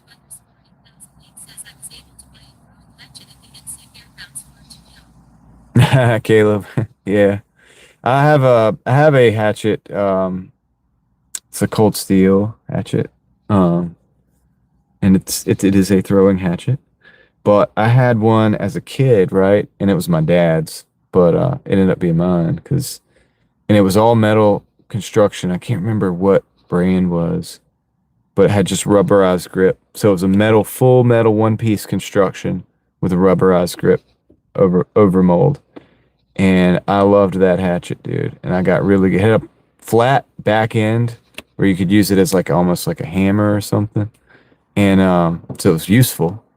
And I did use it a lot. But I threw it too. And it withstood it. Like it was tough, man. And it's a good one. I got it somewhere. Still have it somewhere. It's not a throwing hatchet though. But it was for me. Um, but anyway, yeah. So I love throwing knives too. So that's another thing that I really like doing.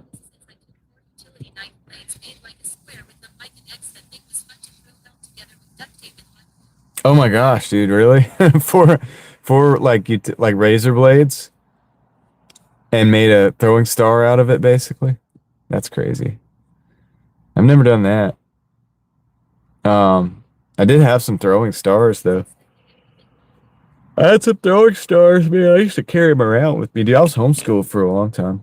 So I used to carry those things in that little pouch. And so if I go find like a tree or something somewhere, and yeah, I would just, like start throwing. This is the joys of growing up and being a kid. I still am a big kid with throwing knives, though. I like to do it, but now I actually have knives that are dedicated and built for throwing. You know what I mean? And I would like to design. I would have a kind of a design in my head, and I want to build it, a throwing knife. But I don't know how to. I don't have a kiln or anything like that. I don't have any of that stuff. So I need to forge, I guess you could say. I don't have a forge. That's what I need. I need a forge, man. I can build my designs because like I said, I've been throwing for a long time, so I know what I want. I know what I need to make.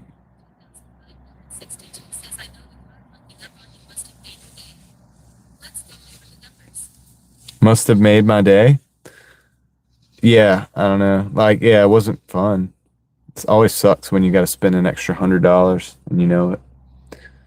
Um, and you're not gonna make as much. I would have made $300 today. I was on track, but I'd stop, drive home, all the things.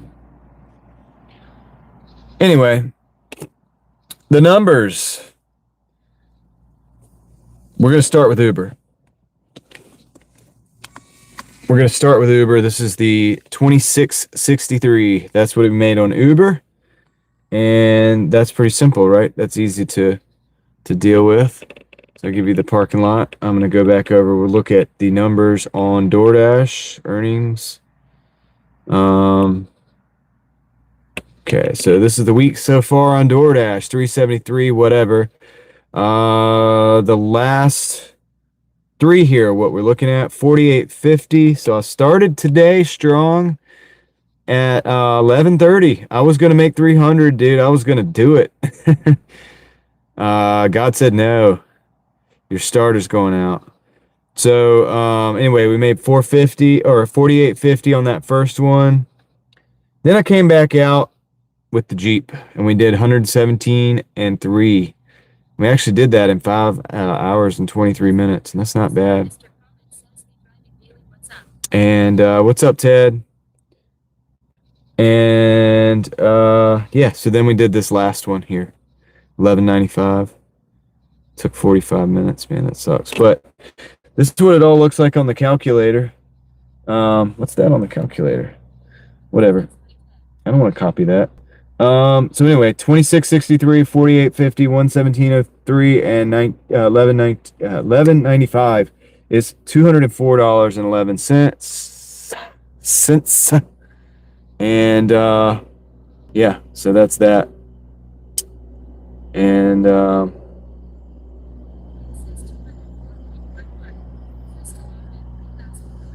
yeah, so that's the deal. Key back in. Listen up. Look, it's automatic. It's automatic. And then I'll just put it in and it closes. Isn't that cool? The Policia behind me right there. Probably wondering what I'm doing out here. I wonder if he's going to stop and talk to us. But anyway, so yeah, that's the numbers. 204. So still solid day. We put some numbers on the board. That's the deal. I didn't want to ruin yesterday. So yesterday we did a good day.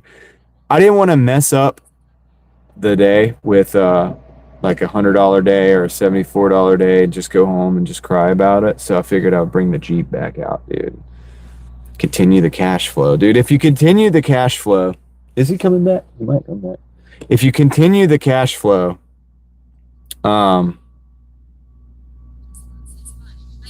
Peaches, what's up? If you continue the cash flow,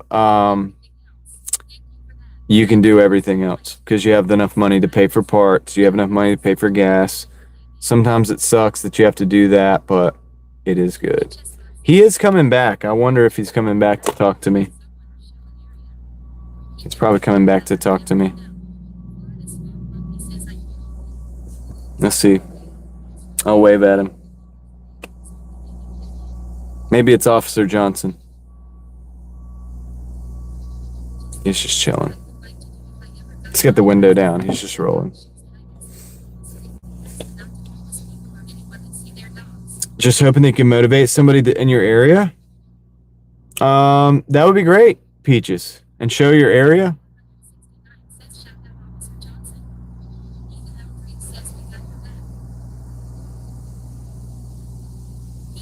Still went out and made 50 on day off.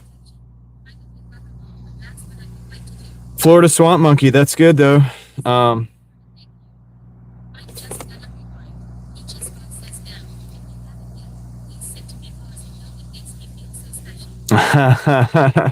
You want to hear the Peaches song? Peaches, peaches, peaches, peaches, peaches. All right, so that's cool, man. But yeah,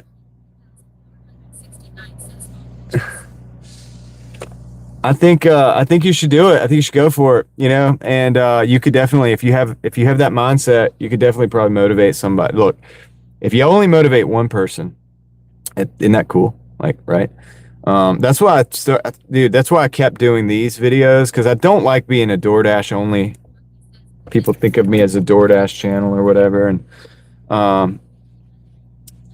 I don't really like that, because I didn't build this channel to be a DoorDash channel. So in a way I don't like it, but in a way it's like, I'm like, well, dude, you're a hustler. You do DoorDash a lot, talking to myself, and you have the capabilities of YouTube to be able to do all this. So it's like, and it could probably help one person at least be motivated. So if it does, then that's good, right? So I'm thankful for that. And so then all the haters and everything and the trolls and stuff would be worth it. So it is worth it. And so that's cool. So Peaches, let me know when you get that going.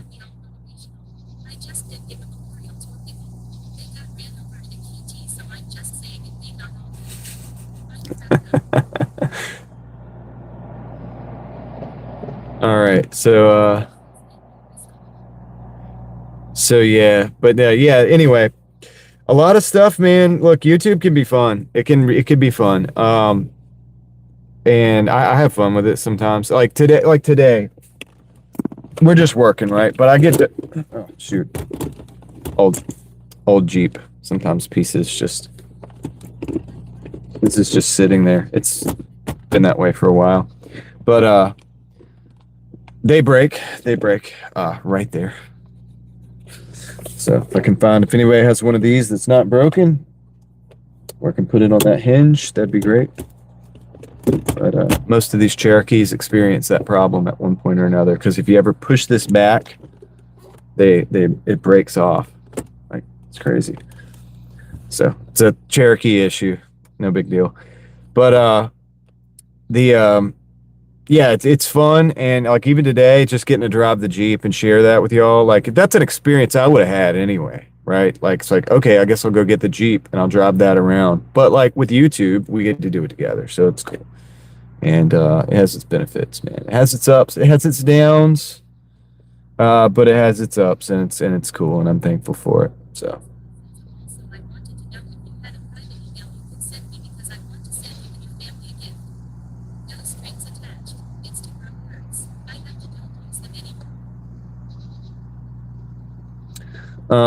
I mean, I have an Instagram, I guess.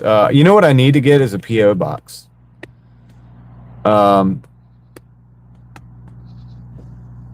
need to get a PO box. I think I'm gonna do that.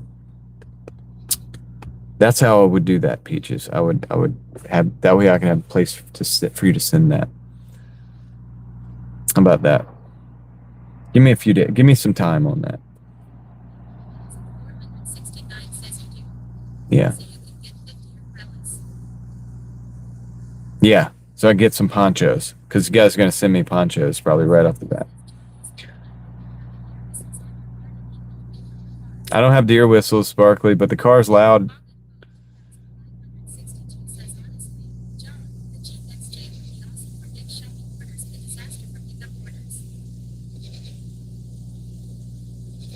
I mean, yeah, it would be good for like Home Depot orders and stuff. Could be good for shopping orders, except for the fact that it doesn't have AC that works. So yeah, that's not so good if you're picking up like ice cream and milk and stuff. But yeah. Well, Sparkly, I think this vehicle will be okay if a deer runs out. The only problem that I have with it is that it has the front end of it. Here, I'll show you guys. The front end of the Jeep is it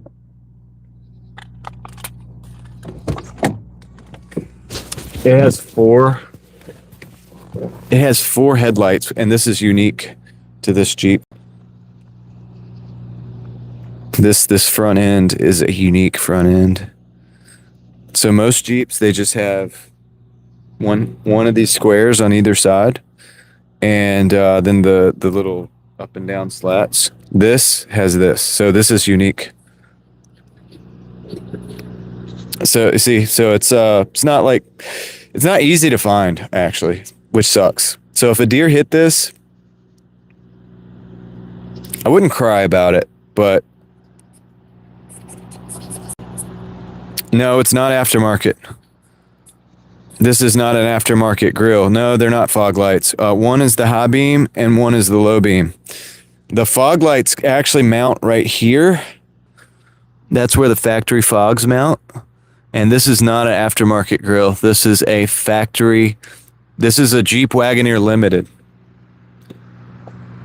So it's not a regular XJ. Wagoneer Limited. And that's why it has that.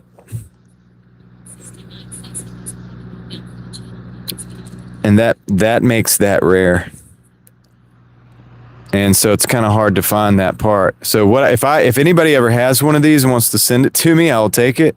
It's like even this is shaped differently, so I still don't even have that part yet. The light, it's not shaped like a normal one. I have the regular XJ light, and it looks the same until you put it up to it, and it's not the same shape, and it sucks. But I've seen one of these in a junkyard one time, and I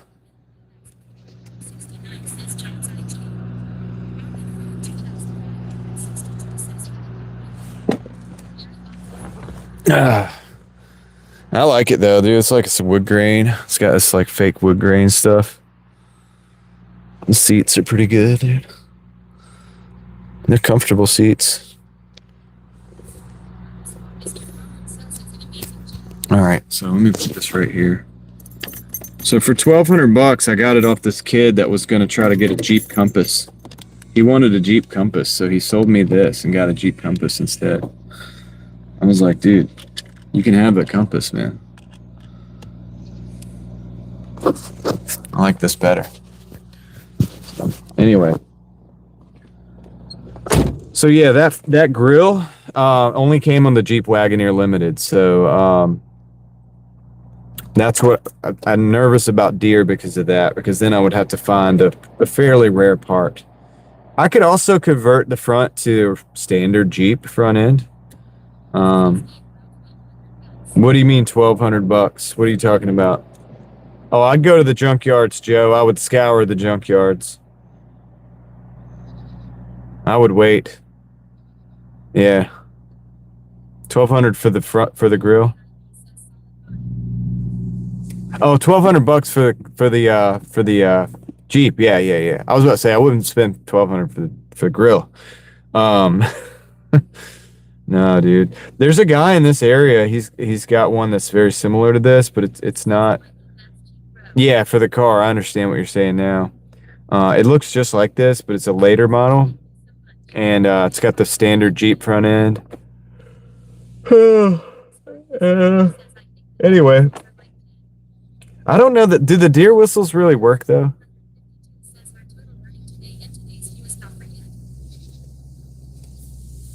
I don't know if they really work or not. I mean, it'd be nice that if they would.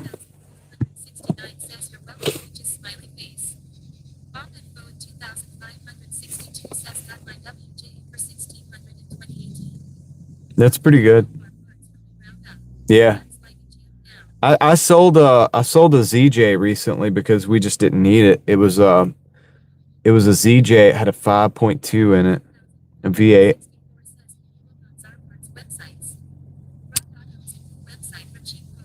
Yeah, I like rockauto.com. And it had a 5.2 and it was kind of beat up, but it ran and drove and everything. It was a good one. I just didn't need it. I bought that car for $600. The ZJ I bought it for 600. And I gave a guy a good deal on it, cash, dude. He's gonna turn it into a trail rig, and he'll have fun with it. So I didn't lose money on it. So that's pretty good. I think we did all right with that one. But yeah, otherwise, I mean, we would be possibly driving in a ZJ, but I decided to keep the XJ and get rid of the ZJ because it was sitting in the yard, man. And I can't drive all these cars. And but yeah, I haven't never paid a lot for cars, man. I think the most I've ever paid. Gosh, what's the most I've ever paid for one of my cars? Not my wife's car, but like one of my cars.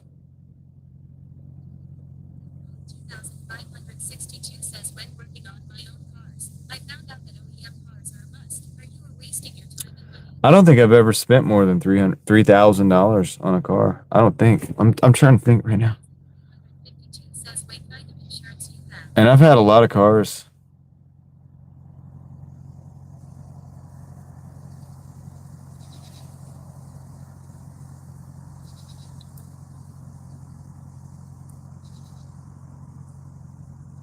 Dude, I don't think I've ever gone over like $3,000, man. I'm serious, dude. And I've had some nice ones, dude. I had an 93 Acura Legend that was super dope, dude. Awesome car. I had a hatchback, an EG hatchback. Very cool car. B18 C5 swapped and everything, man. It's a Type R engine. I've had DA Integras. I've had multiple EGs. EJ1, EJ8, the Jeep, Nissan Hardbody. I've had like a ton of cars, and a lot of them were super cool. And I don't think I've spent over $3,000 on any of them ever, dude, ever. The Pontiac was $800. The Civic, the EJ1, was $1,200 as well, like this one was. My Chrysler 300, I paid $2,500 for. And drove that and put over 300,000 miles on it. Like, dude, I drove the crap out of it. I Ubered in that car, dude. I Uber, like, ride shared in that car. $2,500.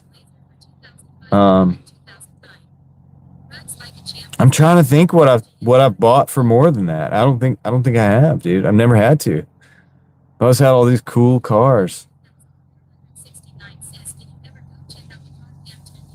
I didn't, Crystal. I didn't want to.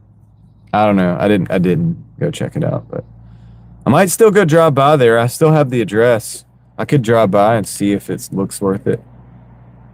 I do need the engine. I need a 1.6. I need a D16 Z6 because that would be cheaper to replace that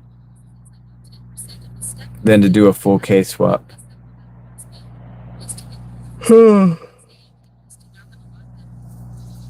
Yeah, I mean, right now it's harder to do. It's harder to buy cars, which is why I haven't been buying as many cars. But the prices are down right now. I mean, on used cars, people can't get rid of them because everybody needs money at once, and they sell the cars, and so nobody's got cash, so they're buying new cars with payments. We live in a society where if you can't afford a $5,000 car cash, you get sold a $25,000 car financed. That's the society we live in. And so people do that, and then they sell, say they have a car that's got something wrong with it and they don't know how to work on it. Then they sell it, they sell that and they can't get rid of it because everybody's doing it. And so if I really wanted to, I'm actually looking at cars right now. I'm looking at like little Honda Fits. I'm looking at little Toyota Prius, or second gen Prii. And different cars like that, economy cars. I might pick one up, for as a spare, and get rid of some of the old junk that I have too. No credit cards, yeah. Cash for clunkers mess this up too, guys. A lot of good cars. You know how many these old cars like this, these awesome Jeeps, these are amazing. I mean, yeah, they got their problems, but dude, it's a box with an inline six, like essentially a tractor motor in it. You know what I mean? How much cooler can it get?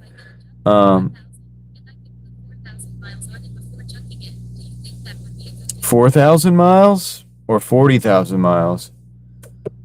4,000, I don't know, because I can do 4,000 in less than a month. So I don't know that would be a good deal.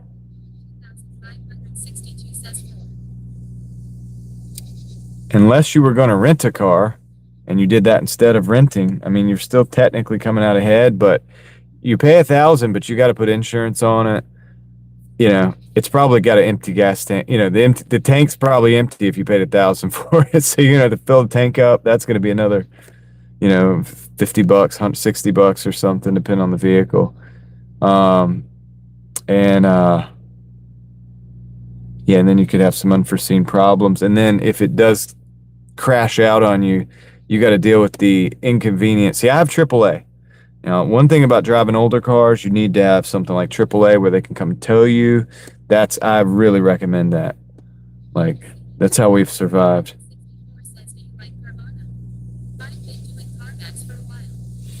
I've never bought from a dealer like that. Ace, I've never bought from a dealer like that, like Carvana or CarMax. I know some people who have. Some of them are happy with that.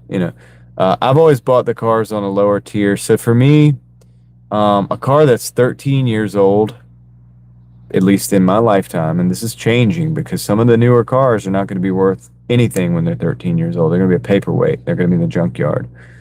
And unfortunately, some of the new cars now, when they are 13 years old, they're not going to be what cars were, that were built in 2010, 11, 12, whatever.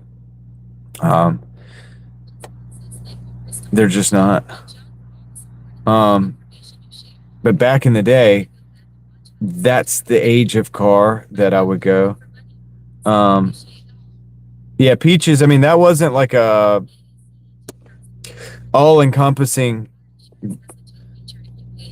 growing YouTube channel conversation, but there's probably some stuff in there that's legit. It's from my experience. So, but I have I could make a video about that one day. Yeah, Yeah, plastic oil pans, yeah. So yeah, the thing is like, dude, the new cars, like I said, they're not gonna last the way the old ones did. But back in the day, you could get a 13-year-old car, and the whole point of what I'm trying to say is you would get it at the bottom of the depreciation while still getting a vehicle that could still run another 100,000 miles if maintained.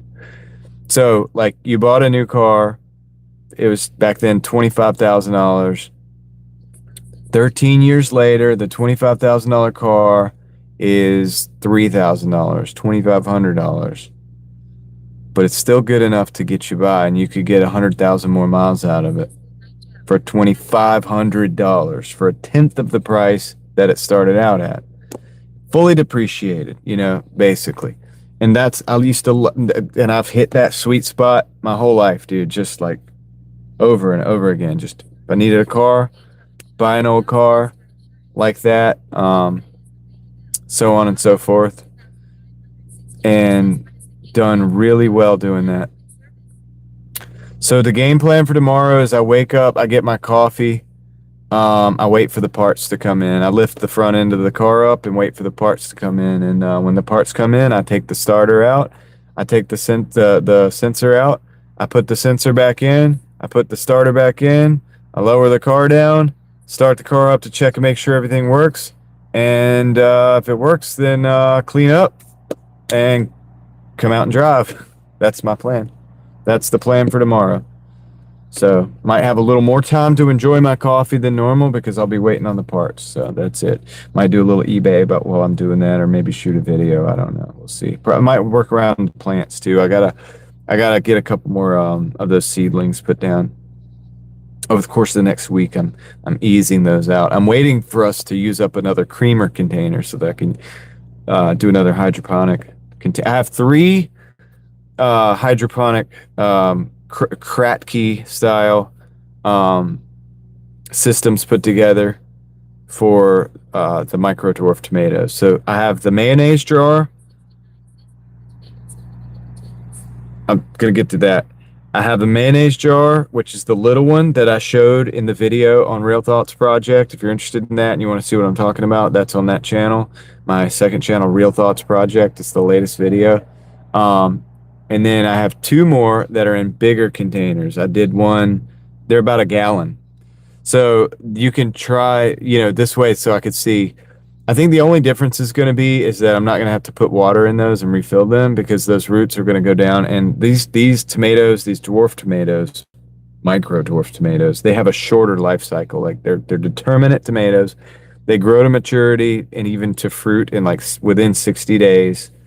So I have them outside. I have them shaded up under some Majesty palms because they're still seedlings. I have 3 of them in the dirt right now, and I have 3 of them in hydroponic containers. The ones in the hydroponic containers, actually, the leaves seem to be getting bigger already than the ones that are in the dirt. So I have solo cups. So some of the seedlings are in solo cups in soil. And then the ones that are in the hydroponic containers, I think the roots are finally getting down to that nutrient because they are now looking like they might be starting to get a little bigger, like the more leaf to them than the that could be subjective, but it does seem that way. So now I have 3 versus 3, but I also have the original 2 that were in that video side by side. So yeah, I think that they when they drink the nutrients up, they can grow faster. They really can. With given the same light source. My concern about it is I used black tape. The heat outside, the sun, the temperature fluctuations, it may have an impact as opposed to when I start doing them inside, they're all going to be under either a 40, 70 watt or 100 watt light LED.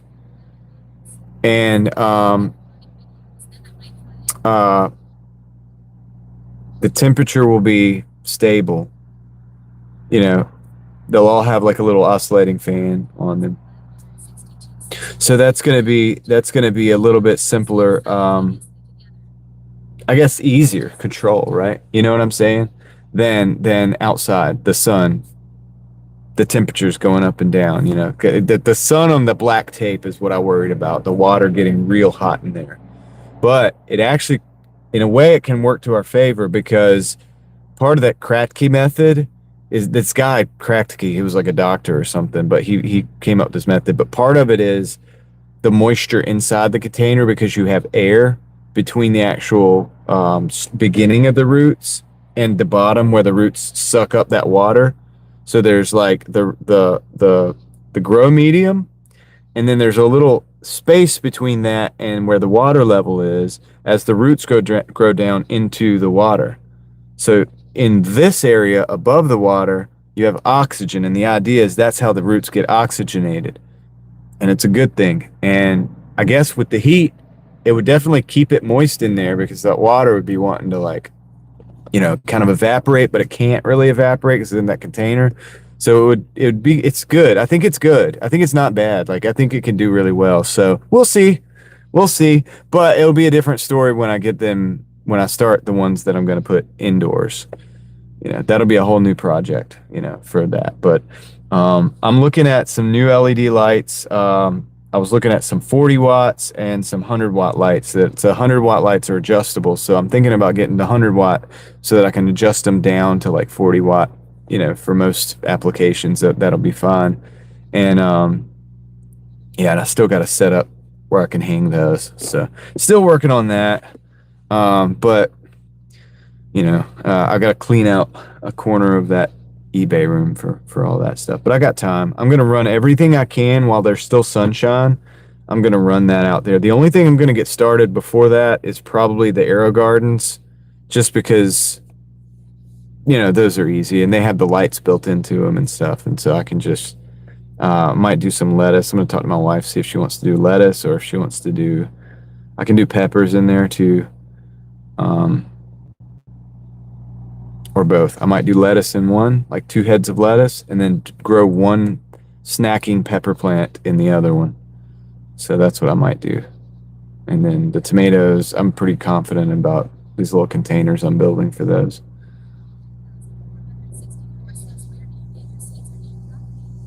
Well, I do propagate, if you will, if you're calling, like, if you're talking about taking old fruit and taking the seeds out and then using those seeds the next year. Caleb, good night, man. I do that, but the micro dwarf tomatoes, I didn't have any of those to start with. And gosh, where's that place I bought them from? I bought them online. There's a place called, yeah, Sparkly. I think I have enough time to get tomatoes out of these little plants before I have to bring them in. I might have to bring them in with fruit on them. Gosh, is it Liberty Seeds? I can't remember. Dude, honestly, Ace, if you ask me again, I'll tell you exactly where I got the specific seeds that I'm using for that project. But I think it was Liberty Seeds or something. I'll look at my receipts. I got to find them. That website. But I buy seeds from different places. I get seeds all over the place. Like, I've even bought seeds on Amazon before. You know what I mean? Just to see.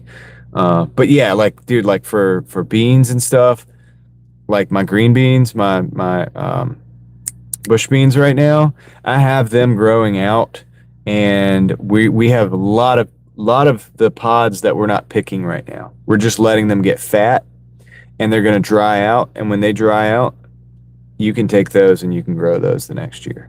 And I've done that like a lot of times. You know what I'm saying? So that for example, so that and then obviously your regular tomatoes, you know, it's easy to just cut a slice and you can keep that and get your seeds that way.